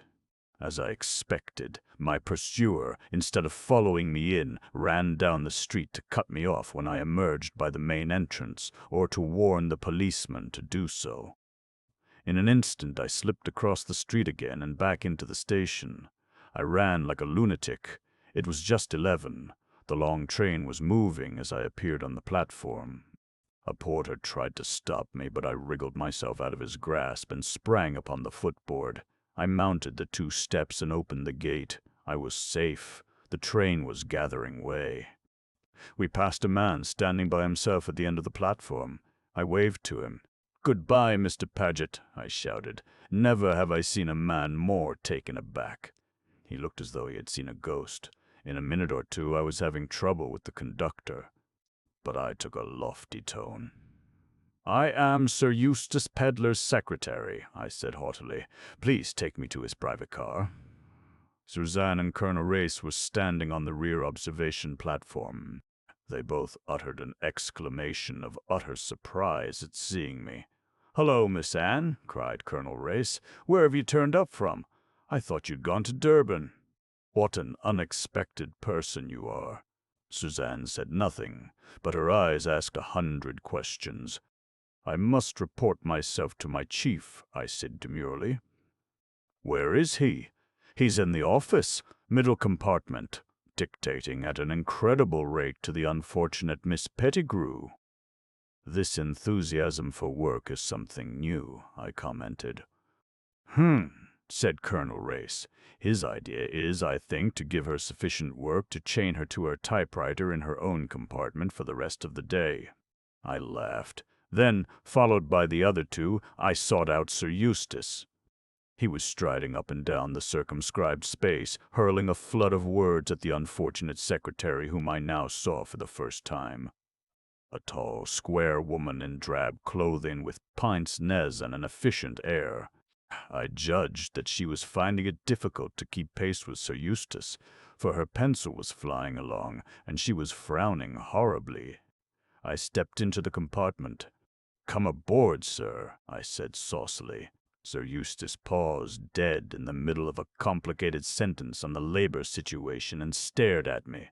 Miss Pettigrew must be a nervous creature, in spite of her efficient air, for she jumped as though she had been shot.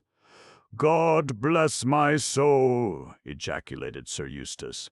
"What about the young man in Durban?" "I prefer you," I said softly. "Darling," said Sir Eustace. "You can start holding my hand at once." Miss Pettigrew coughed, and Sir Eustace hastily withdrew his hand. "Ah, yes," he said. "Let me see, where were we? Yes, Tilman Roos in his speech at What's the matter? Why aren't you taking it down?" "I think," said Colonel Race gently, "that Miss Pettigrew has broken her pencil." He took it from her and sharpened it. Sir Eustace stared, and so did I. There was something in Colonel Race's tone that I did not quite understand. Chapter 22. Extract from the Diary of Sir Eustace Pedler. I am inclined to abandon my reminiscences. Instead, I shall write a short article entitled, "Secretaries I Have Had." As regards secretaries, I seem to have fallen under a blight. At 1 minute I have no secretaries, at another I have too many. At the present minute I am journeying to Rhodesia with a pack of women. Race goes off with the two best-looking, of course, and leaves me with the dud. That is what always happens to me, and after all, this is my private car, not Race's. Also, Anne Beddingfeld is accompanying me to Rhodesia on the pretext of being my temporary secretary. But all this afternoon she has been out on the observation platform with Race exclaiming at the beauty of the Hex River Pass. It is true that I told her principal duty would be to hold my hand. But she isn't even doing that. Perhaps she is afraid of Miss Pettigrew. I don't blame her if so. There is nothing attractive about Miss Pettigrew. She is a repellent female with large feet, more like a man than a woman.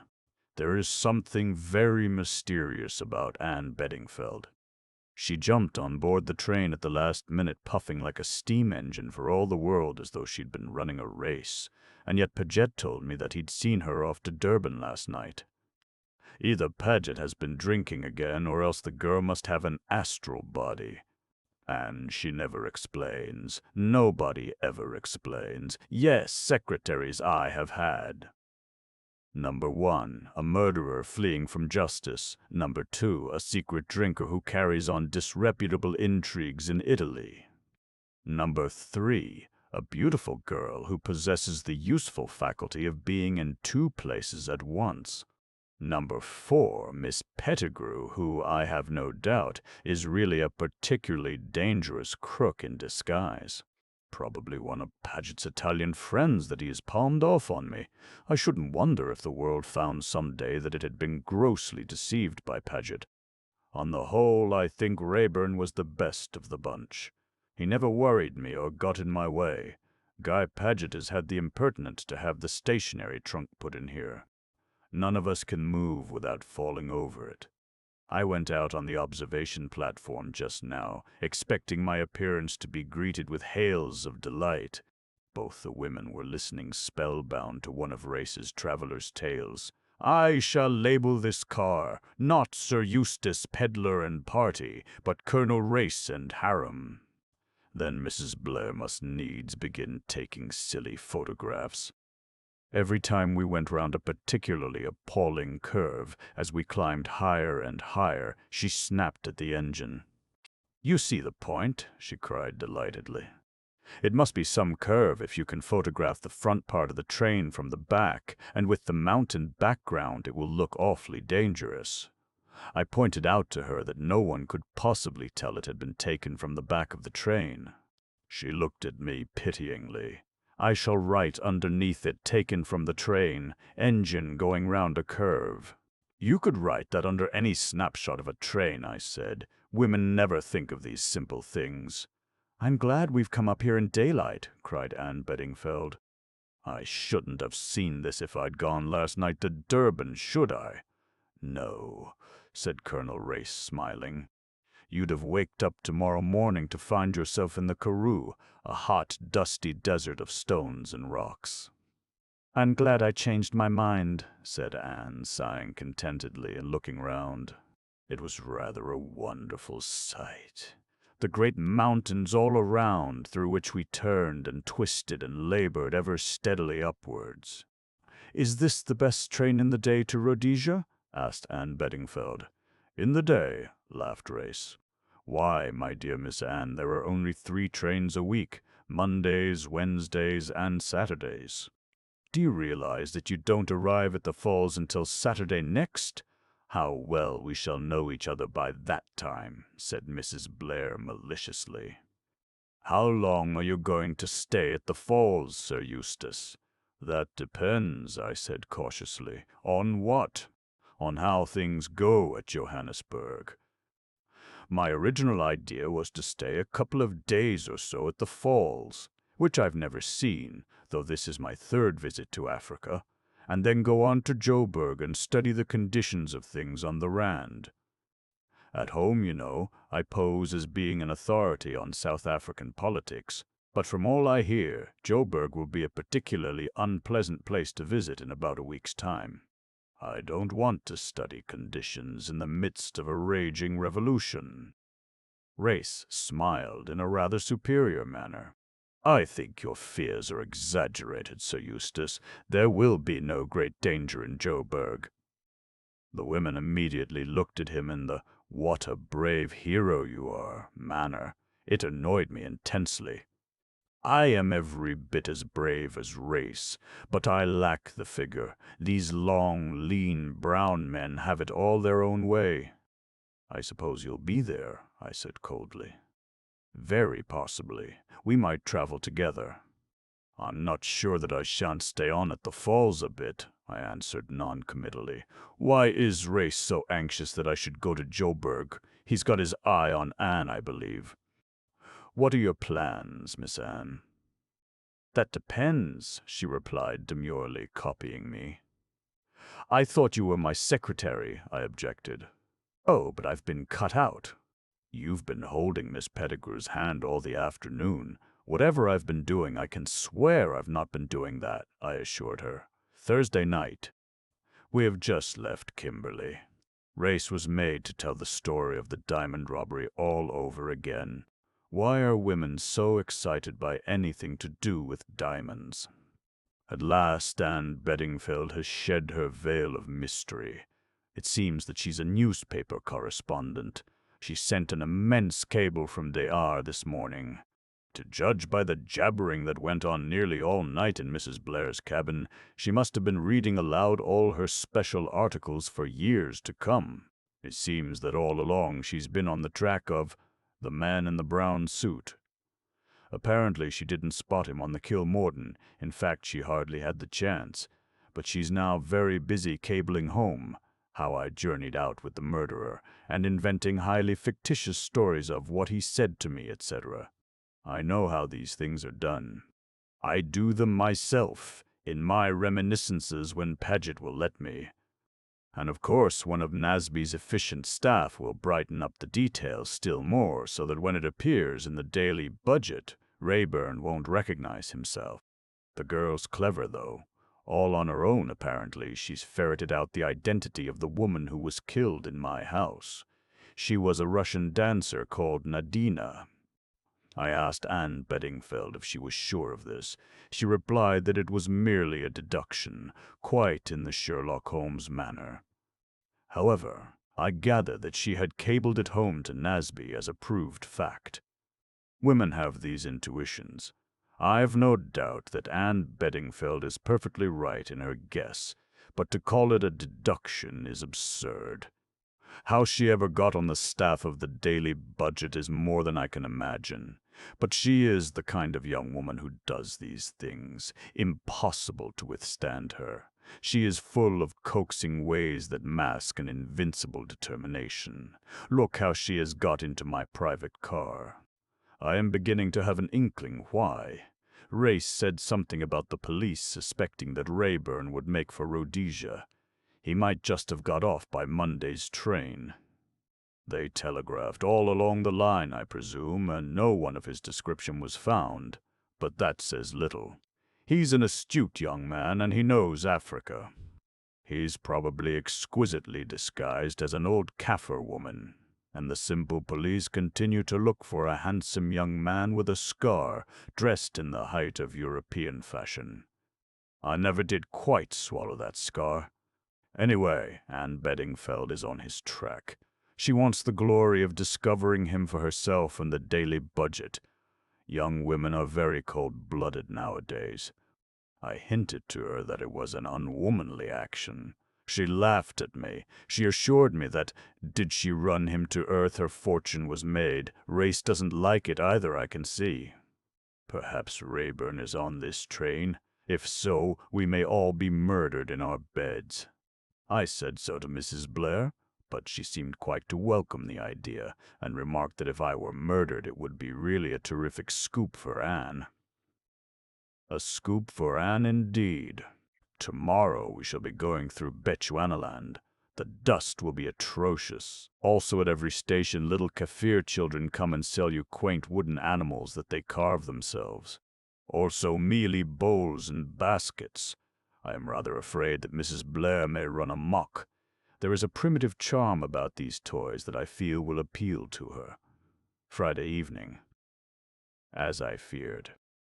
Mrs. Blair and Anne have bought 49 wooden animals. Chapter 23. Anne's narrative resumed. I thoroughly enjoyed the journey up to Rhodesia. There was something new and exciting to see every day. First, the wonderful scenery of the Hex River Valley, then the desolate grandeur of the Karoo, and finally that wonderful straight stretch of line in Bechuanaland, and the perfectly adorable toys the natives brought to sell. Suzanne and I were nearly left behind at each station, if you could call them stations.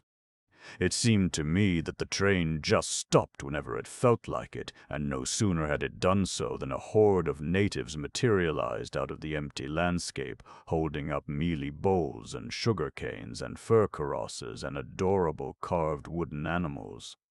Suzanne began at once to make a collection of the latter.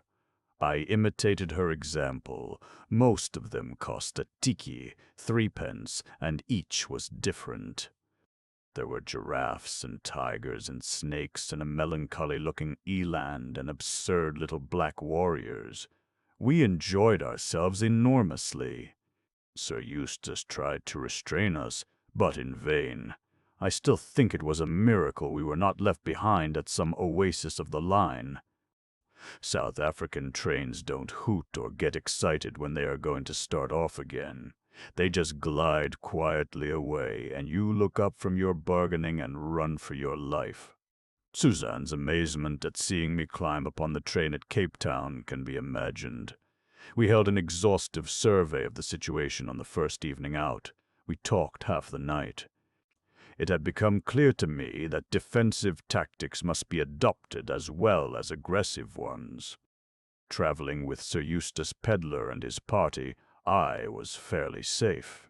Both he and Colonel Race were powerful protectors, and I judged that my enemies would not wish to stir up a hornet's nest about my ears. Also, as long as I was near Sir Eustace, I was more or less in touch with Guy Paget, and Guy Paget was the heart of the mystery. I asked Suzanne whether in her opinion it was possible that Paget himself was the mysterious colonel. His subordinate position was, of course, against the assumption, but it had struck me once or twice that, for all his autocratic ways, Sir Eustace was really very much influenced by his secretary. He was an easy-going man, and one whom an adroit secretary might be able to twist round his little finger. The comparative obscurity of his position might in reality be useful to him, since he would be anxious to be well out of the limelight. Suzanne, however, negatived these ideas very strongly. She refused to believe that Guy Paget was the ruling spirit. The real head, the colonel, was somewhere in the background and had probably been already in Africa at the time of our arrival. I agreed that there was much to be said for her view, but I was not entirely satisfied, for in each suspicious instance Paget had been shown as the directing genius. It was true that his personality seemed to lack the assurance and decision that one would expect from a master criminal. But after all, according to Colonel Race, it was brainwork only that this mysterious leader supplied, and creative genius is often allied to a weak and timorous physical constitution. "There speaks the professor's daughter," interrupted Suzanne when I had got to this point in my argument. "It's true all the same. On the other hand, Paget may be the Grand Vizier, so to speak, of the All-Highest." I was silent for a minute or two, and then went on musingly. "I wish I knew how Sir Eustace made his money. Suspecting him again? Suzanne, I've got into that state that I can't help suspecting somebody. I don't really suspect him. But, after all, he is Paget's employer, and he did own the mill house. I've always heard that he made his money in some way he isn't anxious to talk about," said Suzanne thoughtfully. "But that doesn't necessarily mean crime. It might be tin tacks or hair restorer," I agreed ruefully. "I suppose," said Suzanne doubtfully, "that we're not barking up the wrong tree?" "Being led completely astray, I mean by assuming Paget's complicity. Supposing that, after all, he is a perfectly honest man? I considered that for a minute or two, then I shook my head. I can't believe that. After all, he has his explanations for everything. Ah, yes, but they're not very convincing. For instance, the night he tried to throw me overboard on the Kilmorden, he says he followed Rayburn up on deck and Rayburn turned and knocked him down. Now we know that's not true. No, said Suzanne unwillingly, but we only heard the story at himself. It might have been different. You know how people always get a story a little wrong when they repeat it. I turned the thing over in my mind. No, I said at last, I don't see any way out. Paget's guilty. You can't get away from the fact that he tried to throw me overboard and everything else fits in. Why are you so persistent in this new idea of yours? Because of his face? His face? But... Yes, I know what you're going to say. It's a sinister face. That's just it. No man with a face like that could be really sinister. It must be a colossal joke on the part of nature. I did not believe much in Suzanne's argument. I know a lot about nature in past ages. If she's got a sense of humor, she doesn't show it much. Suzanne is just the sort of person who would clothe nature with all her own attributes. We passed on to discuss our immediate plans. It was clear to me that I must have some kind of standing. I couldn't go on avoiding explanations forever. The solution of all my difficulties lay ready to my hand, though I didn't think of it for some time. The daily budget. My silence or my speech could no longer affect Harry Rayburn. He was marked down as the man in the brown suit through no fault of mine. I could help him best by seeming to be against him. The colonel and his gang must have no suspicion that there existed any friendly feeling between me and the man they had elected to be the scapegoat of the murder at Marlow. As far as I knew, the woman killed was still unidentified. I would cable to Lord Nasby, suggesting that she was no other than the famous Russian dancer Nadina, who had been delighting Paris for so long. It seemed incredible to me that she had not been identified already, but when I learnt more of the case long afterwards, I saw how natural it really was. Nadina had never been to England during her successful career in Paris. She was unknown to London audiences. The pictures in the papers of the Marlow victim were so blurred and unrecognizable that it is small wonder no one identified them. And, on the other hand, Nadina had kept her intention of visiting England a profound secret from everyone. The day after the murder, a letter had been received by her manager purporting to be from the dancer, in which she said that she was returning to Russia on urgent private affairs, and that he must deal with her broken contract as best he could. All this, of course, I only learned afterwards. With Suzanne's full approval, I sent a long cable from Dayar. It arrived at a psychological moment. This, again, of course, I learnt afterwards. The daily budget was hard up for a sensation. My guess was verified and proved to be correct, and the daily budget had the scoop of its lifetime. Victim of the Mill House murder identified by our special reporter, and so on. Our reporter makes voyage with the murderer, the man in the brown suit, what he is really like. The main facts were, of course, cabled to the South African papers, but I only read my own lengthy articles at a much later date. I received approval and full instructions by cable at Bulawayo. I was on the staff of the Daily Budget, and I had a private word of congratulation from Lord Nasby himself. I was definitely accredited to hunt down the murderer, and I, and only I, knew that the murderer was not Harry Rayburn. But let the world think that it was he, best so for the present. Chapter 24. We arrived at Bulawayo early on Saturday morning. I was disappointed in the place. It was very hot, and I hated the hotel. Also, Sir Eustace was what I can only describe as thoroughly sulky.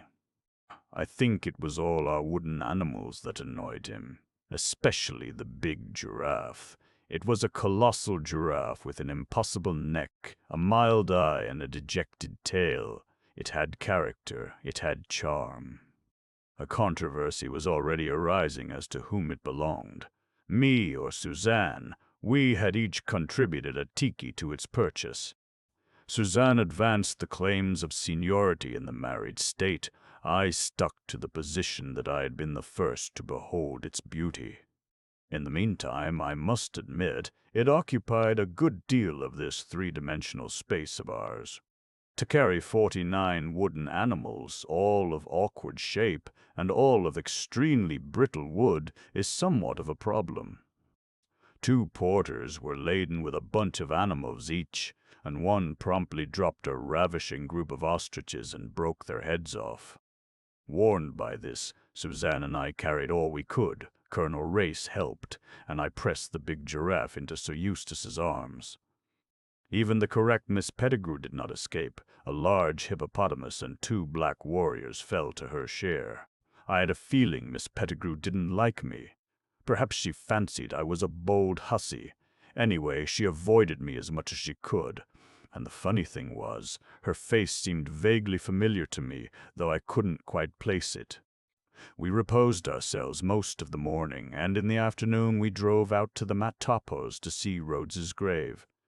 That is to say, we were to have done so, but at the last moment Sir Eustace backed out. He was very nearly in as bad a temper as the morning we arrived at Cape Town, when he bounced the peaches on the floor and they squashed. Evidently arriving early in the morning at places is bad for his temperament. He cursed the porters, he cursed the waiters at breakfast, he cursed the whole hotel management. He would doubtless have liked to curse Miss Pettigrew, who hovered around with her pencil and pad, but I don't think even Sir Eustace would have dared to curse Miss Pettigrew. She's just like the efficient secretary in a book. I only rescued our dear giraffe just in time. I feel Sir Eustace would have liked to dash him to the ground. To return to our expedition, after Sir Eustace had backed out, Miss Pettigrew said she would remain at home in case he might want her. And at the very last minute Suzanne sent down a message to say she had a headache, so Colonel Race and I drove off alone. He is a strange man. One doesn't notice it so much in a crowd. But when one is alone with him, the sense of his personality seems really almost overpowering. He becomes more taciturn, and yet his silence seems to say more than speech might do. It was so that day that we drove to the Matopos through the soft yellow-brown scrub. Everything seemed strangely silent, except our car, which I should think was the first Ford ever made by man. The upholstery of it was torn to ribbons, and though I know nothing about engines, even I could guess that all was not as it should be in its interior. By and by the character of the country changed. Great boulders appeared, piled up into fantastic shapes. I felt suddenly that I had got into a primitive era. Just for a moment, Neanderthal men seemed quite as real to me as they had to Papa. I turned to Colonel Race. "There must have been giants once," I said dreamily. "And their children were just like children are today. They played with handfuls of pebbles, piling them up and knocking them down, and the more cleverly they balanced them, the better pleased they were. If I were to give a name to this place, I should call it the country of giant children." "Perhaps you're nearer the mark than you know," said Colonel Race gravely. "Simple, primitive, big, that is Africa." I nodded appreciatively. "You love it, don't you?" I asked. "Yes.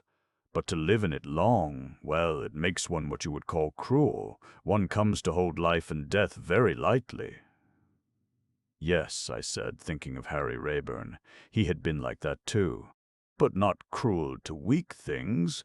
Opinions differ as to what are and are not weak things, Miss Anne." There was a note of seriousness in his voice which almost startled me. I felt that I knew very little really of this man at my side. I meant children and dogs, I think. I can truthfully say I've never been cruel to children or dogs. "So you don't class women as weak things?" I considered. "No, I don't think I do, though they are, I suppose. That is, they are nowadays." But Papa always said that in the beginning men and women roamed the world together, equal in strength, like lions and tigers." "And giraffes?" interpolated Colonel Ray slyly. I laughed. "Everyone makes fun of that giraffe. And giraffes? They were nomadic, you see. It wasn't till they settled down in communities, and women did one kind of thing and men another, that women got weak. And of course, underneath one is still the same. One feels the same, I mean, and that is why women worship physical strength in men. It's what they once had and have lost. Almost ancestor worship, in fact. Something of the kind.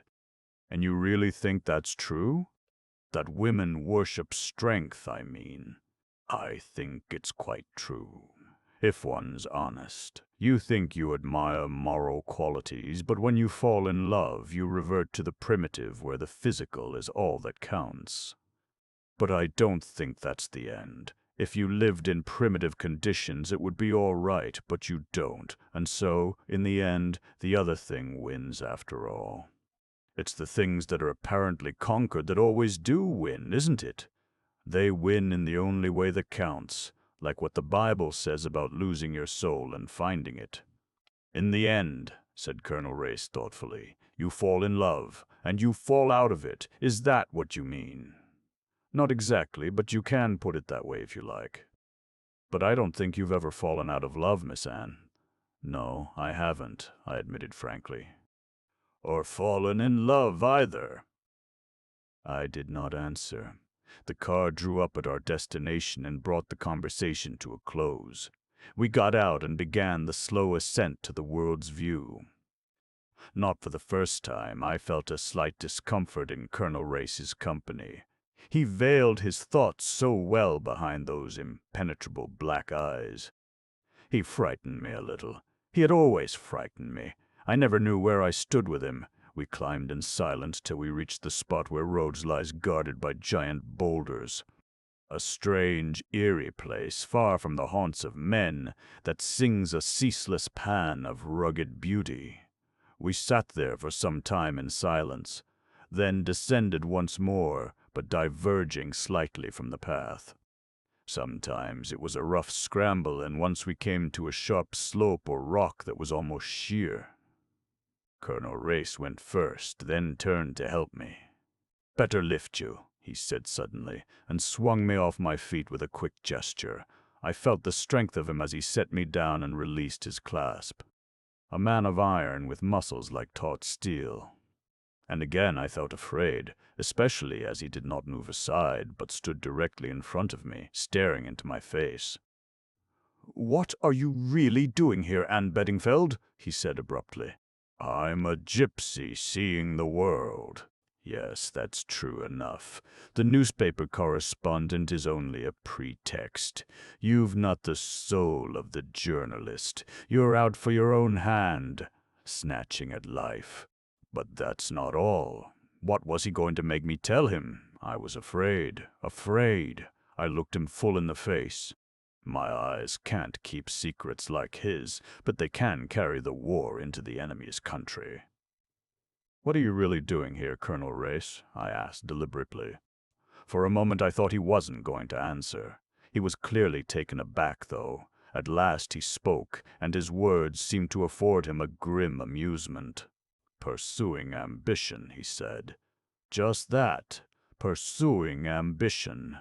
You will remember, Miss Beddingfeld, that by that sin fell the angels, etc. They say," I said slowly, "that you are really connected with the government, that you are in the Secret Service. Is that true? Was it my fancy, or did he hesitate for a fraction of a second before he answered? I can assure you, Miss Beddingfeld, that I am out here strictly as a private individual traveling for my own pleasure." Thinking the answer over later, it struck me as slightly ambiguous. Perhaps he meant it to be so. We rejoined the car in silence. Halfway back to Bulawayo, we stopped for tea at a somewhat primitive structure at the side of the road. The proprietor was digging in the garden and seemed annoyed at being disturbed, but he graciously promised to see what he could do. After an interminable wait, he brought us some stale cakes and some lukewarm tea. Then he disappeared to his garden again. No sooner had he departed than we were surrounded by cats, 6 of them all meowing piteously at once. The racket was deafening. I offered them some pieces of cake. They devoured them ravenously. I poured all the milk there was into a saucer, and they fought each other to get it. "Oh," I cried indignantly, "they're starved! It's wicked! Please, please, order some more milk and another plate of cake." Colonel Race departed silently to do my bidding. The cats had begun meowing again. He returned with a big jug of milk, and the cats finished it all. I got up with determination on my face. "I'm going to take those cats home with us. I shan't leave them here. My dear child, don't be absurd.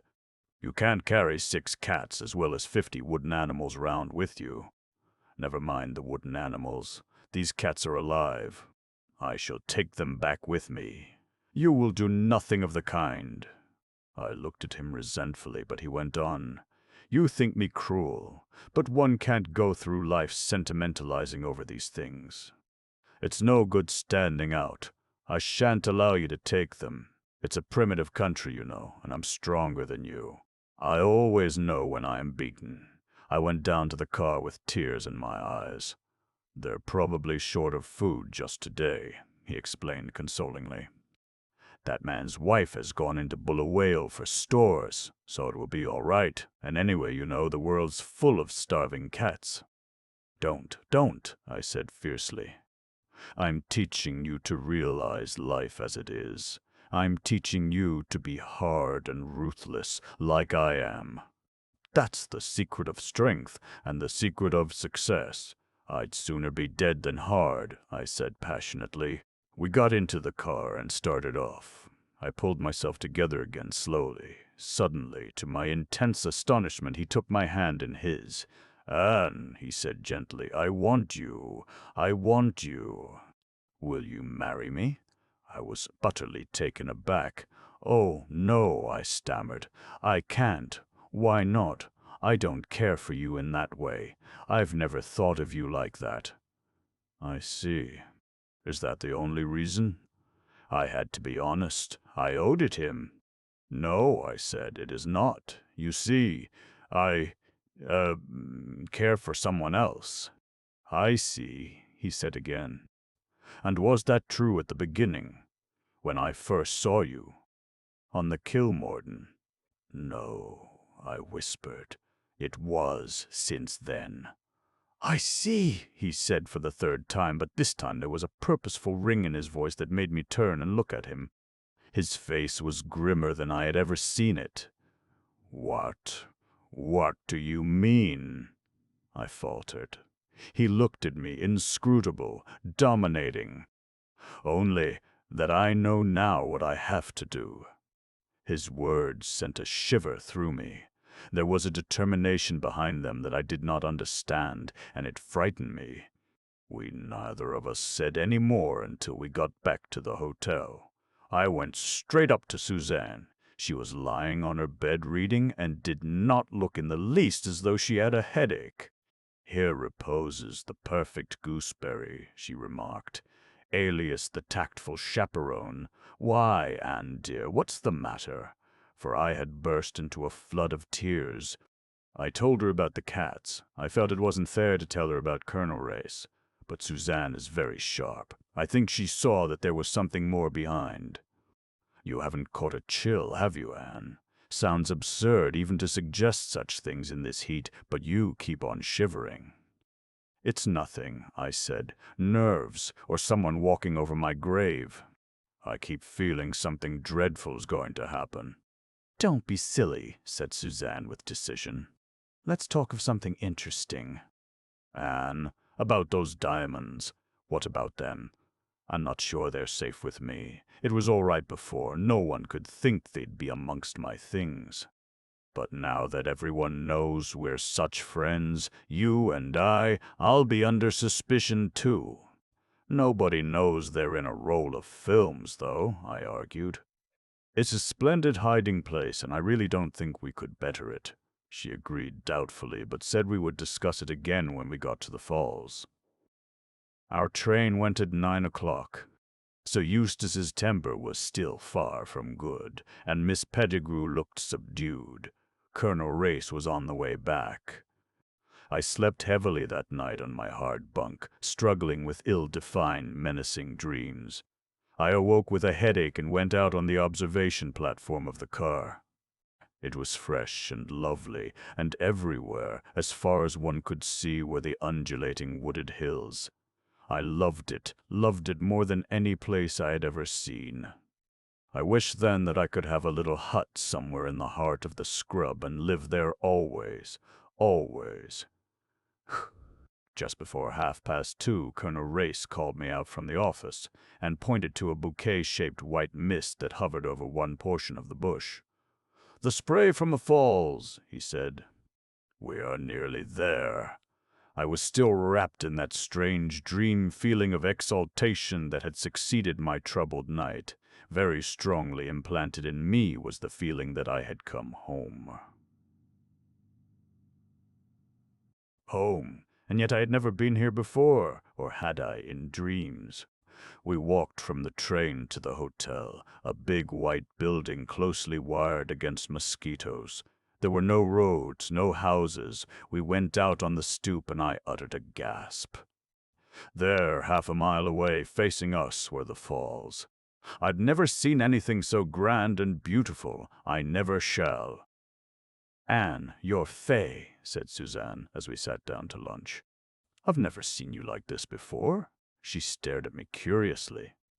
"Am I?" I laughed, but I felt that my laugh was unnatural. "It's just that I love it all. It's more than that." A little frown creased her brow, one of apprehension. Yes, I was happy, but beyond that I had the curious feeling that I was waiting for something that would happen soon. I was excited, restless. After tea we strolled out, got on the trolley, and were pushed by smiling blacks down the little tracks of rails to the bridge. It was a marvelous sight, the great chasm and the rushing waters below, and the veil of mist and spray in front of us that parted every now and then for one brief minute to show the cataract of water, and then closed up again in its impenetrable mystery. That, to my mind, has always been the fascination of the falls, their elusive quality. You always think you're going to see, and you never do. We crossed the bridge and walked slowly on by the path that was marked out with white stone on either side and led round the brink of the gorge. Finally, we arrived in a big clearing where on the left a path led downwards towards the chasm. "The Palm Gully," explained Colonel Race. "Shall we go down, or shall we leave it until tomorrow?" "It will take some time, and it's a good climb up again." "We'll leave it until tomorrow," said Sir Eustace with decision. He isn't at all fond of strenuous physical exercise, I have noticed. He led the way back. As we went, we passed a fine native stalking along. Behind him came a woman who seemed to have the entire household belongings piled upon her head. The collection included a frying pan. "I never have my camera when I want it," groaned Suzanne. "That's an opportunity that will occur often enough, Mrs. Blair," said Colonel Race. "So don't lament. We arrived back on the bridge. Shall we go into the rainbow forest?" he continued, "or are you afraid of getting wet?" Suzanne and I accompanied him. Sir Eustace went back to the hotel. "I was rather disappointed in the rainbow forest. There weren't nearly enough rainbows, and we got soaked to the skin, but every now and then we got a glimpse of the falls opposite and realized how enormously wide they are. Oh, dear, dear falls, how I love and worship you, and always shall." We got back to the hotel just in time to change for dinner. Sir Eustace seems to have taken a positive antipathy to Colonel Race. Suzanne and I rallied him gently, but didn't get much satisfaction. After dinner he retired to his sitting room, dragging Miss Pettigrew with him. Suzanne and I talked for a while with Colonel Race, and then she declared with an immense yawn that she was going to bed. I didn't want to be left alone with him, so I got up too and went to my room. But I was far too excited to go to sleep. I did not even undress. I lay back in a chair and gave myself up to dreaming.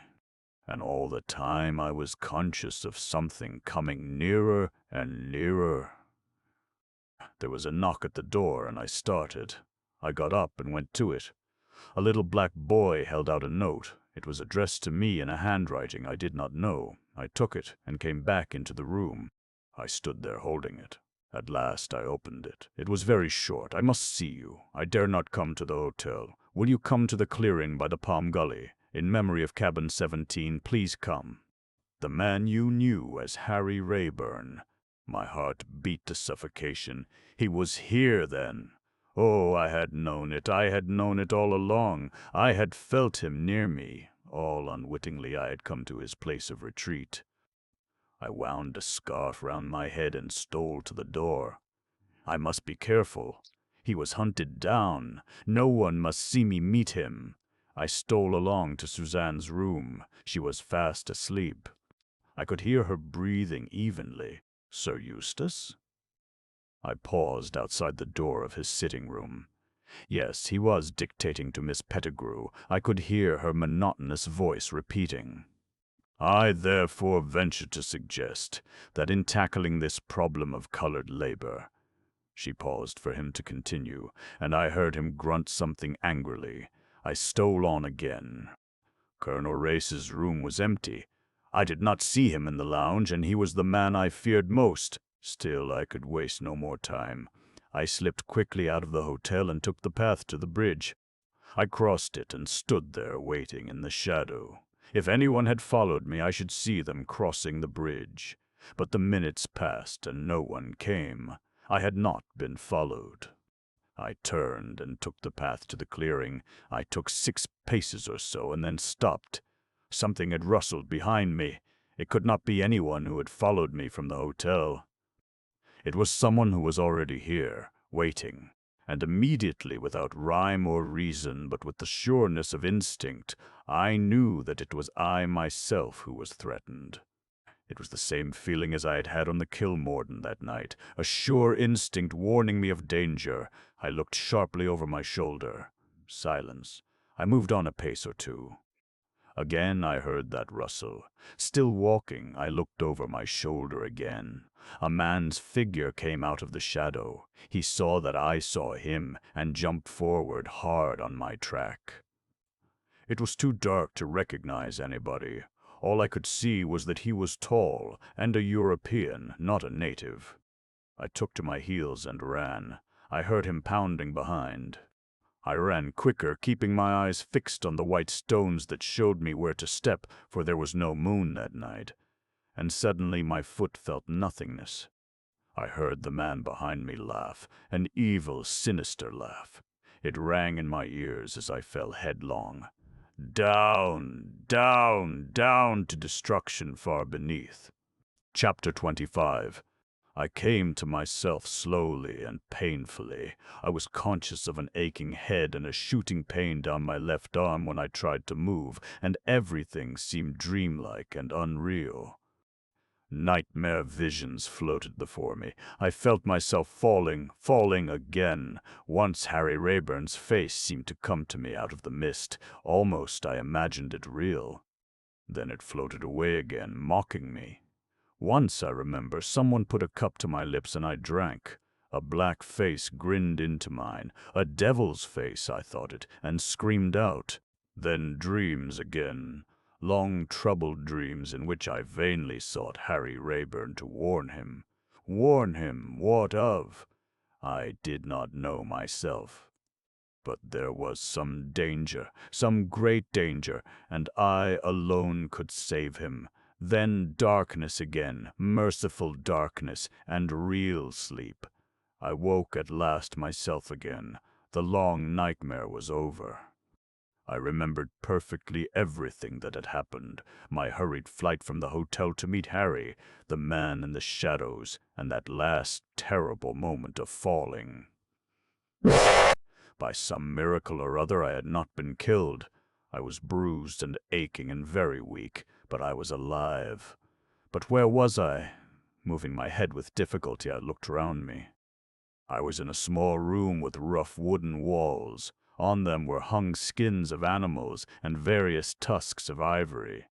I was lying on a kind of rough couch, also covered with skins, and my left arm was bandaged up and felt stiff and uncomfortable. At first I thought I was alone, and then I saw a man's figure sitting between me and the light, his head turned toward the window. He was so still that he might have been carved out of wood. Something in the close-cropped black head was familiar to me, but I did not dare to let my imagination run astray. Suddenly he turned, and I caught my breath. It was Harry Rayburn in the flesh. He rose and came over to me. "Feeling better?" he said a trifle awkwardly. I could not answer. The tears were running down my face. I was weak still, but I held his hand in both of mine. If only I could die like this, whilst he stood there looking down on me with that new look in his eyes. "Don't cry, Anne. Please don't cry. You're safe now. No one shall hurt you."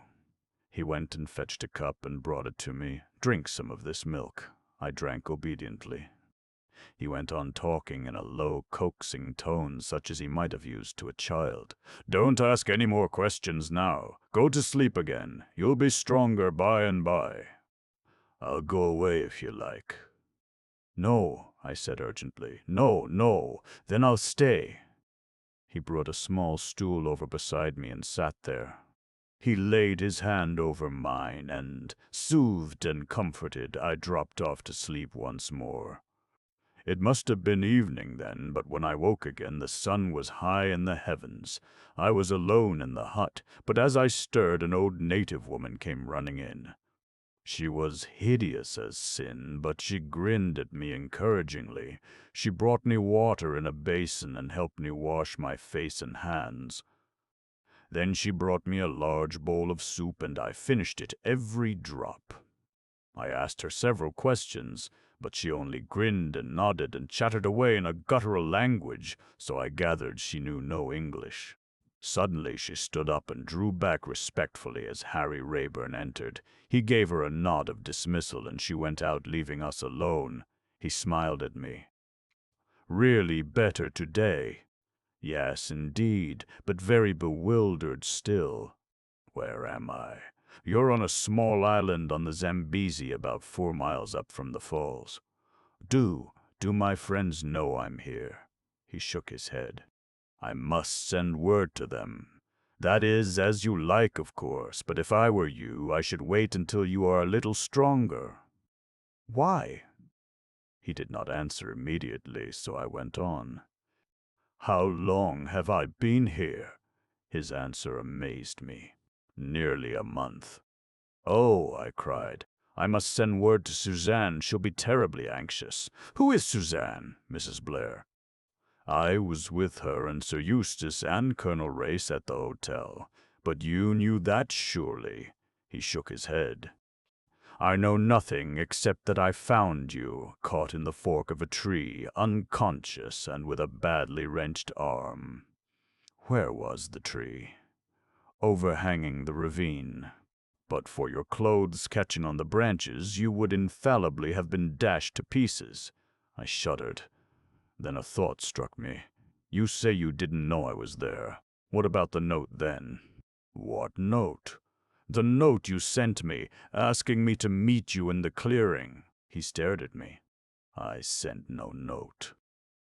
I felt myself flushing up to the roots of my hair. Fortunately, he did not seem to notice. "How did you come to be on the spot in such a marvelous manner?" I asked, in as nonchalant a manner as I could assume. "And what are you doing in this part of the world, anyway?" "I live here, he said simply. on this island." "Yes, I came here after the war. Sometimes I take parties from the hotel out in my boat, but it costs me very little to live, and mostly I do as I please." "You live here all alone?" "I am not pining for society, I assure you," he replied coldly. "I am sorry to have inflicted mine upon you," I retorted, "but I seem to have had very little to say in the matter." To my surprise, his eyes twinkled a little. "None whatever." I slung you across my shoulders like a sack of coal and carried you to my boat, quite like a primitive man of the Stone Age. But for a different reason, I put in. He flushed this time, a deep burning blush. The tan of his face was suffused. But you haven't told me how you came to be wandering about so conveniently for me, I said hastily to cover his confusion. I couldn't sleep. I was restless, disturbed, had the feeling something was going to happen. In the end, I took the boat and came ashore and tramped down towards the falls. I was just at the head of the Palm Gully when I heard you scream. Why didn't you get help from the hotel instead of carting me all the way here? I asked. He flushed again. I suppose it seems an unpardonable liberty to you, but I don't think that even now you realize your danger. You think I should have informed your friends. Pretty friends who allowed you to be decoyed out to death. No, I swore to myself that I'd take better care of you than anyone else could. Not a soul comes to this island. I got old Botany, whom I cured of a fever once, to come and look after you. She's loyal. She'll never say a word. I could keep you here for months and no one would ever know. I could keep you here for months and no one would ever know how some words please one. You did quite right, I said quietly, and I shall not send word to anyone. A day or so more anxiety doesn't make much difference. It's not as though they were my own people. They're only acquaintances, really, even Suzanne, and whoever wrote that note must have known a great deal. It was not the work of an outsider. I managed to mention the note this time without blushing at all. If you would be guided by me, he said, hesitating. I don't expect I shall be, I answered candidly, but there's no harm in hearing. Do you always do what you like, Miss Beddingfeld? Usually, I replied cautiously. To anyone else I would have said always. I pity your husband, he said unexpectedly. You needn't, I retorted. I shouldn't dream of marrying anyone unless I was madly in love with them. And of course there is really nothing a woman enjoys so much as doing all the things she doesn't like for the sake of someone she does like. And the more self-willed she is, the more she likes it. I'm afraid I disagree with you. The boot is on the other leg as a rule. He spoke with a slight sneer. Exactly, I cried eagerly. And that's why there are so many unhappy marriages. It's all the fault of the men. Either they give way to their women, and then the women despise them, or else they are utterly selfish, insist on their own way, and never say thank you. Successful husbands make their wives do just what they want, and then make a frightful fuss of them for doing it.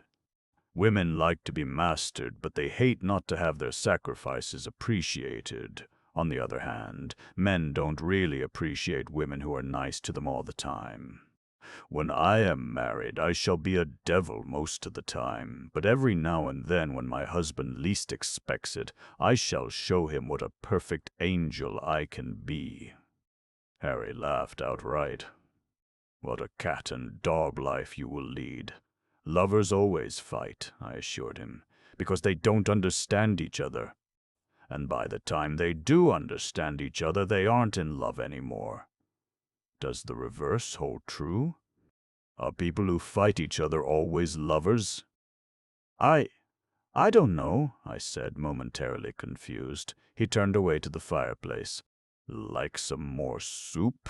He asked in a casual tone. Yes, please. I'm so hungry that I could eat a hippopotamus. That's good. He busied himself with the fire. I watched.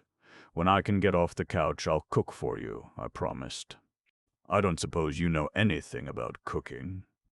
I can warm up things out of tins as well as you can, I retorted, pointing to a row of tins on the mantelpiece. Touché, he said, and laughed. His whole face changed when he laughed. It became boyish, happy, a different personality. I enjoyed my soup. As I ate it, I reminded him that he had not, after all, tendered me his advice. Ah, yes, what I was going to say was this. If I were you, I would stay quietly perdue here until you are quite strong again. Your enemies will believe you dead. They will hardly be surprised at not finding the body. It would have been dashed to pieces on the rocks and carried down with the torrent. I shivered. Once you are completely restored to health, you can journey quietly on to Beira and get a boat to take you back to England. That would be very tame, I objected scornfully. There speaks a foolish schoolgirl. I'm not a foolish schoolgirl, I cried indignantly. I'm a woman. He looked at me with an expression I could not fathom as I sat up flushed and excited. God help me, so you are, he muttered, and went abruptly out. My recovery was rapid. The two injuries I had sustained were a knock on the head and a badly wrenched arm. The latter was the most serious, and, to begin with, my rescuer had believed it to be actually broken. A careful examination, however, convinced him that it was not so, and although it was very painful, I was recovering the use of it quite quickly. It was a strange time. We were cut off from the world, alone together as Adam and Eve might have been, but with what a difference! Old Botany hovered about counting no more than a dog might have done. I insisted on doing the cooking, or as much of it as I could manage with one arm. Harry was out a good part of the time, but we spent long hours together lying out in the shade of the palms, talking and quarreling, discussing everything under high heaven, quarreling and making it up again. We bickered a good deal, but there grew up between us a real and lasting comradeship such as I could never have believed possible. That, and something else. The time was drawing near. I knew it when I should be well enough to leave, and I realized it with a heavy heart. Was he going to let me go? Without a word? Without a sign? He had fits of silence, long moody intervals, moments when he would spring up and tramp off by himself. One evening the crisis came. We had finished our simple meal and were sitting in the doorway of the hut. The sun was sinking. Hairpins were necessities of life with which Harry had not been able to provide me, and my hair, straight and black, hung to my knees. I sat, my chin on my hands, lost in meditation. I felt rather than saw Harry looking at me. "You look like a witch, Anne," he said at last, and there was something in his voice that had never been there before. He reached out his hand and just touched my hair. I shivered. Suddenly he sprang up with an oath. "You must leave here tomorrow, do you hear?" he cried. I can't bear any more. I'm only a man, after all. You must go, Anne. You must. You're not a fool. You know yourself that this can't go on." "I suppose not," I said slowly. "But it's been happy, hasn't it?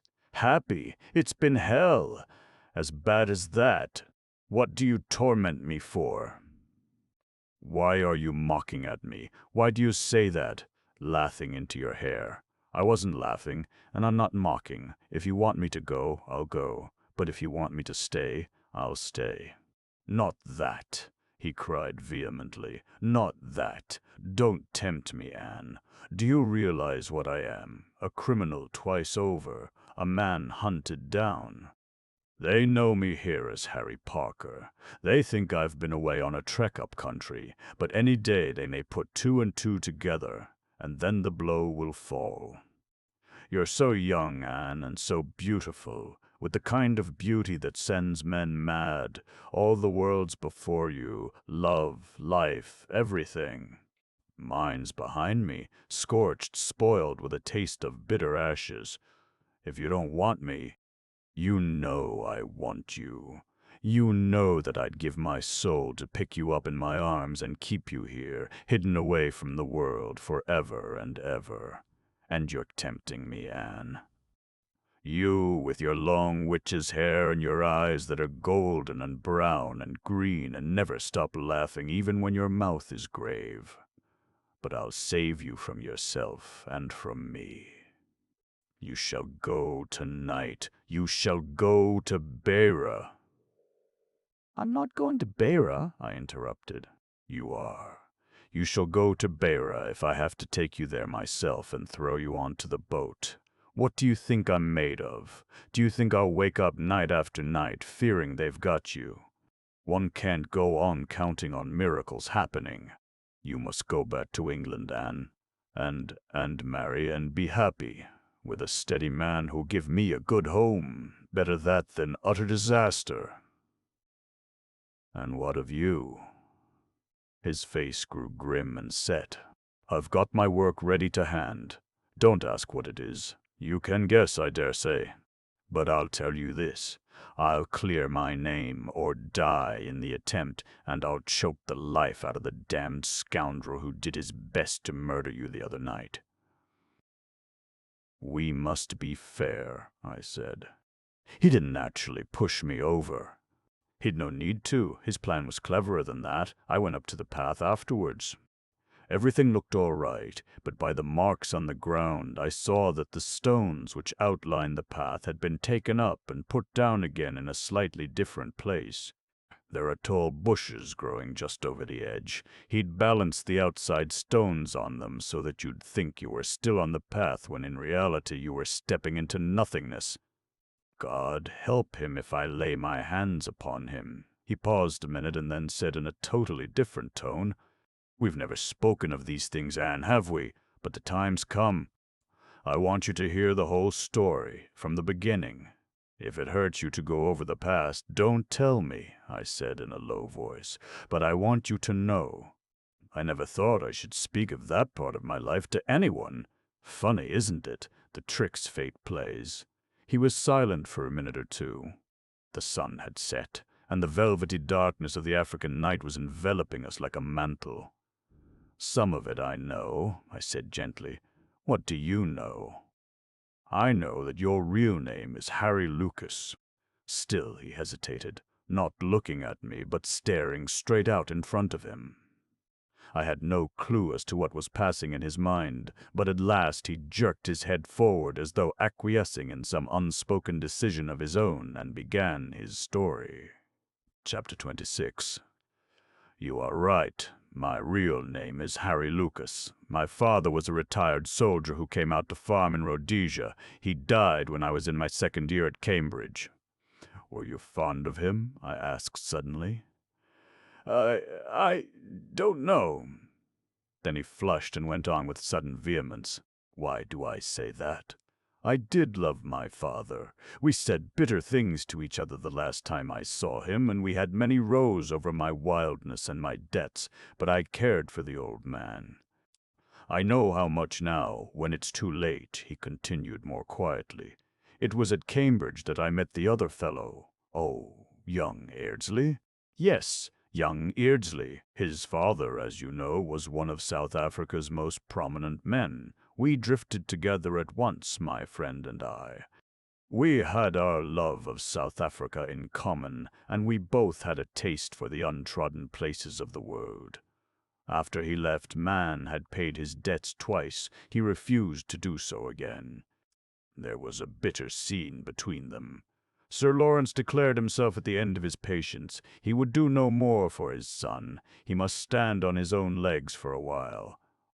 The result was, as you know, that those two young men went off to South America together, prospecting for diamonds.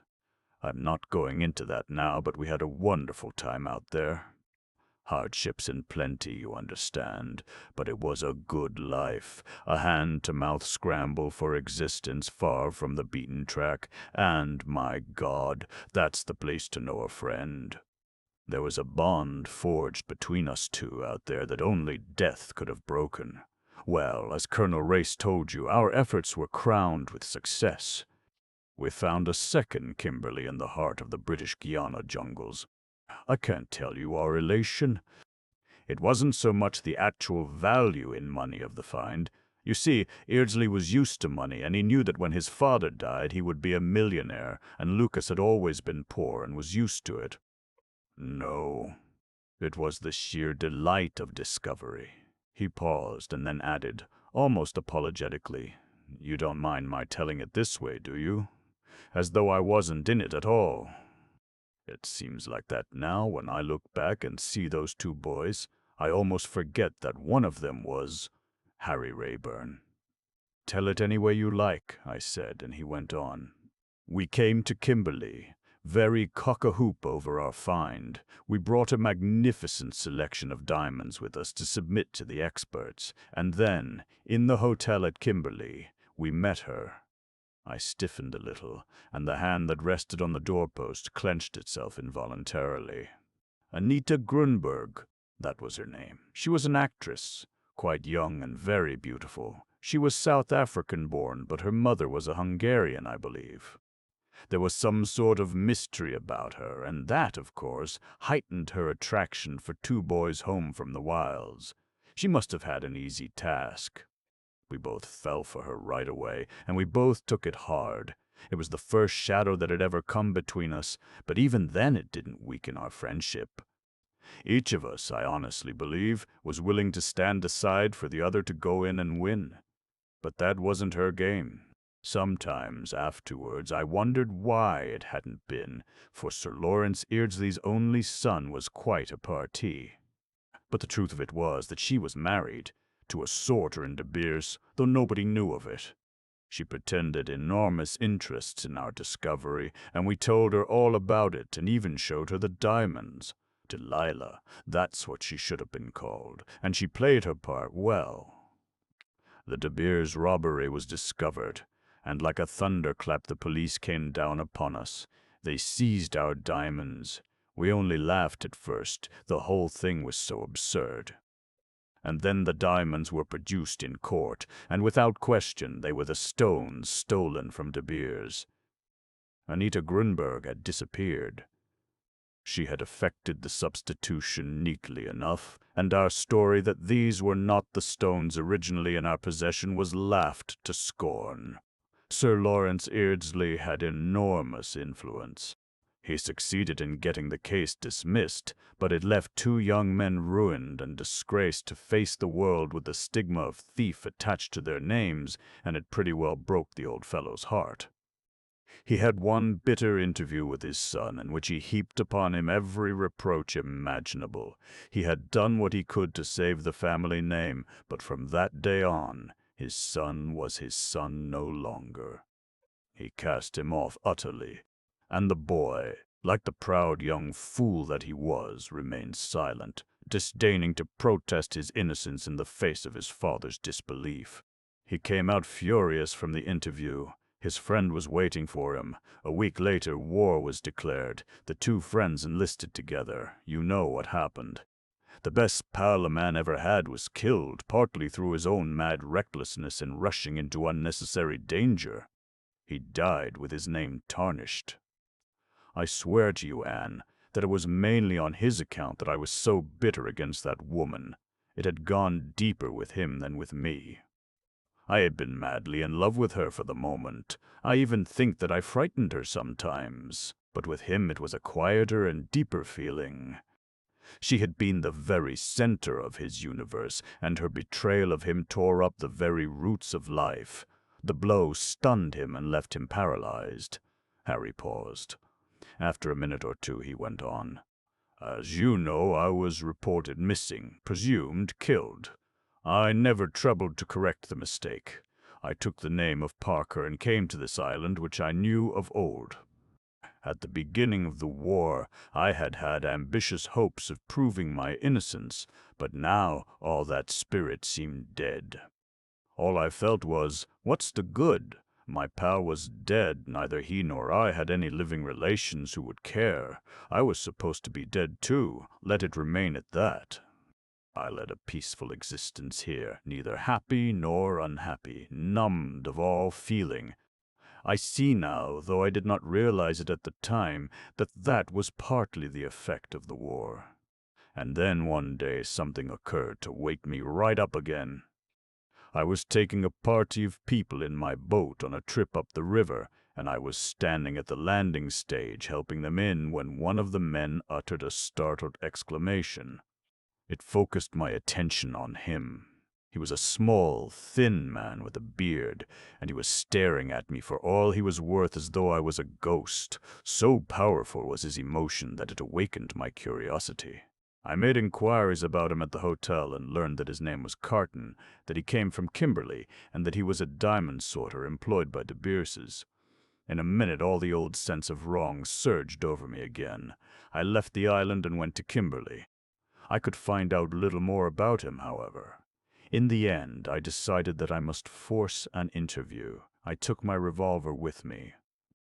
In the brief glimpse I had had of him, I had realized that he was a physical coward. No sooner were we face to face than I recognized that he was afraid of me. I soon forced him to tell me all he knew.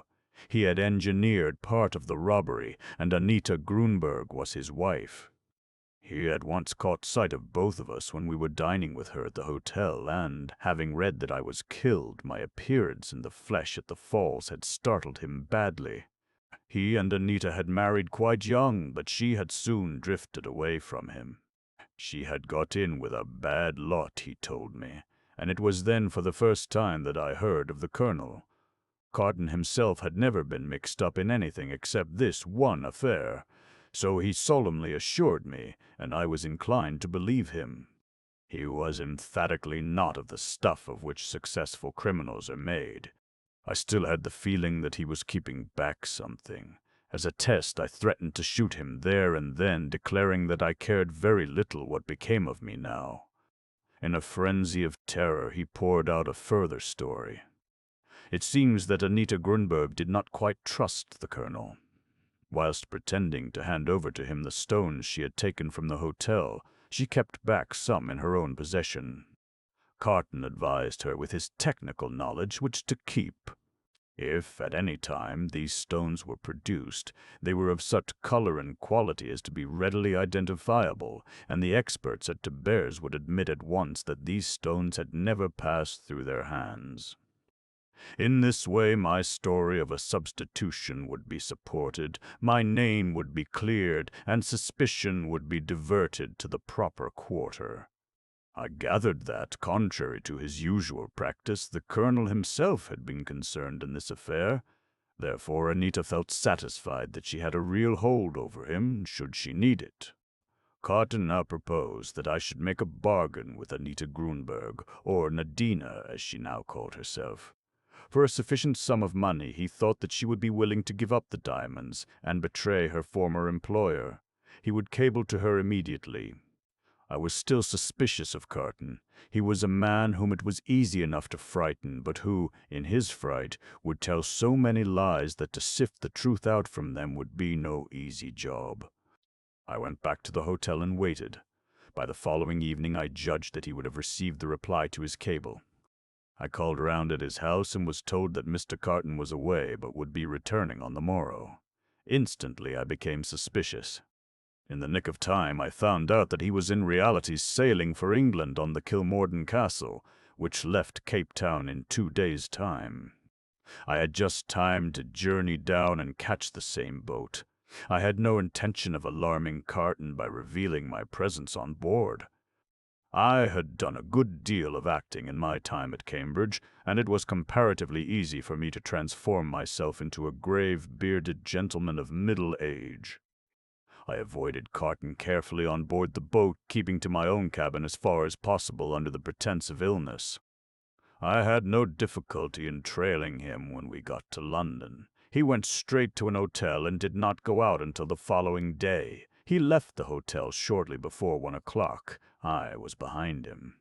He went straight to a house agent in Knightsbridge. There he asked for particulars of houses to let on the river.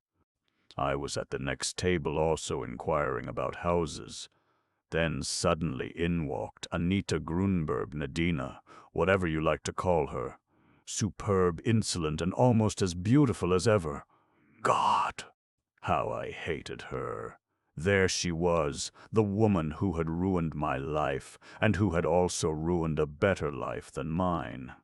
At that minute I could have put my hands round her neck and squeezed the life out of her inch by inch. Just for a minute or two I saw red. I hardly took in what the agent was saying. It was her voice that I heard next, high and clear, with an exaggerated foreign accent. The Mill House, Marlow, the property of Sir Eustace Pedler. That sounds as though it might suit me. At any rate, I will go and see it." The man wrote her an order, and she walked out again in her regal, insolent manner. Not by word or a sign had she recognized Carton, yet I was sure that their meeting there was a preconceived plan. Then I started to jump to conclusions. Not knowing that Sir Eustace was at Cannes, I thought that this house-hunting business was a mere pretext for meeting him in the mill-house. I knew that he had been in South Africa at the time of the robbery, and never having seen him, I immediately leaped to the conclusion that he himself was the mysterious colonel of whom I had heard so much. I followed my two suspects along Knightsbridge. Nadina went into the Hyde Park Hotel. I quickened my pace and went in also. She walked straight into the restaurant, and I decided that I would not risk her recognizing me at the moment, but would continue to follow Carton. I was in great hopes that he was going to get the diamonds, and that by suddenly appearing and making myself known to him when he least expected it, I might startle the truth out of him. I followed him down into the tube station at Hyde Park Corner. He was standing by himself at the end of the platform. There were some girls standing near, but no one else. I decided that I would accost him then and there. You know what happened. In the sudden shock of seeing a man whom he imagined far away in South Africa, he lost his head and stepped back upon the line. He was always a coward. Under the pretext of being a doctor, I managed to search his pockets. There was a wallet with some notes in it and one or two unimportant letters. There was a roll of films, which I must have dropped somewhere later, and there was a piece of paper with an appointment made on it for the 22nd on the Kilmorden Castle. In my haste to get away before anyone detained me, I dropped that also, but fortunately I remembered the figures. I hurried to the nearest cloakroom and hastily removed my makeup. I did not want to be laid by the heels for picking a dead man's pocket. Then I retraced my steps to the Hyde Park Hotel. Nadina was still having lunch. I needn't describe in detail how I followed her down to Marlow. She went into the house, and I spoke to the woman at the lodge, pretending that I was with her. Then I, too, went in. He stopped. There was a tense silence. "You will believe me, Anne, won't you? I swear before God that what I am going to say is true. I went into the house after her with something very like murder in my heart, and she was dead. I found her in that first-floor room. God, it was horrible. Dead. And I was not more than 3 minutes behind her. And there was no sign of anyone else in the house. Of course I realized at once the terrible position I was in. By one master stroke, the blackmailed had rid himself of the blackmailer, and at the same time had provided a victim to whom the crime would be ascribed. The hand of the colonel was very plain. For the second time I was to be his victim. Fool that I had been to walk into the trap so easily. I hardly know what I did next. I managed to go out of the place looking fairly normal, but I knew that it could not be long before the crime was discovered and a description of my appearance telegraphed all over the country. I lay low for some days, not daring to make a move. In the end, chance came to my aid. I overheard a conversation between two middle-aged gentlemen in the street, one of whom proved to be Sir Eustace Pedlar. I had once conceived the idea of attaching myself to him as his secretary. The fragment of conversation I had overheard gave me my clue. I was now no longer so sure that Sir Eustace Pedlar was the colonel. His house might have been appointed as a rendezvous by accident or for some obscure motive that I had not fathomed. "Do you know," I interrupted, "that Guy Paget was in Marlow at the date of the murder? That settles it, then." "I thought he was at Cannes with Sir Eustace. He was supposed to be in Florence, but he certainly never went there. I'm pretty certain he was really in Marlow, but of course I can't prove it. And to think I never suspected Paget for a minute until the night he tried to throw you overboard. The man's a marvelous actor."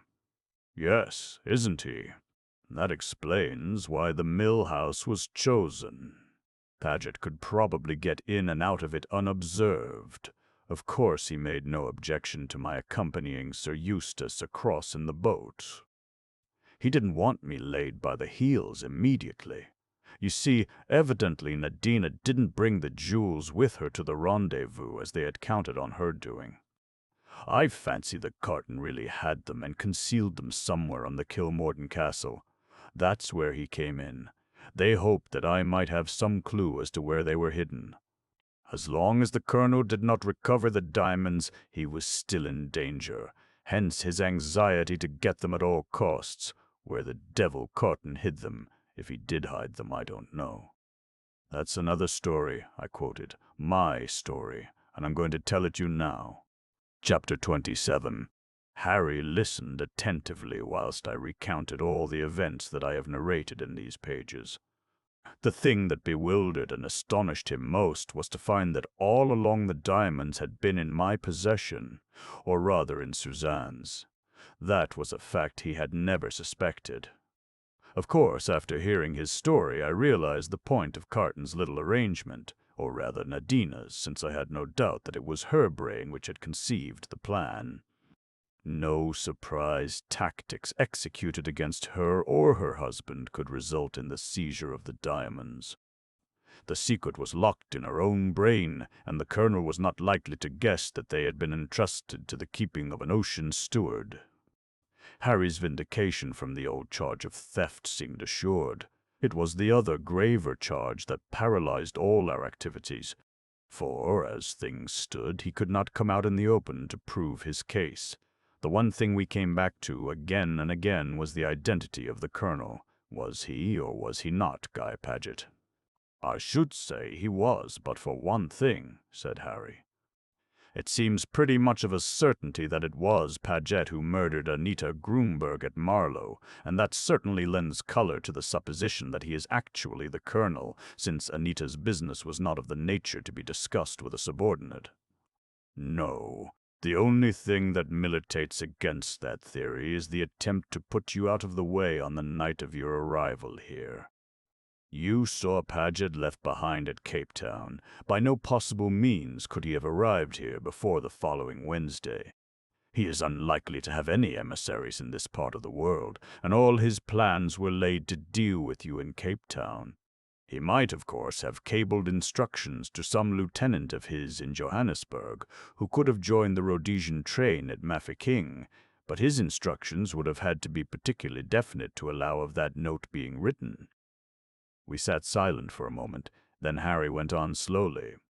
You say that Mrs. Blair was asleep when you left the hotel, and that you heard Sir Eustace dictating to Miss Pettigrew. Where was Colonel Race? I could not find him anywhere. Had he any reason to believe that you and I might be friendly with each other? He might have had, I answered thoughtfully, remembering our conversation on the way back from the Matopos. He's a very powerful personality, I continued, but not at all my idea of the Colonel. And anyway, such an idea would be absurd. He's in the Secret Service.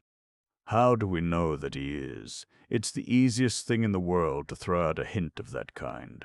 No one contradicts it, and the rumor spreads until everyone believes it as gospel truth. It provides an excuse for all sorts of doubtful doings. Anne, do you like Race? I do, and I don't. He repels me and at the same time fascinates me, but I know one thing, I'm always a little afraid of him. He was in South Africa, you know, at the time of the Kimberley robbery, said Harry slowly. But it was he who told Suzanne all about the Colonel and how he had been in Paris trying to get on his track. Camouflage of a particularly clever kind. But where does Paget come in? Is he in Race's pay? Perhaps, said Harry slowly. He doesn't come in at all. What? Think back, Anne. Did you ever hear Paget's own account of that night on the Kilmorden? Yes, through Sir Eustace. I repeated it. Harry listened closely. He saw a man coming from the direction of Sir Eustace's cabin and followed him up on deck. Is that what he says? Now, who had the cabin opposite to Sir Eustace? Colonel Race. Supposing Colonel Race crept up on deck and, foiled in his attack on you, fled round the deck and met Paget just coming through the saloon door. He knocks him down and springs inside, closing the door. We dash round and find Paget lying there. How's that? You forget that he declares positively it was you who knocked him down. Well, suppose that just as he regains consciousness he sees me disappearing in the distance. Wouldn't he take it for granted that I was his assailant? Especially as he thought all along it was I he was following? It's possible, yes, I said slowly. But it alters all our ideas, and there are other things. Most of them are open to explanation. The man who followed you in Cape Town spoke to Paget, and Paget looked at his watch. The man might have merely asked him the time. It was just a coincidence, you mean? Not exactly. There's a method in all this, connecting Paget with the affair. Why was the mill house chosen for the murder? Was it because Paget had been in Kimberley when the diamonds were stolen? Would he have been made the scapegoat if I had not appeared so providentially upon the scene? Then you think he may be entirely innocent? It looks like it, but if so, we've got to find out what he was doing in Marlow. If he's got a reasonable explanation of that, we're on the right tack. He got up. It's past midnight. Turn in, Anne, and get some sleep. Just before dawn, I'll take you over in the boat. You must catch the train at Livingstone. I've got a friend there who will keep you hidden away until the train starts. You go to Bulawayo and catch the Beira train there. I can find out from my friend in Livingston what's going on at the hotel and where your friends are now. Beira, I said meditatively. Yes, Anne, it's Beira for you. This is man's work. Believe it to me. We had had a momentary respite from emotion whilst we talked the situation out, but it was on us again now. We did not even look at each other. Very well, I said, and passed into the hut. I lay down on the skin-covered couch, but I didn't sleep, and outside I could hear Harry Rayburn pacing up and down through the long, dark hours. At last he called me. "Come, Anne, it's time to go." I got up and came out obediently. It was still quite dark, but I knew the dawn was not far off. "We'll take the canoe, not the motorboat," Harry began, when suddenly he stopped dead and held up his hand. "Hush! What's that?" I listened, but could hear nothing. His ears were sharper than mine, however, the ears of a man who has lived long in the wilderness. Presently I heard it too, the faint splash of paddles in the water coming from the direction of the right bank of the river and rapidly approaching our little landing stage. We strained our eyes in the darkness and could make out a dark blur on the surface of the water. It was a boat. Then there was a momentary spurt of flame. Someone had struck a match. By its light I recognized one figure, the red-bearded Dutchman of the villa at Musenberg. The others were natives. "Quick, back to the hut!" Harry swept me back with him. He took down a couple of rifles and a revolver from the wall. "Can you load a rifle?" "I never have. Show me how." I grasped his instructions well enough. We closed the door and Harry stood by the window which overlooked the landing stage. The boat was just about to run alongside it. "Who's that?" called out Harry in a ringing voice. Any doubt we might have had as to our visitor's intentions was swiftly resolved. A hail of bullets splattered round us. Fortunately, neither of us was hit. Harry raised the rifle. It spat murderously, and again I heard 2 groans and a splash. "That's given him something to think about," he muttered grimly as he reached for the second rifle.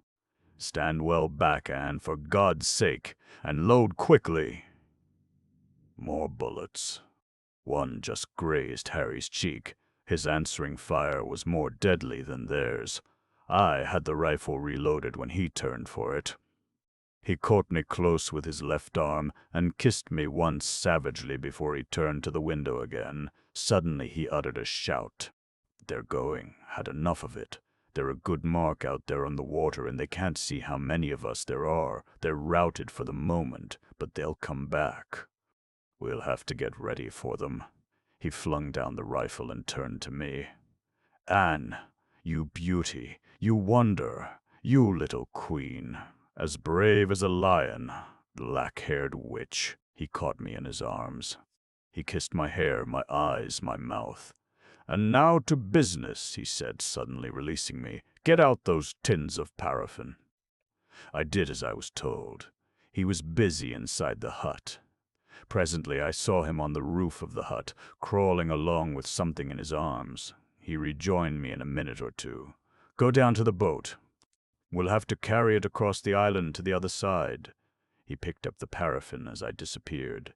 "They're coming back," I called softly. I had seen the blur moving out from the opposite shore. He ran down to me, just in time. "Why, where the hell's the boat?" Both had been cut adrift. Harry whistled softly. "We're in a tight place, honey. Mind? Not with you." "Ah, but dying together's not much fun. We'll do better than that. See, they've got 2 boatloads this time, going to land at 2 different points. Now for my little scenic effect." Almost as he spoke, a long flame shot up from the hut. Its light illuminated 2 crouching figures huddled together on the roof.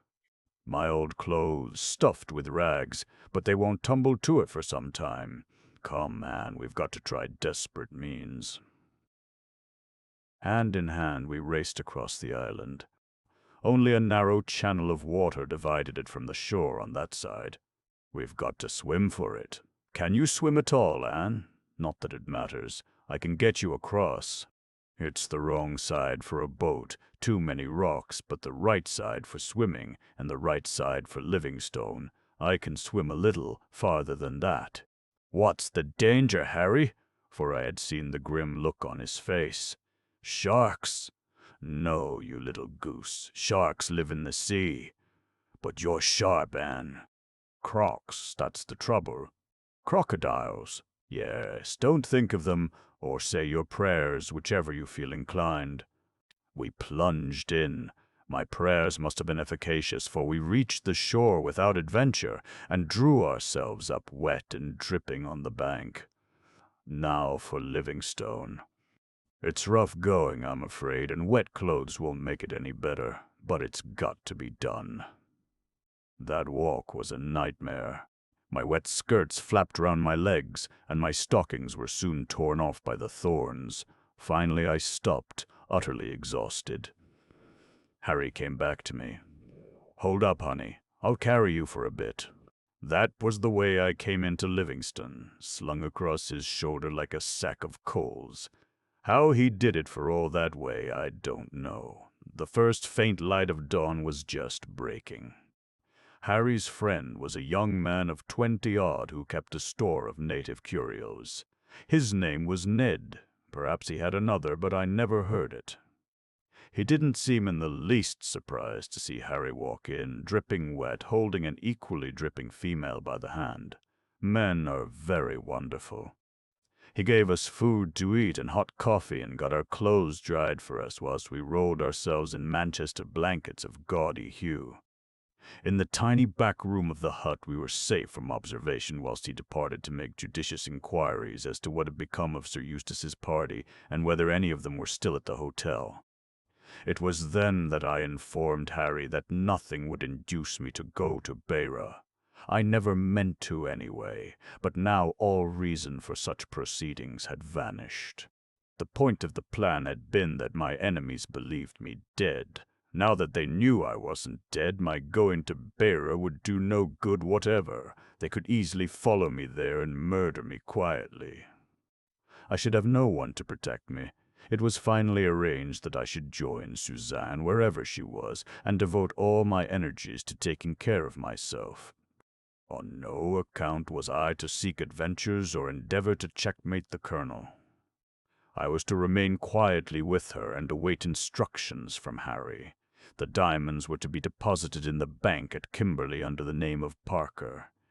"There's one thing," I said thoughtfully. "We ought to have a code of some kind. We don't want to be hoodwinked again by messages purporting to come from one to the other. That's easy enough. Any message that comes genuinely from me will have the word 'and' crossed out in it." "Without trademark, none genuine," I murmured. "What about wires? Any wires from me will be signed Andy." "Train will be in before long, Harry," said Ned, putting his head in and withdrawing it immediately. I stood up. "And shall I marry a nice steady man if I find one?" I asked demurely. Harry came close to me. "My God, Anne, if you ever marry anyone else but me, I'll wring his neck. And as for you—" Yes," I said, pleasurably excited. "I shall carry you away and beat you black and blue." "What a delightful husband I have chosen," I said satirically. "And doesn't he change his mind overnight?" Chapter 28. Extract from the Diary of Sir Eustace Pedlar. As I remarked once before, I am essentially a man of peace. I yearn for a quiet life, and that's just the one thing I don't seem able to have. I am always in the middle of storms and alarms. The relief of getting away from Paget with his incessant nosing out of intrigues was enormous, and Miss Pettigrew is certainly a useful creature. Although there is nothing of the houri about her, one or two of her accomplishments are invaluable. It is true that I had a touch of liver at Bulawayo and behaved like a bear in consequence, but I had had a disturbed night in the train. At 3 a.m., an exquisitely dressed young man looking like a musical comedy hero of the Wild West entered my compartment and asked where I was going. Disregarding my first murmur of tea, "And for God's sake, don't put sugar in it," he repeated his question, laying stress on the fact that he was not a waiter but an immigration officer. I finally succeeded in satisfying him that I was suffering from no infectious disease, that I was visiting Rhodesia from the purest of motives, and further gratified him with my full Christian names and my place of birth. I then endeavored to snatch a little sleep, but some officious ass aroused me at 5:30 with a cup of liquid sugar which he called tea. I don't think I threw it at him, but I know that that was what I wanted to do. He brought me unsugared tea, stone cold, at 6, and I then fell asleep utterly exhausted, to awaken just outside Bulawayo and be landed with a beastly wooden giraffe, all legs and neck. But for these small contretemps, all had been going smoothly, and then fresh calamity befell. It was the night of our arrival at the Falls. I was dictating to Miss Pettigrew in my sitting room when suddenly Mrs. Blair burst in without a word of excuse and wearing most compromising attire. "Where's Anne?" she cried. A nice question to ask, as though I were responsible for the girl. What did she expect Miss Pettigrew to think? That I was in the habit of producing Anne Beddingfeld from my pocket at midnight or thereabouts? Very compromising for a man in my position. "I presume," I said coldly, "that she is in her bed." I cleared my throat and glanced at Miss Pettigrew to show that I was ready to resume dictating. I hoped Mrs. Blair would take the hint. She did nothing of the kind. Instead, she sank into a chair and waved a slippered foot in an agitated manner. "She's not in her room. I've been there. I had a dream, a terrible dream, that she was in some awful danger, and I got up and went to her room, just to reassure myself, you know. She wasn't there, and her bed hadn't been slept in. She looked at me appealingly. What shall I do, Sir Eustace?" Repressing the desire to reply, "Go to bed and don't worry over nothing. An able-bodied young woman like Anne Beddingfeld is perfectly well able to take care of herself." I frowned judicially. What does Race say about it? Why should Race have it all his own way? Let him have some of the disadvantages as well as the advantages of female society. "I can't find him anywhere." She was evidently making a night of it. I sighed and sat down in a chair. "I don't quite see the reason for your agitation," I said patiently. "My dream," tar. That curry we had for dinner. Oh, Sir Eustace! The woman was quite indignant. And yet everybody knows that nightmares are a direct result of injudicious eating. After all, I continued persuasively, why shouldn't Anne Beddingfeld and Race go out for a little stroll without having the whole hotel aroused about it? You think they've just gone out for a stroll together. But it's after midnight. One does these foolish things when one is young, I murmured, though Race is certainly old enough to know better. Do you really think so?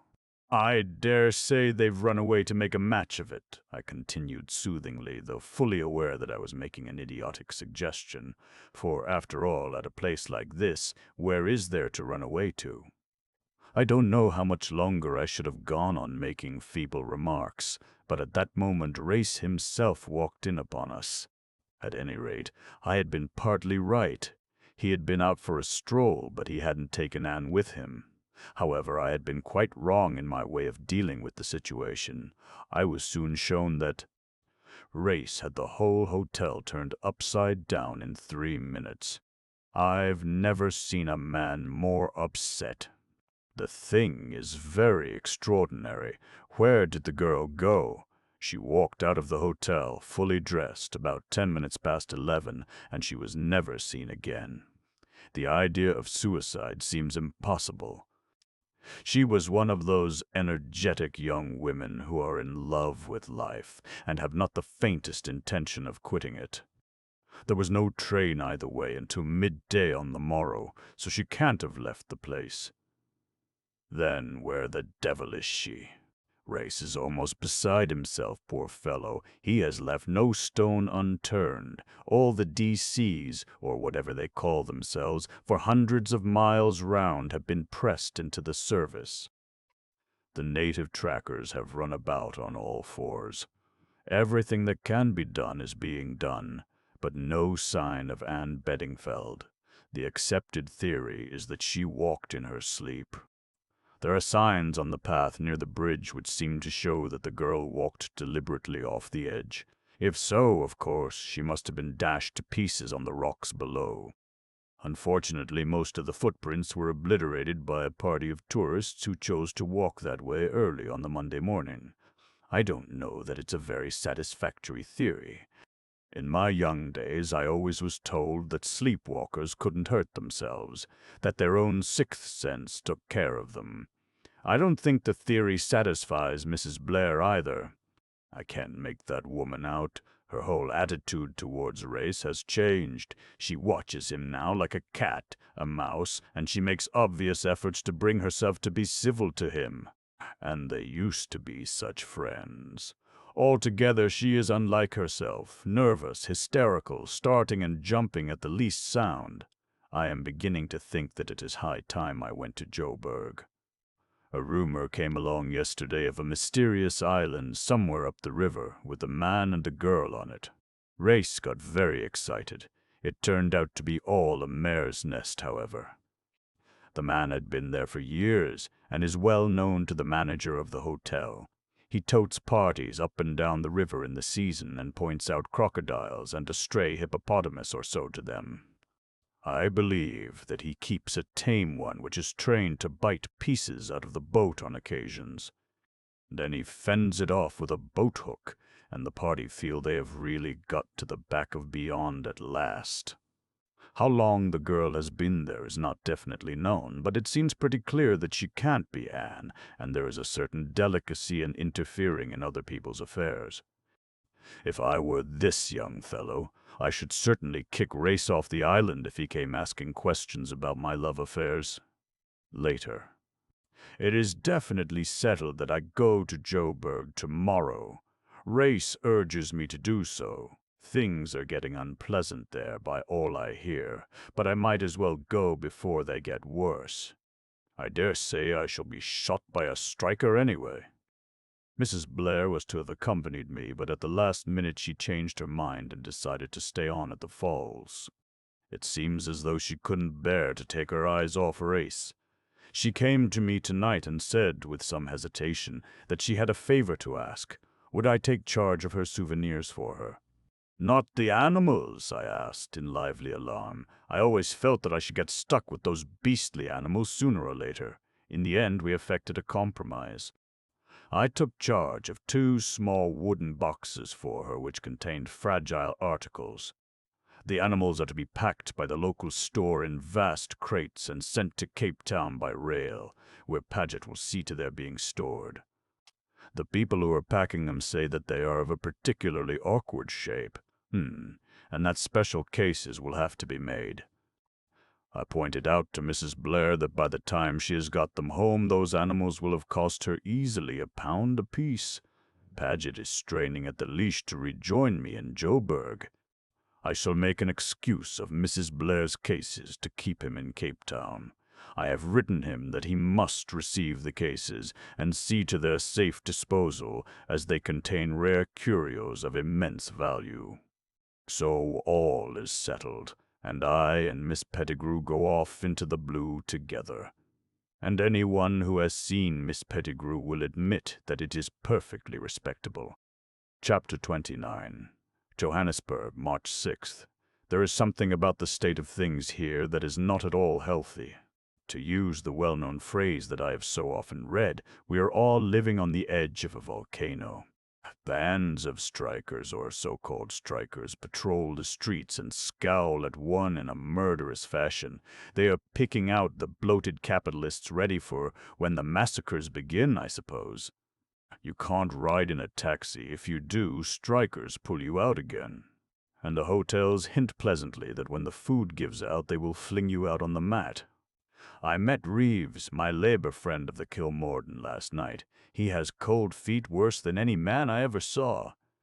He's like all the rest of these people. They make inflammatory speeches of enormous length solely for political purposes, and then wish they hadn't. He's busy now going about and saying he didn't really do it. When I met him, he was just off to Cape Town, where he meditates making a 3-day speech in Dutch, vindicating himself, and pointing out that the things he said really meant something entirely different. I am thankful that I do not have to sit in the Legislative Assembly of South Africa. The House of Commons is bad enough, but at least we have only one language and some slight restriction as to length of speeches. When I went to the assembly before leaving Cape Town, I listened to a gray-haired gentleman with a drooping mustache who looked exactly like the mock turtle in Alice in Wonderland. He dropped out his words one by one in a particularly melancholy fashion. Every now and then he galvanized himself to further efforts by ejaculating something that sounded like "plat skeet," uttered fortissimo, and in marked contrast to the rest of his delivery.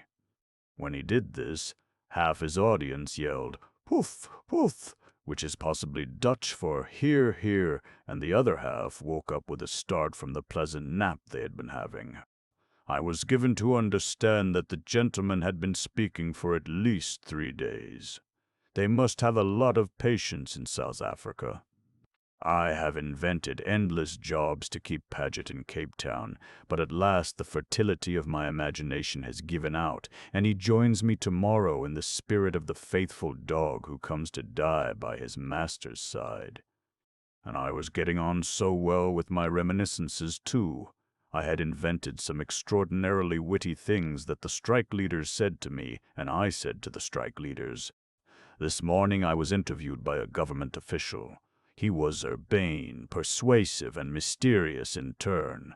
To begin with, he alluded to my exalted position and importance, and suggested that I should remove myself, or be removed by him, to Pretoria.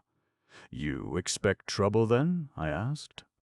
His reply was so worded as to have no meaning whatsoever, so I gathered that they were expecting serious trouble. I suggested to him that his government were letting things go rather far.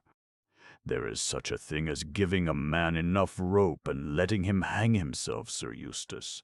"Oh, quite so, quite so. It is not the strikers themselves who are causing the trouble. There is some organization at work behind them." Arms and explosives have been pouring in, and we have made a haul of certain documents which throw a good deal of light on the methods adopted to import them. There is a regular code.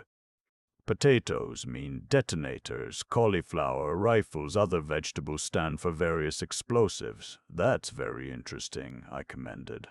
More than that, Sir Eustace, we have every reason to believe that the man who runs the whole show, the directing genius of the affair, is at this minute in Johannesburg. He stared at me so hard that I began to fear that he suspected me of being the man.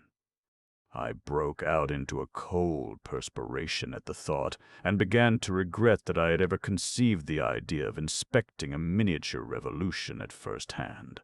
No trains are running from Joburg to Pretoria, he continued, but I can arrange to send you over by private car. In case you should be stopped on the way, I can provide you with 2 separate passes, one issued by the Union government and the other stating that you are an English visitor who has nothing whatsoever to do with the Union. One for your people and one for the strikers, eh? Exactly. The project did not appeal to me. I know what happens in a case of that kind. You get flustered and mix the things up. I should hand the wrong pass to the wrong person, and it would end in my being summarily shot by a bloodthirsty rebel or one of the supporters of law and order whom I notice guarding the streets wearing bowler hats and smoking pipes with rifles tucked carelessly under their arms. Besides, what should I do with myself in Pretoria? Admire the architecture of the Union buildings and listen to the echoes of the shooting round Johannesburg. I should be penned up there God knows how long. They've blown up the railway line already, I hear. It isn't even as if one could get a drink there. They put the place under martial law 2 days ago. My dear fellow, I said, you don't seem to realize that I'm studying conditions on the Rand. How the devil am I going to study them from Pretoria? I appreciate your care for my safety, but don't you worry about me. I shall be all right. I warn you, Sir Eustace, that the food question is already serious. A little fasting will improve my figure, I said with a sigh. We were interrupted by a telegram being handed to me. I read it with amazement. Anne is safe, here with me at Kimberley, Suzanne Blair. I don't think I ever really believed in the annihilation of Anne. There is something peculiarly indestructible about that young woman. She is like the patent balls that one gives to terriers.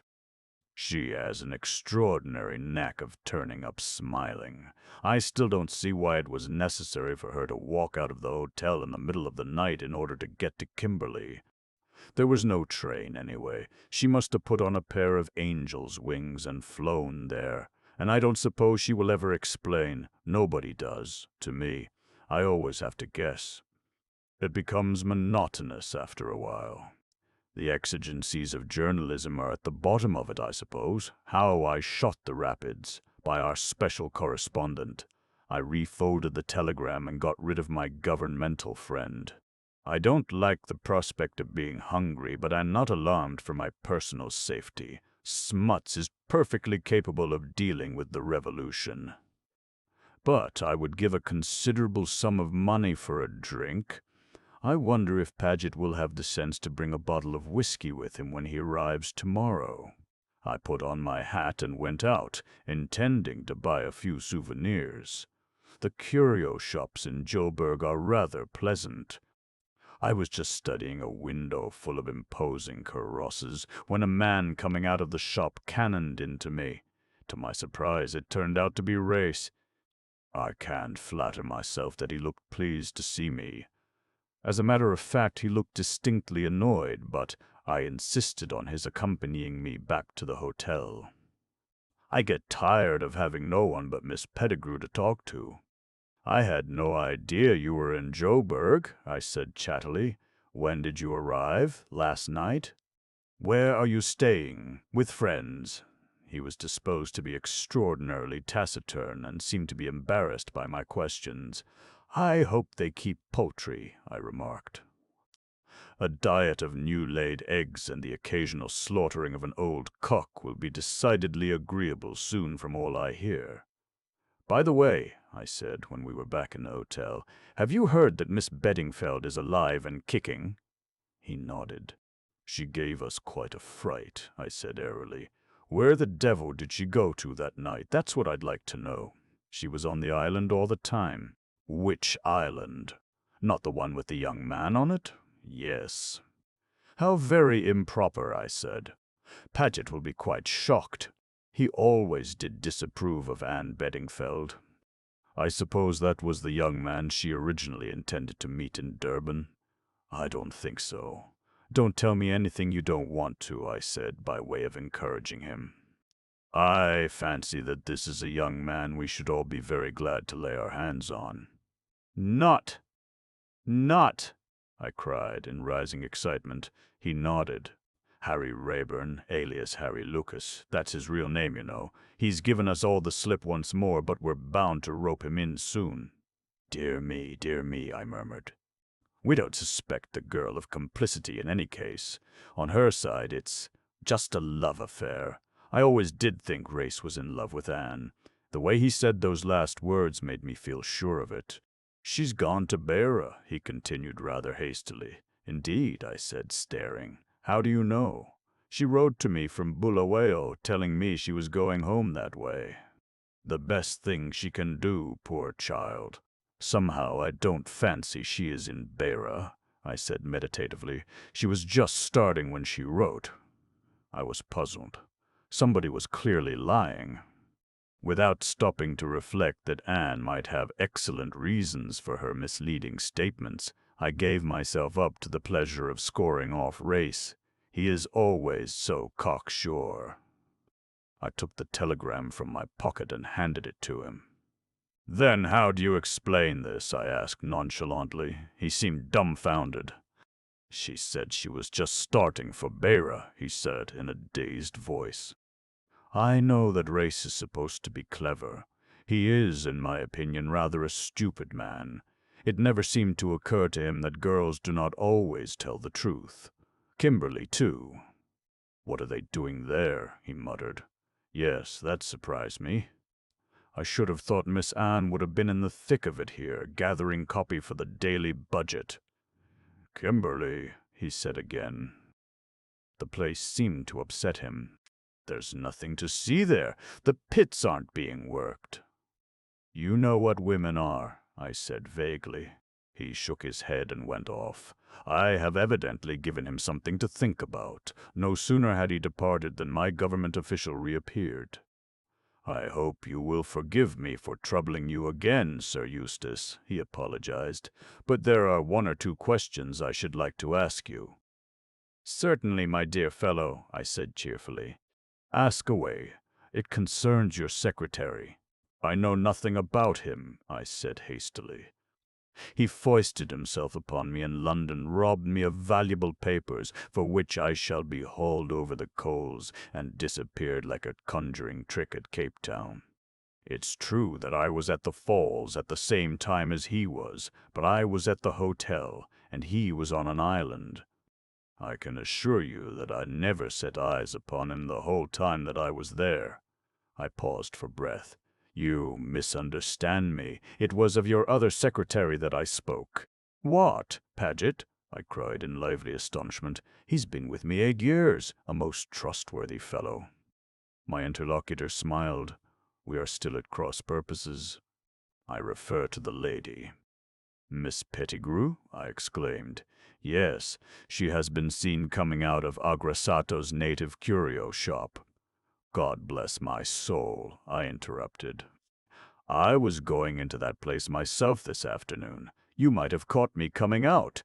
There doesn't seem to be any innocent thing that one can do in Joburg without being suspected for it. Ah, but she has been there more than once, and in rather doubtful circumstances. I may as well tell you, in confidence, Sir Eustace, that the place is suspected of being a well-known rendezvous used by the secret organization behind this revolution. That is why I should be glad to hear all that you can tell me about this lady. Where and how did you come to engage her? She was lent to me, I replied coldly, by your own government. He collapsed utterly. Chapter 30. Anne's narrative resumed. As soon as I got to Kimberley, I wired to Suzanne. She joined me there with the utmost dispatch, heralding her arrival with telegrams sent off en route. I was awfully surprised to find that she really was fond of me. I thought I had been just a new sensation, but she positively fell on my neck and wept when we met. When we had recovered from our emotion a little, I sat down on the bed and told her the whole story from A to Z. "You always did suspect Colonel Race," she said thoughtfully when I had finished. "I didn't until the night you disappeared. I liked him so much all along and thought he would make such a nice husband for you." "Oh, Anne, dear, don't be cross, but how do you know that this young man of yours is telling the truth?" "You believe every word he says." "Of course I do," I cried indignantly. "But what is there in him that attracts you so?" "I don't see that there's anything in him at all except his rather reckless good looks and his modern chic-cum-Stone Age love-making." I poured out the vials of my wrath upon Suzanne for some minutes. "Just because you're comfortably married and getting fat, you've forgotten that there's any such thing as romance," I ended. "Oh, I'm not getting fat, Anne. All the worry I've had about you lately must have worn me to a shred." "You look particularly well nourished," I said coldly. "I should say you must have put on about half a stone." "And I don't know that I'm so comfortably married either," continued Suzanne in a melancholy voice. "I've been having the most dreadful cables from Clarence ordering me to come home at once. At last I didn't answer them, and now I haven't heard for over a fortnight. I'm afraid I didn't take Suzanne's matrimonial troubles very seriously. She will be able to get round Clarence all right when the time comes." I turned the conversation to the subject of the diamonds. Suzanne looked at me with a dropped jaw. "I must explain, Anne. You see, as soon as I began to suspect Colonel Race, I was terribly upset about the diamonds. I wanted to stay on at the falls in case he might have kidnapped you somewhere close by, but didn't know what to do about the diamonds. I was afraid to keep them in my possession." Suzanne looked round her uneasily, as though she feared the walls might have ears, and then whispered vehemently in my ear. "A distinctly good idea," I approved. "At the time, that is. It's a bit awkward now. What did Sir Eustace do with the cases?" "The big ones were sent down to Cape Town. I heard from Paget before I left the falls, and he enclosed the receipt for their storage. He's leaving Cape Town today, by the by, to join Sir Eustace in Johannesburg." "I see," I said thoughtfully. "And the small ones, where are they? I suppose Sir Eustace has got them with him." I turned the matter over in my mind. "Well," I said at last, "it's awkward, but it's safe enough. We'd better do nothing for the present." Suzanne looked at me with a little smile. "You don't like doing nothing, do you, Anne?" "Not very much," I replied honestly. The one thing I could do was to get hold of a timetable and see what time Guy Paget's train would pass through Kimberley.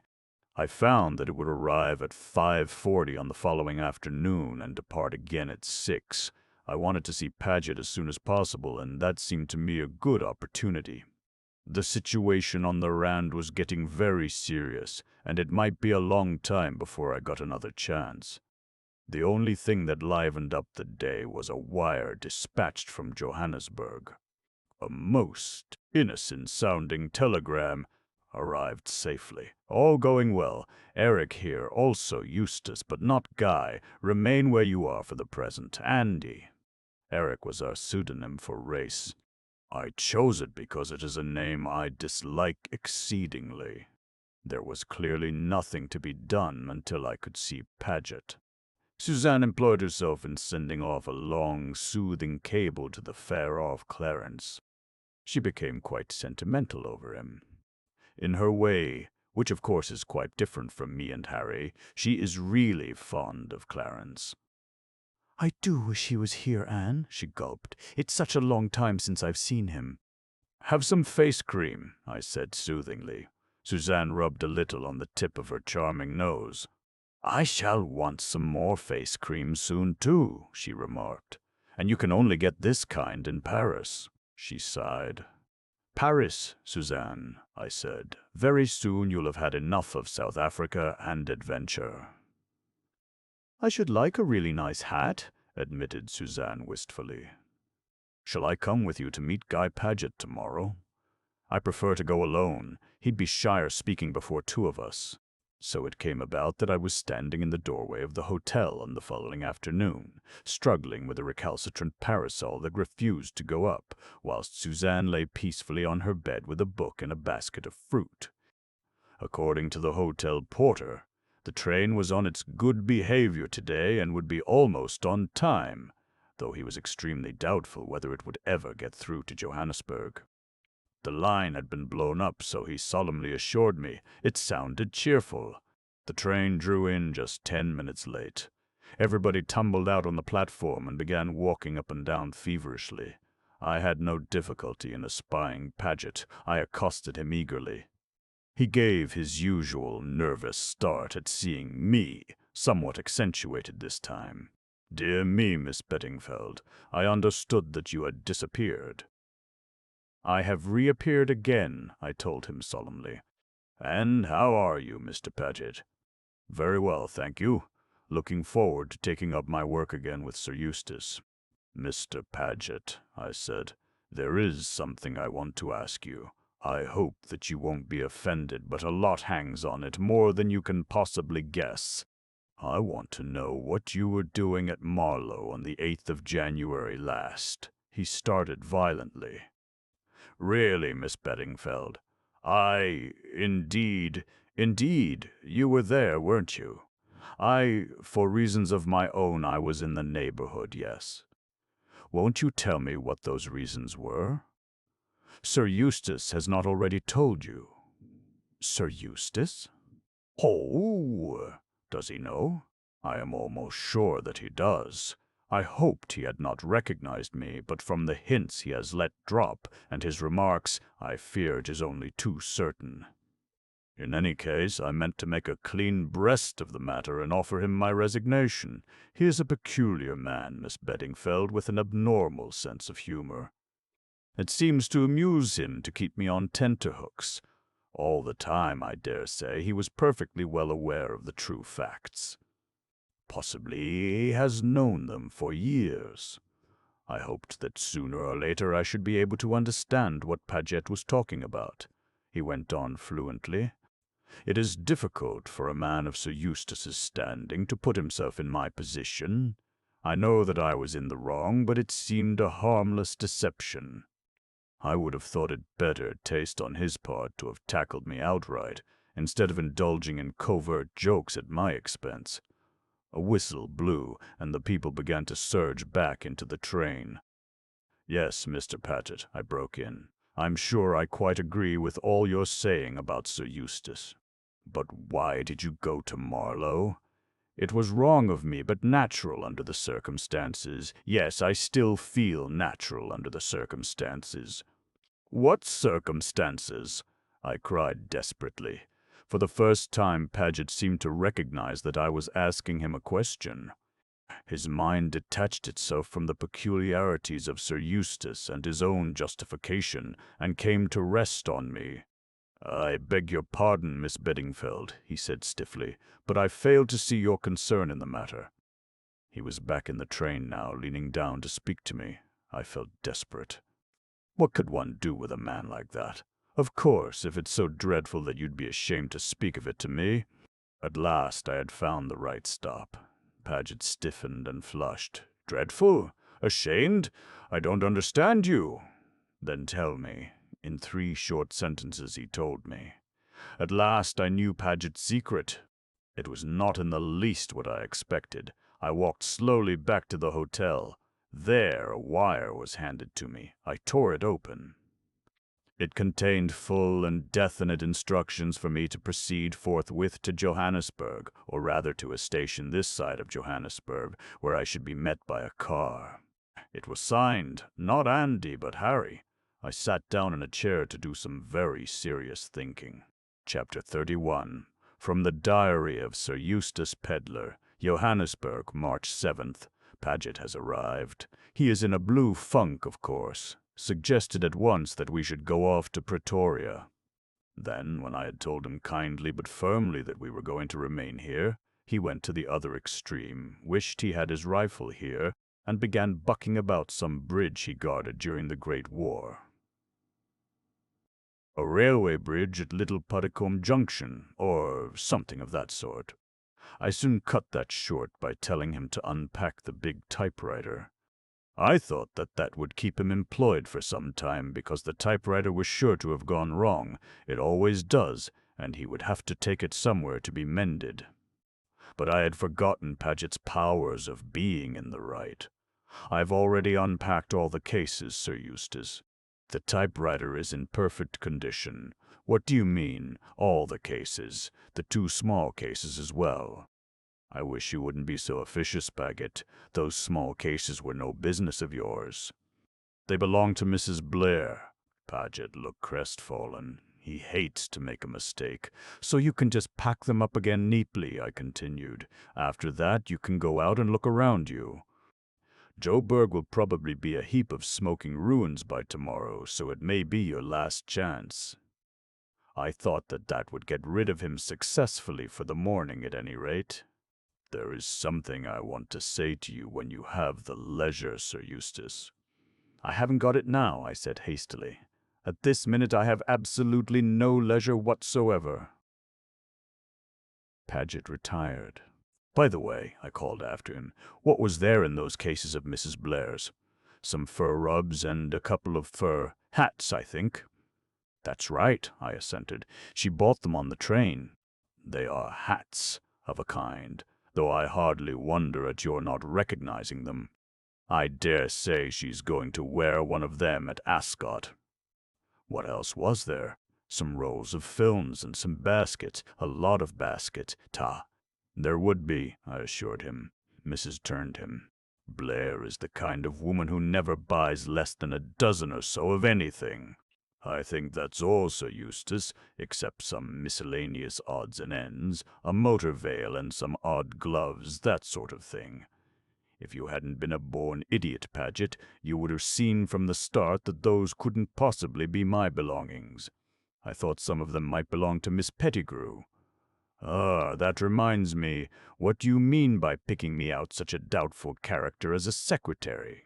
And I told him about the searching cross-examination I had been put through. Immediately I was sorry. I saw a glint in his eye that I knew only too well. I changed the conversation hurriedly, but it was too late. Paget was on the war-path. He next proceeded to bore me with a long, pointless story about the Kilmorden. It was about a roll of films and a wager. The roll of films being thrown through a porthole in the middle of the night by some steward who ought to have known better. I hate horseplay. I told Paget so, and he began to tell me the story all over again. He tells a story extremely badly anyway. It was a long time before I could make head or tail of this one. I did not see him again until lunchtime.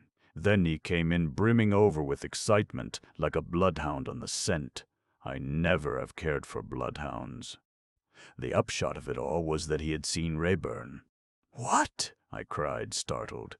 Yes, he had caught sight of someone whom he was sure was Rayburn crossing the street. Paget had followed him. And who do you think I saw him stop and speak to? Miss Pettigrew. What? Yes, Sir Eustace, and that's not all. I've been making inquiries about her. Wait a bit. What happened to Rayburn?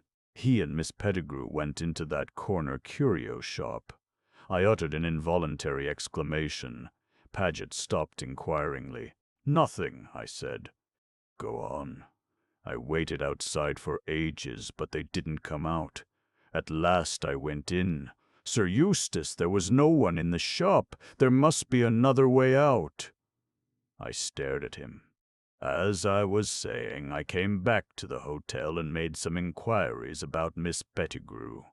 Paget lowered his voice and breathed hard, as he always does when he wants to be confidential. Sir Eustace, a man was seen coming out of her room last night. I raised my eyebrows. And I always regarded her as a lady of such eminent respectability, I murmured. Paget went on without heeding. I went straight up and searched her room. What do you think I found? I shook my head. This! Paget held up a safety razor and a stick of shaving soap. What should a woman want with these? I don't suppose Paget ever reads the advertisements in the high-class ladies' papers. I do. Whilst not proposing to argue with him on the subject, I refused to accept the presence of the razor as proof positive of Miss Pettigrew's sex. Paget is so hopelessly behind the times. I should not have been at all surprised if he had produced a cigarette case to support his theory. However, even Paget has his limits. You're not convinced, Sir Eustace. What do you say to this? I inspected the article which he dangled aloft triumphantly. It looks like hair, I remarked distastefully. It is hair. I think it's what they call a toupee. Indeed, I commented. Now are you convinced that that Pettigrew woman is a man in disguise? Really, my dear Paget, I think I am. I might have known it by her feet. Then, that's that. And now, Sir Eustace, I want to speak to you about my private affairs. I cannot doubt from your hints and your continual allusions to the time I was in Florence that you have found me out. At last, the mystery of what Paget did in Florence is going to be revealed. Make a clean breast of it, my dear fellow, I said kindly. Much the best way. Thank you, Sir Eustace. Is it her husband? Annoying fellows, husbands, always turning up when they're least expected. I fail to follow you, Sir Eustace. Whose husband? The lady's husband. What lady? God bless my soul, Paget, the lady you met in Florence. There must have been a lady. Don't tell me that you merely robbed a church or stabbed an Italian in the back because you didn't like his face. I am quite at a loss to understand you, Sir Eustace. I suppose you are joking. I am an amusing fellow sometimes, when I take the trouble, but I can assure you that I am not trying to be funny this minute. I hoped that as I was a good way off, you had not recognized me, Sir Eustace. Recognized you where? At Marlow, Sir Eustace. At Marlow? What the devil were you doing at Marlow? I thought you understood that. I'm beginning to understand less and less. Go back to the beginning of the story and start again. You went to Florence, though. Then you don't know after all, and you didn't recognize me. As far as I can judge, you seem to have given yourself away needlessly, made a coward of by your conscience. But I shall be able to tell better when I've heard the whole story. Now then, take a deep breath and start again. You went to Florence. But I didn't go to Florence. That is just it. Well, where did you go then? I went home, to Marlow. What the devil did you want to go to Marlow for? I wanted to see my wife. She was in delicate health and expecting... Your wife? But I didn't know you were married? No, Sir Eustace, that is just what I am telling you. I deceived you in this matter. How long have you been married? Just over 8 years. I had been married just 6 months when I became your secretary.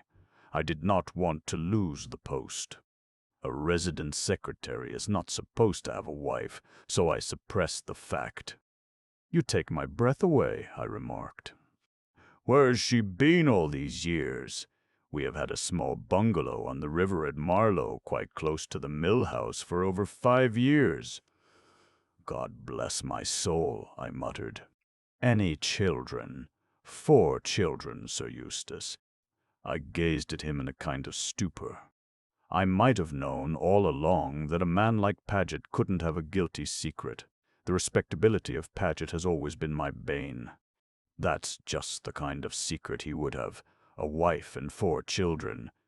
"Have you told this to anyone else?" I demanded at last, when I had gazed at him in fascinated interest for quite a long while. "Only Miss Beddingfeld. She came to the station at Kimberley." I continued to stare at him. He fidgeted under my glance. "I hope, Sir Eustace, that you are not seriously annoyed." "My dear fellow," I said, "I don't mind telling you here and now that you've blinking well torn it." I went out, seriously ruffled. As I passed the corner curio shop, I was assailed by a sudden irresistible temptation and went in. The proprietor came forward obsequiously, rubbing his hands. "Can I show you something?" "Furs? Curios? I want something quite out of the ordinary," I said. "It's for a special occasion. Will you show me what you've got? Perhaps you will come into my back room. We have many specialties there." That is where I made a mistake, and I thought I was going to be so clever. I followed him through the swinging portieres. Chapter 32. Anne's narrative resumed. I had great trouble with Suzanne. She argued, she pleaded, she even wept before she would let me carry out my plan. But in the end, I got my own way. She promised to carry out my instructions to the letter and came down to the station to bid me a tearful farewell. I arrived at my destination the following morning early. I was met by a short, black-bearded Dutchman whom I had never seen before. He had a car waiting, and we drove off. There was a queer booming in the distance, and I asked him what it was. "Guns," he answered laconically. So there was fighting going on in Joburg. I gathered that our objective was a spot somewhere in the suburbs of the city. We turned and twisted and made several detours to get there, and every minute the guns were nearer. It was an exciting time. At last we stopped before a somewhat ramshackle building. The door was opened by a Kaffir boy. My guide signed to me to enter. I stood irresolute in the dingy square hall. The man passed me and threw open a door. "The young lady to see Mr. Harry Raeburn," he said, and laughed. Thus announced, I passed in. The room was sparsely furnished and smelt of cheap tobacco smoke. Behind a desk a man sat writing. He looked up and raised his eyebrows. "Dear me," he said, "if it isn't Miss Beddingfeld." "I must be seeing double," I apologized. "Is it Mr. Chichester or is it Miss Pettigrew?" There is an extraordinary resemblance to both of them. Both characters are in abeyance for the moment. I have doffed my petticoats, and my cloth likewise. "Won't you sit down?" I accepted a seat composedly. "It would seem," I remarked, "that I have come to the wrong address." "From your point of view, I am afraid you have. Really, Miss Beddingfeld, to fall into the trap a second time." It was not very bright of me, I admitted meekly. Something about my manners seemed to puzzle him. "You hardly seem upset by the occurrence," he remarked dryly. "Would my going into heroics have any effect upon you?" I asked. "It certainly would not. My great-aunt Jane always used to say that a true lady was neither shocked nor surprised at anything that might happen," I murmured dreamily. "I endeavor to live up to her precepts." I read Mr. Chichester Pettigrew's opinion so plainly written on his face that I hastened into speech once more. "You really are positively marvelous at make-up," I said generously.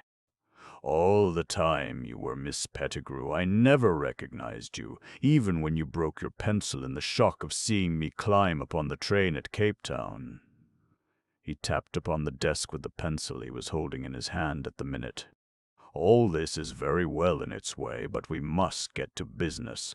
Perhaps, Miss Beddingfeld, you can guess why we required your presence here?" "You will excuse me," I said, "but I never do business with anyone but principals." I had read the phrase or something like it in a moneylender's circular, and I was rather pleased with it. It certainly had a devastating effect upon Mr. Chichester Pettigrew. He opened his mouth and then shut it again. I beamed upon him. My great-uncle George's maxim, I added as an afterthought. Great-aunt Jane's husband, you know. He made knobs for brass beds. I doubt if Chichester Pettigrew had ever been ragged before. He didn't like it at all. I think you would be wise to alter your tone, young lady. I did not reply, but yawned, a delicate little yawn that hinted at intense boredom. What the devil? He began forcibly. I interrupted him. I can assure you it's no good shouting at me. We are only wasting time here. I have no intention of talking with underlings. You will save a lot of time and annoyance by taking me straight to Sir Eustace Pedlar. To R. He looked dumbfounded. Yes, I said. Sir Eustace Pedlar. Excuse me. He bolted from the room like a rabbit. I took advantage of the respite to open my bag and powder my nose thoroughly. Also, I settled my hat at a more becoming angle. Then I settled myself to wait with patience for my enemy's return. He reappeared in a subtly chastened mood. Will you come this way, Miss Beddingfeld? I followed him up the stairs. He knocked at the door of a room. A brisk "Come in" sounded from inside, and he opened the door and motioned to me to pass inside. Sir Eustace Pedlar sprang up to greet me, genial and smiling.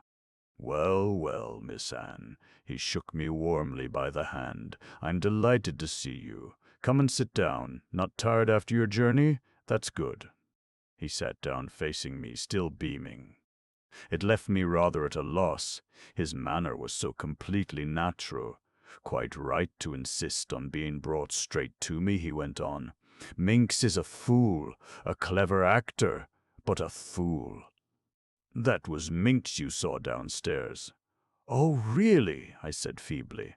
And now, said Sir Eustace cheerfully, let's get down to facts. How long have you known that I was the Colonel? Ever since Mr. Paget told me that he had seen you in Marlow when you were supposed to be in Cannes. Sir Eustace nodded ruefully. Yes, I told the fool he'd blinking well torn it. He didn't understand, of course. His whole mind was set on whether I'd recognized him. It never occurred to him to wonder what I was doing down there. A piece of sheer bad luck, that was. I arranged it all so carefully, too, sending him off to Florence, telling the hotel I was going over to Nice for one night, or possibly two. Then, by the time the murder was discovered, I was back again in Cannes, with nobody dreaming that I'd ever left the Riviera. He still spoke quite naturally and unaffectedly. I had to pinch myself to understand that this was all real, that the man in front of me was really that deep-dyed criminal, the Colonel. I followed things out in my mind. Then it was you who tried to throw me overboard on the Kilmorden, I said slowly. It was you that Paget followed up on deck that night. He shrugged his shoulders. I apologize, my dear child, I really do. I always liked you, but you were so confoundedly interfering. I couldn't have all my plans brought to naught by a chit of a girl. I think your plan at the falls was really the cleverest, I said, endeavoring to look at the thing in a detached fashion. I would have been ready to swear anywhere that you were in the hotel when I went out. Seeing is believing in future. Yes, Minx had one of his greatest successes as Miss Pettigrew, and he can imitate my voice quite creditably. There is one thing I should like to know. Yes? How did you induce Paget to engage her? Oh, that was quite simple. She met Paget in the doorway of the Trade Commissioner's office, or the Chamber of Mines, or wherever it was he went, told him I had phoned down in a hurry, and that she had been selected by the government department in question. Paget swallowed it like a lamb. You're very frank, I said, studying him. There's no earthly reason why I shouldn't be. I didn't quite like the sound of that. I hastened to put my own interpretation on it. You believe in the success of this revolution. You've burnt your boats. For an otherwise intelligent young woman, that's a singularly unintelligent remark. No, my dear child, I do not believe in this revolution. I give it a couple of days longer, and it will fizzle out ignominiously. Not one of your successes, in fact, I said nastily. Like all women, you've no idea of business. The job I took on was to supply certain explosives and arms, heavily paid for, to foment feeling generally, and to incriminate certain people up to the hilt. I've carried out my contract with complete success, and I was careful to be paid in advance. I took special care over the whole thing, as I intended it to be my last contract before retiring from business. As for burning my boats, as you call it, I simply don't know what you mean. I'm not the rebel chief or anything of that kind. I'm a distinguished English visitor who had the misfortune to go nosing into a certain curio shop, and saw a little more than he was meant to, and so the poor fellow was kidnapped. Tomorrow, or the day after, when circumstances permit, I shall be found tied up somewhere in a pitiable state of terror and starvation. Ah, I said slowly. But what about me? That's just it, said Sir Eustace softly. What about you? I've got you here. I don't want to rub it in any way, but I've got you here very neatly. The question is, what am I going to do with you? The simplest way of disposing of you, and, I may add, the pleasantest to myself, is the way of marriage. Wives can't accuse their husbands, you know, and I'd rather like a pretty young wife to hold my hand and glance at me out of liquid eyes. Don't flash them at me so, you quite frighten me. I see that the plan does not commend itself to you. It does not, Sir Eustace sighed. Pity, but I am no Adelphi villain. The usual trouble, I suppose. You love another, as the books say. I love another. I thought as much. First I thought it was that long-legged, pompous-ass Race, but I suppose it's the young hero who fished you out of the falls that night. Women have no taste. Neither of those two have half the brains that I have. I'm such an easy person to underestimate. I think he was right about that. Although I knew well enough the kind of man he was and must be, I could not bring myself to realize it. He had tried to kill me on more than one occasion. He had actually killed another woman, and he was responsible for endless other deeds of which I knew nothing, and yet I was quite unable to bring myself into the frame of mind for appreciating his deeds as they deserved. I could not think of him as other than our amusing, genial traveling companion. I could not even feel frightened of him, and yet I knew he was capable of having me murdered in cold blood if it struck him as necessary. The only parallel I can think of is the case of Stevenson's Long John Silver. He must have been much the same kind of man. Well, well, said this extraordinary person, leaning back in his chair.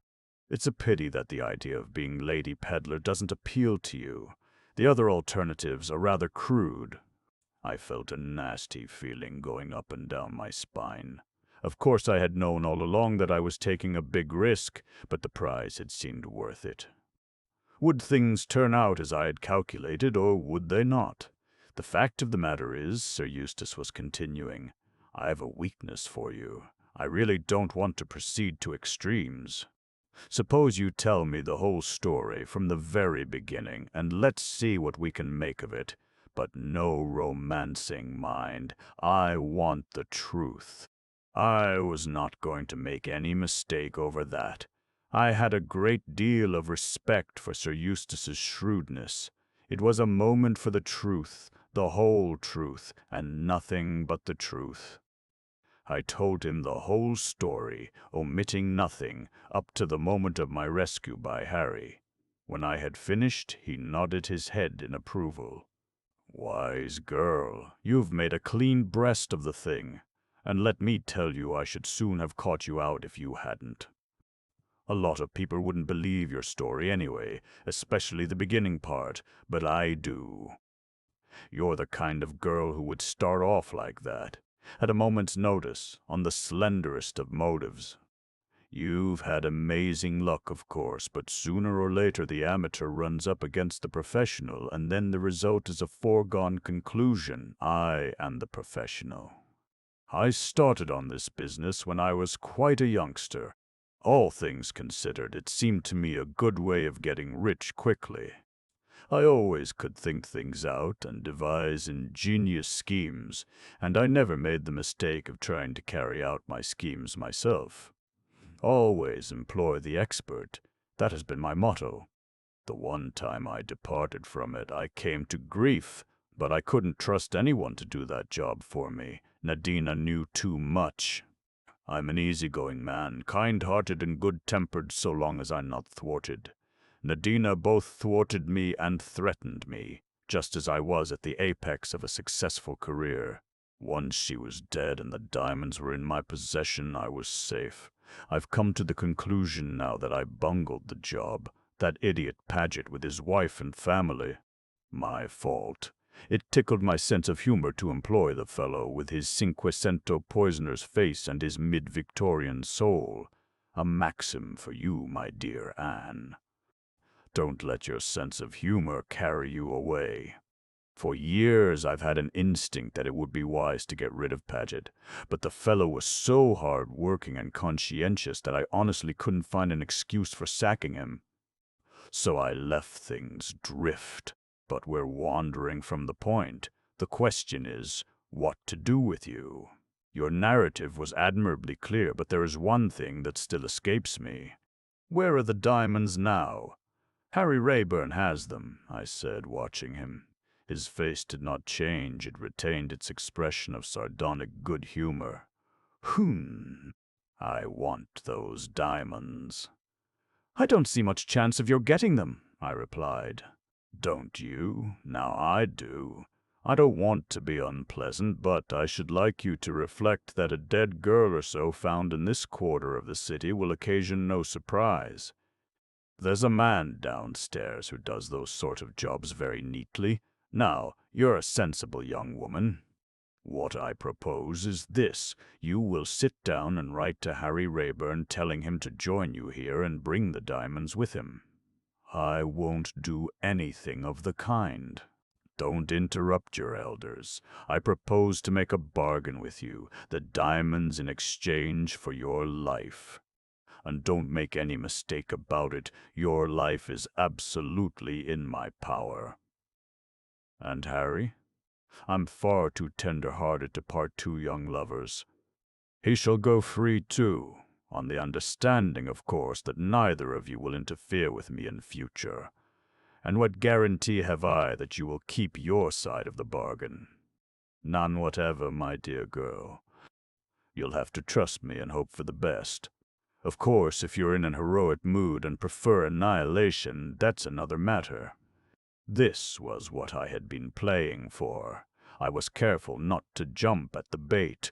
Gradually I allowed myself to be bullied and cajoled into yielding. I wrote at Sir Eustace's dictation, "Dear Harry, I think I see a chance of establishing your innocence beyond any possible doubt. Please follow my instructions minutely. Go to Agrasato's curio shop. Ask to see something out of the ordinary for a special occasion. The man will then ask you to come into the back room. Go with him. You will find a messenger who will bring you to me. Do exactly as he tells you. Be sure and bring the diamonds with you. Not a word to anyone." Sir Eustace stopped. "I leave the fancy touches to your own imagination," he remarked. "But be careful to make no mistakes." "Yours for ever and ever, Anne, will be sufficient," I remarked. I wrote in the words. Sir Eustace stretched out his hand for the letter and read it through. "That seems all right. Now the address." I gave it him. It was that of a small shop which received letters and telegrams for a consideration. He struck the bell upon the table with his hand. "Chichester Pettigrew, alias Minx," answered the summons. "This letter is to go immediately, the usual route." "Very well, Colonel." He looked at the name on the envelope. Sir Eustace was watching him keenly. "A friend of yours, I think?" "Of mine?" The man seemed startled. You had a prolonged conversation with him in Johannesburg yesterday. A man came up and questioned me about your movements and those of Colonel Race. I gave him misleading information. Excellent, my dear fellow, excellent, said Sir Eustace genially. My mistake. I chanced to look at Chichester Pettigrew as he left the room. He was white to the lips, as though in deadly terror. No sooner was he outside than Sir Eustace picked up a speaking tube that rested by his elbow and spoke down it. That you, Schwart? Watch Minx. He's not to leave the house without orders.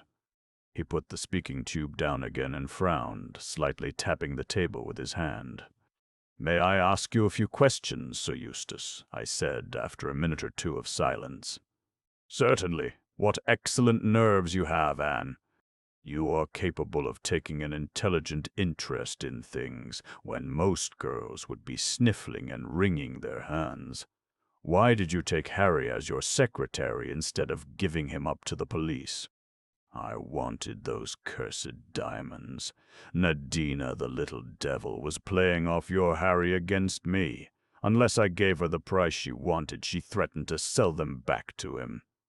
That was another mistake I made. I thought she'd have them with her that day, but she was too clever for that. Carton, her husband, was dead too. I'd no clue whatsoever as to where the diamonds were hidden. Then I managed to get a copy of a wireless message sent to Nadina by someone on board the Kilmorden, either Carton or Rayburn. I didn't know which. It was a duplicate of that piece of paper you picked up. 17122, it ran. I took it to be an appointment with Rayburn, and when he was so desperate to get aboard the Kilmorden, I was convinced that I was right. So I pretended to swallow his statements and let him come. I kept a pretty sharp watch upon him and hoped that I should learn more. Then I found Minx trying to play a lone hand and interfering with me. I soon stopped that. He came to heel all right. It was annoying not getting cabin 17, and it worried me not being able to place you. Were you the innocent young girl you seemed, or were you not? When Rayburn set out to keep the appointment that night, Minx was told off to intercept him. Minx muffed it, of course. But why did the wireless message say 17 instead of 71? I've thought that out. Carton must have given that wireless operator his own memorandum to copy off onto a form, and he never read the copy through. The operator made the same mistake we all did, and read it as 1722 instead of 1222. The thing I don't know is how Minx got on to cabin 17. It must have been sheer instinct, and the dispatch to General Smuts, who tampered with that. My dear Anne, you don't suppose I was going to have a lot of my plans given away without making an effort to save them? With an escaped murderer as a secretary, I had no hesitation whatever in substituting blanks. Nobody would think of suspecting poor old Pedlar.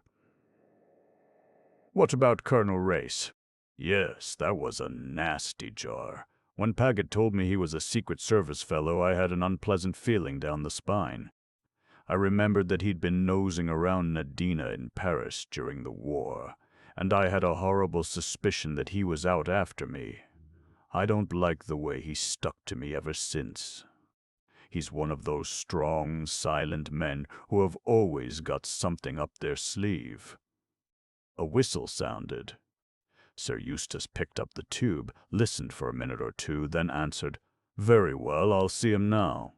"Business," he remarked. "Miss Anne, let me show you your room."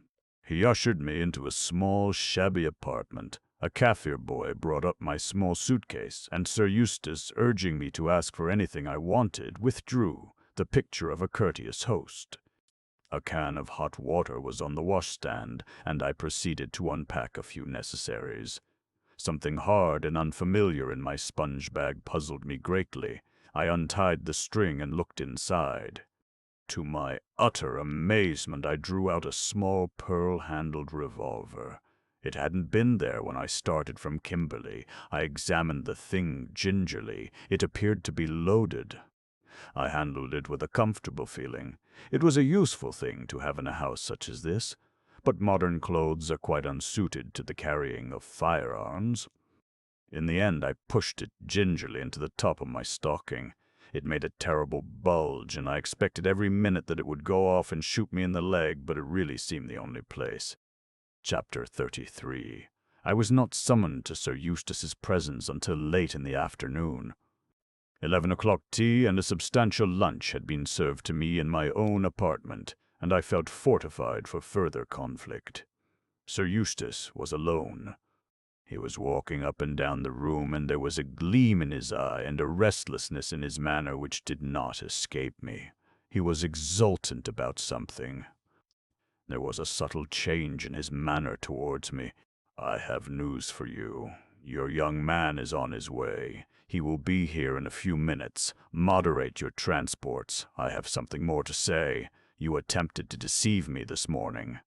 I warned you that you would be wise to stick to the truth, and up to a certain point you obeyed me. Then you ran off the rails. You attempted to make me believe that the diamonds were in Harry Rayburn's possession. At the time, I accepted your statement because it facilitated my task. The task of inducing you to decoy Harry Rayburn here. But, my dear Anne, the diamonds have been in my possession ever since I left the Falls, though I only discovered the fact yesterday." "You know," I gasped. "It may interest you to hear that it was Paget who gave the show away. He insisted on boring me with a long, pointless story about a wager and a tin of films. It didn't take me long to put two and two together. Mrs. Blair's distrust of Colonel Race, her agitation, her entreaty that I would take care of her souvenirs for her. The excellent Paget had already unfastened the cases through an excess of zeal. Before leaving the hotel, I simply transferred all the rolls of films to my own pocket. They are in the corner there. I admit that I haven't had time to examine them yet, but I notice that one is of a totally different weight to the others, rattles in a peculiar fashion, and has evidently been stuck down with secotine, which will necessitate the use of a tin opener. The case seems clear, does it not? And now, you see, I have you both nicely in the trap. It's a pity that you didn't take kindly to the idea of becoming Lady Pedlar." I did not answer. I stood looking at him. There was the sound of feet on the stairs, the door was flung open, and Harry Rayburn was hustled into the room between two men. Sir Eustace flung me a look of triumph. "According to plan," he said softly, "you amateurs will pit yourselves against professionals." "What's the meaning of this?" cried Harry hoarsely. "It means that you have walked into my parlor," said the spider to the fly, remarked Sir Eustace facetiously. "My dear Rayburn, you are extraordinarily unlucky. You said I could come safely, Anne. Do not reproach her, my dear fellow. That note was written at my dictation, and the lady could not help herself. She would have been wiser not to write it, but I did not tell her so at the time. You followed her instructions, went to the curio shop, were taken through the secret passage from the back room, and found yourself in the hands of your enemies." Harry looked at me. I understood his glance and edged nearer to Sir Eustace. "Yes," murmured the latter, "decidedly you are not lucky. This is, let me see, the third encounter." "You are right," said Harry. "This is the third encounter. Twice you have worsted me. Have you never heard that the third time the luck changes? This is my round. Cover him, Anne." I was all ready. In a flash I had whipped the pistol out of my stocking and was holding it to his head. The two men guarding Harry sprang forward, but his voice stopped them. "Another step, and he dies. If they come any nearer, Anne, pull the trigger. Don't hesitate." "I shan't," I replied cheerfully. "I'm rather afraid of pulling it anyway." I think Sir Eustace shared my fears. He was certainly shaking like a jelly. "Stay where you are," he commanded, and the men stopped obediently. "Tell them to leave the room," said Harry. Sir Eustace gave the order. The men filed out, and Harry shut the bolt across the door behind them. "Now we can talk," he observed grimly, and coming across the room, he took the revolver out of my hand. Sir Eustace uttered a sigh of relief and wiped his forehead with a handkerchief. "I'm shockingly out of condition," he observed. "I think I must have a weak heart. I am glad that revolver is in competent hands. I didn't trust Miss Anne with it." "Well, my young friend, as you say, now we can talk. I'm willing to admit that you stole a march upon me. Where the devil that revolver came from, I don't know. I had the girl's luggage searched when she arrived. And where did you produce it from now? You hadn't got it on you a minute ago." "Yes, I had," I replied. "It was in my stocking." "I don't know enough about women. I ought to have studied them more," said Sir Eustace sadly. "I wonder if Paget would have known that." Harry rapped sharply on the table. "Don't play the fool. If it weren't for your gray hairs, I'd throw you out of the window. You damned scoundrel. Gray hairs, or no gray hairs, Sss." He advanced a step or two, and Sir Eustace skipped nimbly behind the table. "The young are always so violent," he said reproachfully. "Unable to use their brains, they rely solely on their muscles. Let us talk sense. For the moment you have the upper hand. But that state of affairs cannot continue. The house is full of my men. You are hopelessly outnumbered. Your momentary ascendancy has been gained by an accident, has it? Has it?" Something in Harry's voice, a grim raillery, seemed to attract Sir Eustace's attention. He stared at him.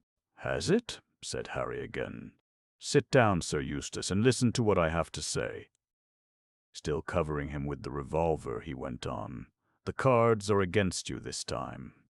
To begin with, listen to that. That was a dull banging at the door below. There were shouts, oaths, and then a sound of firing." Sir Eustace paled. "What's that?" "Race and his people.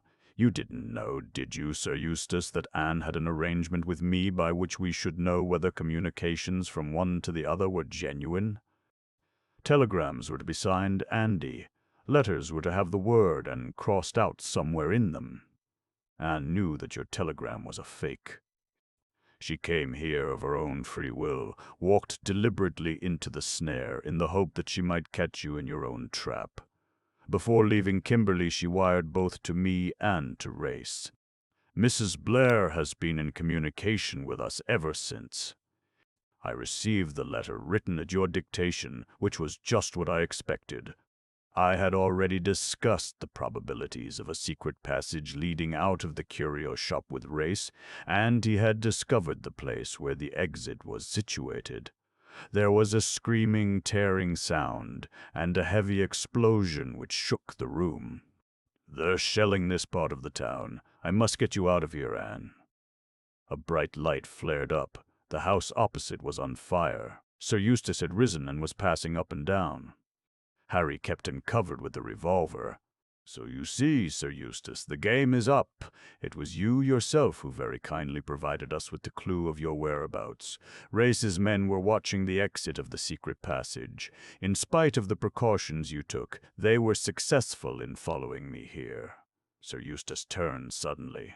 "Very clever, very creditable. But I've still a word to say. If I've lost the trick, so have you. You'll never be able to bring the murder of Nadina home to me. I was in Marlow on that day. That's all you've got against me.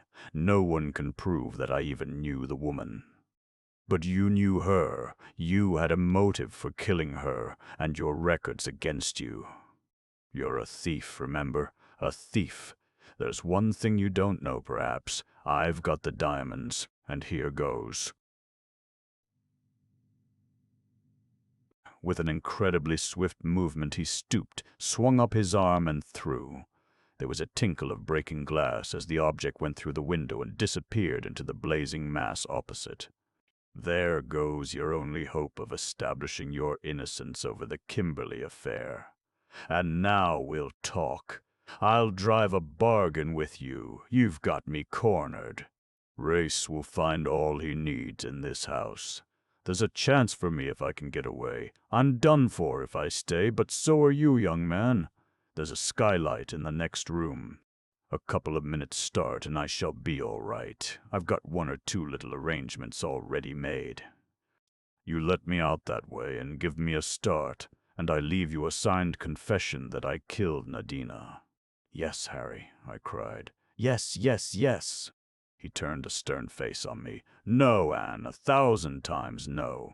You don't know what you're saying." "I do. It solves everything. I'd never be able to look race in the face again. I'll take my chance, but I'm damned if I'll let this slippery old fox get away. It's no good, Anne. I won't do it." Sir Eustace chuckled. He accepted defeat without the least emotion. "Well, well," he remarked, "you seem to have met your master, Anne, but I can assure you both that moral rectitude does not always pay." There was a crash of rending wood, and footsteps surged up the stairs. Harry drew back the bolt. Colonel Race was the first to enter the room, his face lit at the sight of us. "You're safe, Anne. I was afraid." He turned to Sir Eustace. "I've been after you for a long time, peddler, and at last I've got you." "Everybody seems to have gone completely mad," declared Sir Eustace airily. "These young people have been threatening me with revolvers and accusing me of the most shocking things. I don't know what it's all about." "Don't you? It means that I've found the colonel. It means that on January 8th last you were not at Cannes, but at Marlow. It means that when your tool, Madame Medina, turned against you, you planned to do away with her, and at last we shall be able to bring the crime home to you." "Indeed? And from whom did you get all this interesting information? From the man who is even now being looked for by the police? His evidence will be very valuable." "We have other evidence. There is someone else who knew that Nadina was going to meet you at the mill house." Sir Eustace looked surprised. Colonel Race made a gesture with his hand. "Arthur Minks, alias the Reverend Edward Chichester, alias Miss Pettigrew, stepped forward. He was pale and nervous, but he spoke clearly enough. "I saw Nadina in Paris the night before she went over to England. I was posing at the time as a Russian count. She told me of her purpose. I warned her, knowing what kind of man she had to deal with, but she did not take my advice. There was a wireless message on the table. I read it. Afterwards, I thought I would have a try for the diamonds myself. In Johannesburg, Mr. Rayburn accosted me. He persuaded me to come over to his side." Sir Eustace looked at him. He said nothing, but Minks seemed visibly to wilt. "Rats always leaving a sinking ship," observed Sir Eustace. "I don't care for rats. Sooner or later I destroy vermin." "There's just one thing I'd like to tell you, Sir Eustace," I remarked. "That tin you threw out of the window didn't contain the diamonds. It had common pebbles in it. The diamonds are in a perfectly safe place. As a matter of fact, they're in the big giraffe's stomach. Suzanne hollowed it out, put the diamonds in with cotton wool so that they wouldn't rattle, and plugged it up again." Sir Eustace looked at me for some time. His reply was characteristic. "I always did hate that blinking giraffe," he said. "It must have been instinct." Chapter 34. We were not able to return to Johannesburg that night. The shells were coming over pretty fast, and I gathered that we were now more or less cut off, owing to the rebels having obtained possession of a new part of the suburbs. Our place of refuge was a farm some 20 miles or so from Johannesburg, right out on the veld. I was dropping with fatigue. All the excitement and anxiety of the last 2 days had left me little better than a limp rag. I kept repeating to myself, without being able to believe it, that our troubles were really over. Harry and I were together, and we should never be separated again. Yet all through I was conscious of some barrier between us, a constraint on his part, the reason of which I could not fathom. Sir Eustace had been driven off in an opposite direction, accompanied by a strong guard. He waved his hand airily to us on departing. I came out onto the stoop early on the following morning and looked across the veld in the direction of Johannesburg. I could see the great dumps glistening in the pale morning sunshine, and I could hear the low rumbling mutter of the guns. The revolution was not over yet. The farmer's wife came out and called me in to breakfast. She was a kind, motherly soul, and I was already very fond of her. Harry had gone out at dawn and had not yet returned, so she informed me. Again I felt a stir of uneasiness pass over me. What was this shadow of which I was so conscious between us? After breakfast I sat out on the stoop, a book in my hand which I did not read. I was so lost in my own thoughts that I never saw Colonel Race ride up and dismount from his horse. It was not until he said, "Good morning, Anne," that I became aware of his presence. "Oh," I said with a flush, "it's you." "Yes.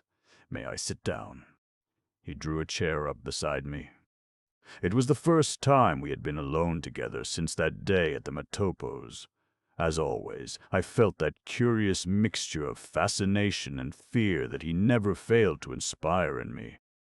"What is the news?" I asked. "Smuts will be in Johannesburg tomorrow. I give this outbreak 3 days more before it collapses utterly. In the meantime, the fighting goes on." "I wish," I said, "that one could be sure that the right people were the ones to get killed. I mean the ones who wanted to fight, not just all the poor people who happen to live in the parts where the fighting is going on." He nodded.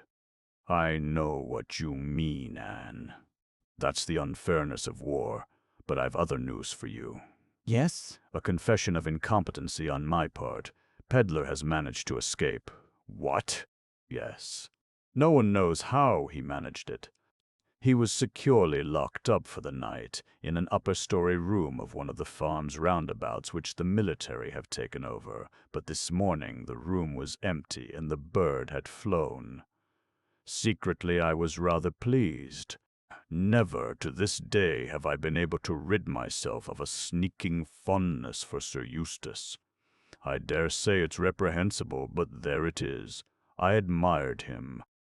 He was a thoroughgoing villain, I dare say, but he was a pleasant one. I've never met anyone half so amusing since. I concealed my feelings, of course. Naturally, Colonel Race would feel quite differently about it. He wanted Sir Eustace brought to justice. There was nothing very surprising in his escape when one came to think of it. All round Joburg he must have innumerable spies and agents. And, whatever Colonel Race might think, I was exceedingly doubtful that they would ever catch him. He probably had a well-planned line of retreat. Indeed, he had said as much to us. I expressed myself suitably, though in a rather lukewarm manner, and the conversation languished. Then Colonel Race asked suddenly for Harry. I told him that he had gone off at dawn and that I hadn't seen him this morning. You understand, don't you, Anne, that apart from formalities, he is completely cleared? There are technicalities, of course, but Sir Eustace's guilt is well assured. There is nothing now to keep you apart." He said this without looking at me, in a slow, jerky voice. "I understand," I said gratefully. "And there is no reason why he should not at once resume his real name." "No, of course not. You know his real name?" The question surprised me. "Of course I do. Harry Lucas." He did not answer, and something in the quality of his silence struck me as peculiar. "And do you remember that, as we drove home from the Matapos that day, I told you that I knew what I had to do?" "Of course I remember. I think that I may fairly say I have done it. The man you love is cleared of suspicion." "Was that what you meant?" "Of course." I hung my head, ashamed of the baseless suspicion I had entertained. He spoke again in a thoughtful voice. "When I was a mere youngster, I was in love with a girl who jilted me. After that I thought only of my work. My career meant everything to me. Then I met you, Anne, and all that seemed worth nothing. But youth's call to youth. Non. I've still got my work." I was silent. I suppose one can't really love two men at once, but you can feel like it. The magnetism of this man was very great. I looked up at him suddenly. I think that you'll go very far, I said dreamily. I think that you've got a great career ahead of you. You'll be one of the world's big men. I felt as though I was uttering a prophecy. I shall be alone, though. All the people who do really big things are. You think so? I'm sure of it. He took my hand and said in a low voice, I'd rather have had the other. Then Harry came striding round the corner of the house. Colonel Race rose. Good morning, Lucas, he said. For some reason Harry flushed up to the roots of his hair. Yes, I said gaily, you must be known by your real name now. But Harry was still staring at Colonel Race. So you know, sir, he said at last, I never forget a face. I saw you once as a boy. What's all this about? I asked, puzzled, looking from one to the other. It seemed a conflict of wills between them.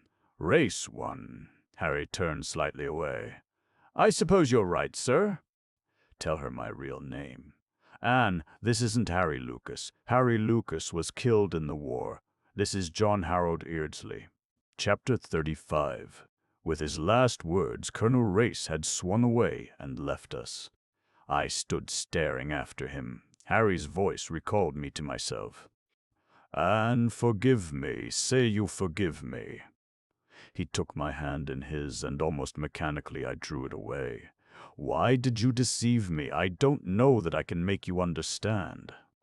I was afraid of all that sort of thing, the power and fascination of wealth.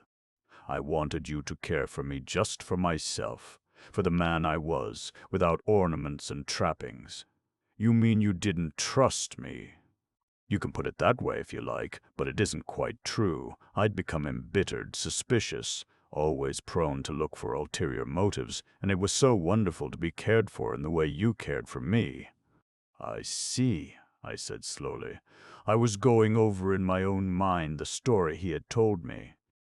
For the first time I noted discrepancies in it which I had disregarded, an assurance of money, the power to buy back the diamonds of Nadina, the way in which he had preferred to speak of both men from the point of view of an outsider. And when he had said, my friend, he had meant not Eardsley, but Lucas. It was Lucas, the quiet fellow, who had loved Nadina so deeply. How did it come about? I asked. We were both reckless, anxious to get killed. One night we exchanged identification discs. For luck, Lucas was killed the next day, blown to pieces. I shuddered. But why didn't you tell me now? This morning. You couldn't have doubted my caring for you by this time. Anne, I didn't want to spoil it all. I wanted to take you back to the island. What's the good of money? It can't buy happiness. We'd have been happy on the island. I tell you, I'm afraid of that other life. It nearly rotted me through once. Did Sir Eustace know who you really were? Oh, yes. And Carton? No. He saw us both with Nadina at Kimberley one night, but he didn't know which was which. He accepted my statement that I was Lucas, and Nadina was deceived by his cable. She was never afraid of Lucas. He was a quiet chap, very deep, but I always had the devil's own temper. She'd have been scared out of her life if she'd known that I'd come to life again. Harry, if Colonel Race hadn't told me, what did you mean to do? Say nothing. Go on as Lucas, and your father's millions. Race was welcome to them. Anyway, he would make a better use of them than I ever shall. Anne, what are you thinking about? You're frowning so. I'm thinking, I said slowly, that I almost wish Colonel Race hadn't made you tell me. No, he was right. I owed you the truth. He paused, then said suddenly, You know, Anne, I'm jealous of Race. He loves you too, and he's a bigger man than I am or ever shall be. I turned to him, laughing. Harry, you idiot. It's you I want, and that's all that matters. As soon as possible, we started for Cape Town. There, Suzanne was waiting to greet me, and we disemboweled the big giraffe together. When the revolution was finally quelled, Colonel Race came down to Cape Town, and at his suggestion the big villa at Muizenberg that had belonged to Sir Lawrence Eardsley was reopened, and we all took up our abode in it.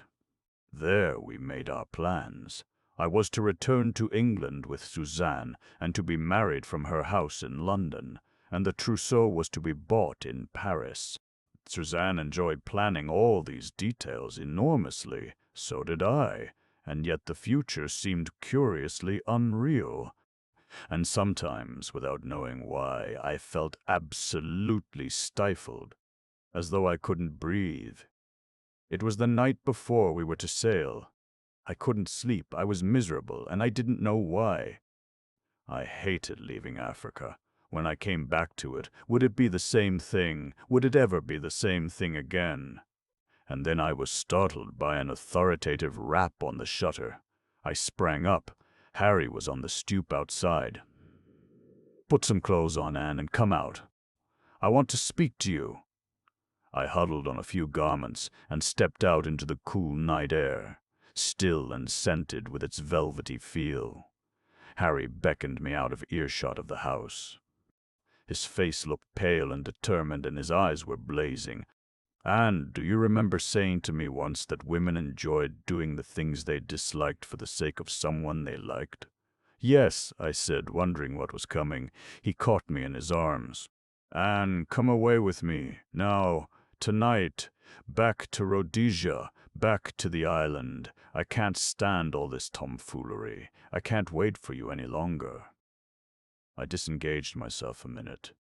"And what about my French frocks?" I lamented mockingly.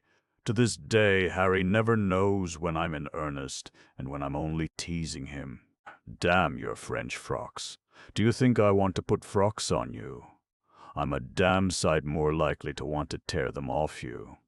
I'm not going to let you go, do you hear? You're my woman. If I let you go away, I may lose you. I'm never sure of you.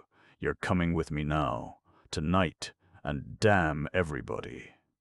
He held me to him, kissing me until I could hardly breathe. "I can't do without you any longer, Anne.